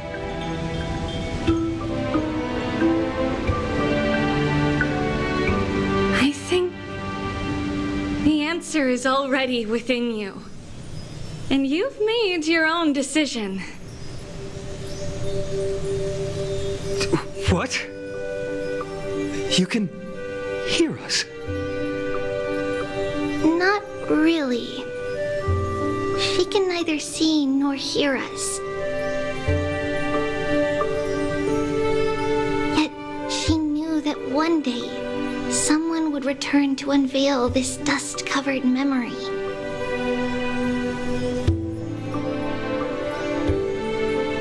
We can never know for sure who helped us back then. But that kindness was forever engraved in our hearts, motivating us to move forward. Time has modified this memory into a special letter, so that we do not forget our original intent. It's a letter written by Trebios of the past and sent to her future self. In this memory, it is Trebios of the future who overcomes all difficulties for her and sends her on a long journey toward the tomorrow where we are. Yes, you'll remember it all. And then find your way back to the gate where everything began. Here, I will set sail toward the distant horizon. Here, you have traveled far on your way home. Such is the maxim that unveils Trebios' fate. You shall shatter into 1,000 fragments and wither on the soil of foreign lands. So, if you ever feel lost, return to this place. I'll keep this memory here for you. Or for me, to embrace it again. Worry not. Though loss is something we've grown used to, our resolve and our pledge are what Trebios will never forget.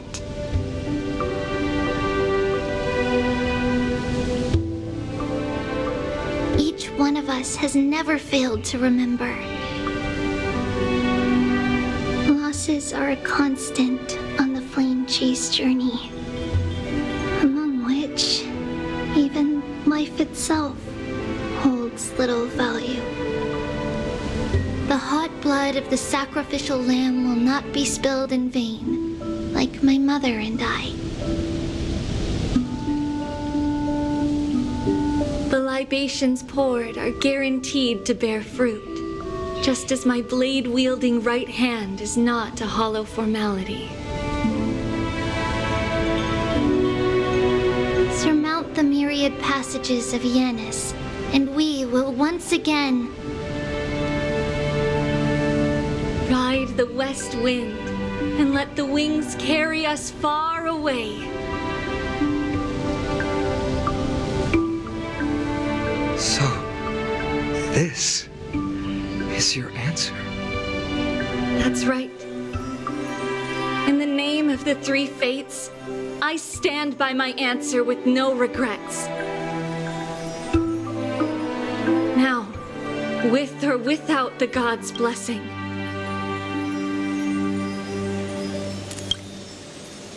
I run towards the world's agony.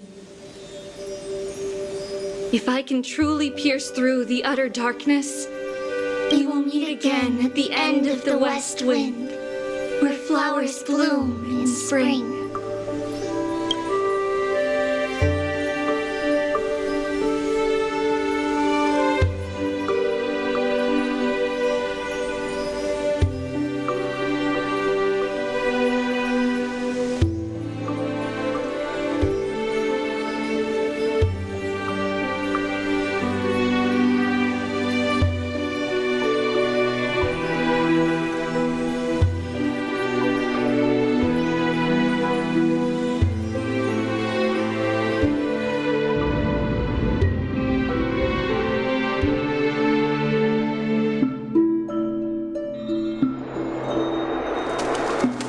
Lady Treby, do you still think that everything will be fine tomorrow?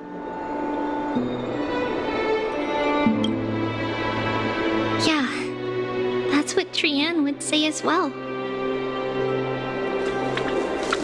With all due respect, Lady Treby, you know perfectly well that see you tomorrow is nothing but a white lie. I hope your toughness is not a mask hiding a lonely heart.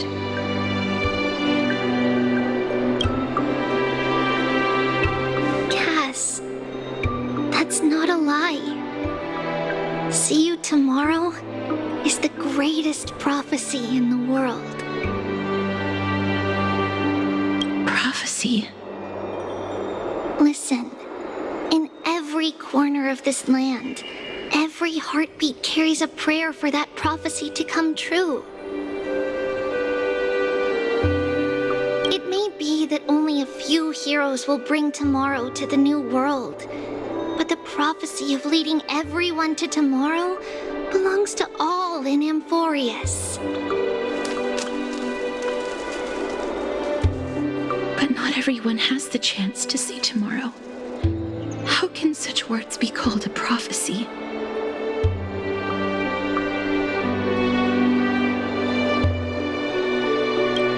Because people believe it will come true, and they are trying hard to hold on to that belief. Even as the world teeters on the brink of collapse, everyone is pressing forward, longing to reach farther and move toward tomorrow. And that is why a holy maiden exists to lead the world toward tomorrow, and why Yanisopolis' prophecy unfolds as passages. Fate is not about the outcome, but the journey. It's not the flowers that bloom at the end of the road, but rather the paths that lead beyond the gate, where people tread toward the sea of flowers.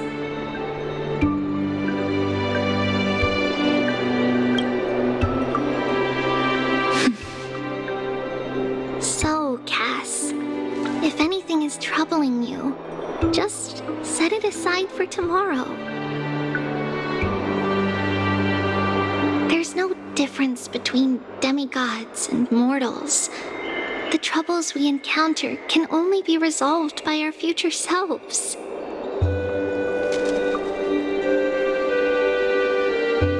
Reflect through the long night. Wait for the dawn as you think. Then set off at daybreak. The hesitant part of us will be left behind in the dark, while the determined side of us will know no fear.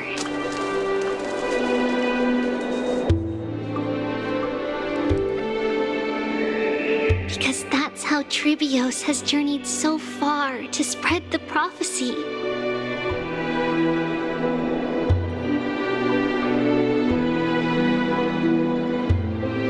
Beckoning the morning sun and the tomorrow it promises to bring.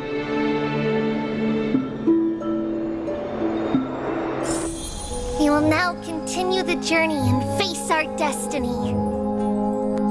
We will step over the gods' corpses and wander among humanity. And thus, we shall sweep apart Amphoreus' pitch-dark fog. And at the end, all will reach that silver-white shoal. That end of the journey, that new world and new tomorrow. It is a haven free from storms, cold, and heavy rains. No sorrow can linger there. We've made a promise to meet again at the end of the west wind, where flowers bloom in spring. See you tomorrow, Brienne. See you tomorrow!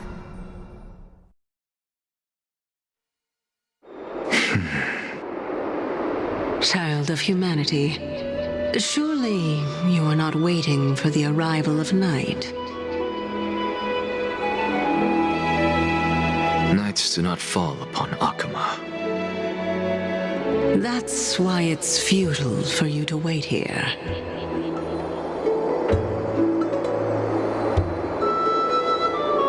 Honestly, I didn't expect the renowned Reason Titan to behave like this.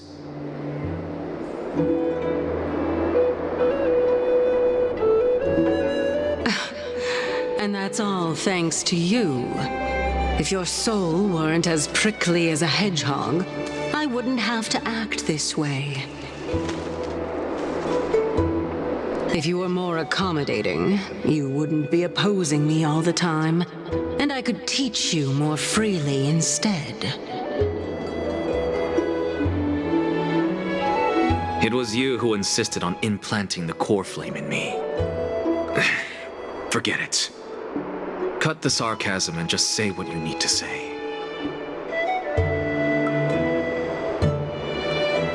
Fine, fine. All I want is to remind you. There's not much left in your soul. If you don't do something soon, I will have to take over this body. If I'm not worried, why should you be? I know what you're planning. You just want my help answering the question.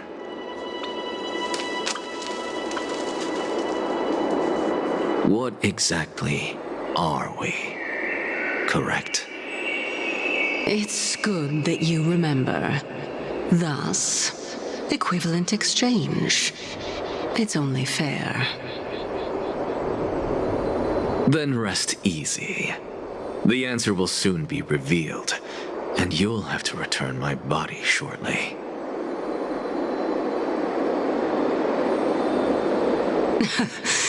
Is that true? Certainly.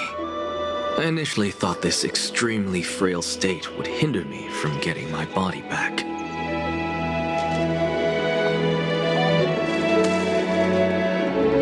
But I didn't expect the answer to be right within it. That saved me a lot of trouble. I don't even need the black-robed swordmaster's ceremonial blade. That's certainly worth celebrating. Regrettably, I can't carry out the upcoming experiment alone.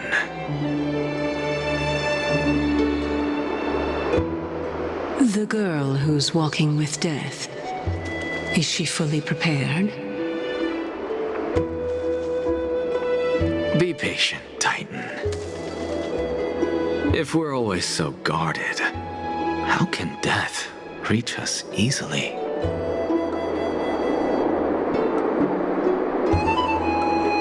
Unfortunately, on behalf of Okima, I must ask you to slow your pace.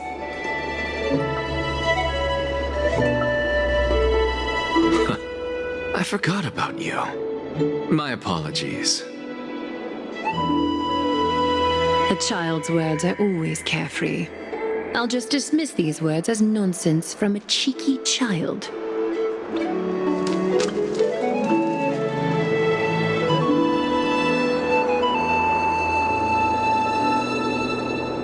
Come now, conceited performer. It's time to address your relationship with that Titan.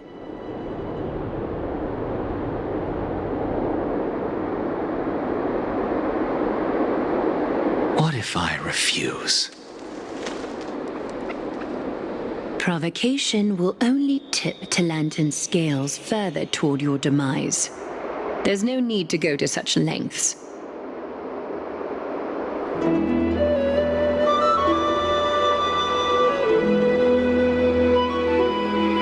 Oh, monster neither human nor divine. Don't forget that you won't dare kill me. If you snuff out the core flame of reason,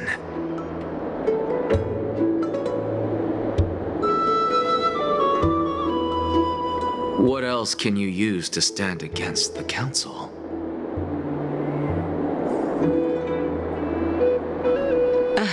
Do you two mind if I cut in?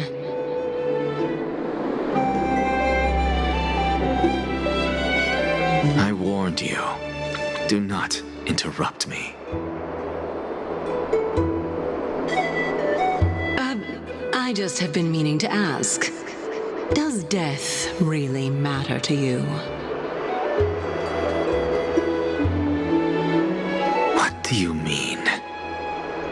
What I mean is, before I implanted the core flame into your heart, you were already a silent, cold corpse.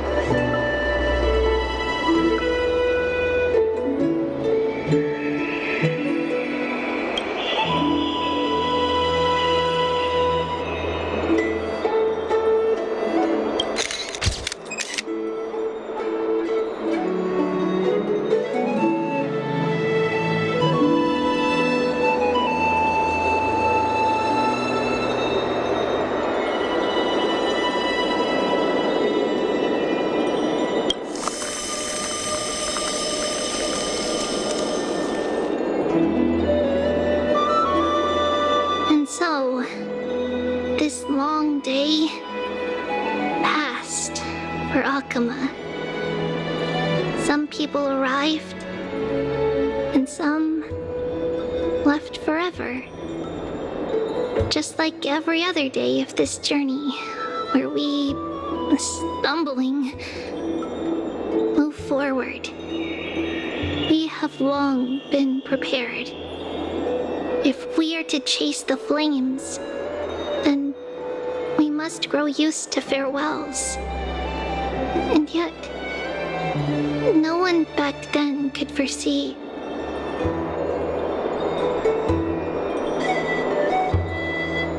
death. Its arrival would always be so sudden and so momentous. Even little Gray, coming from beyond the sky,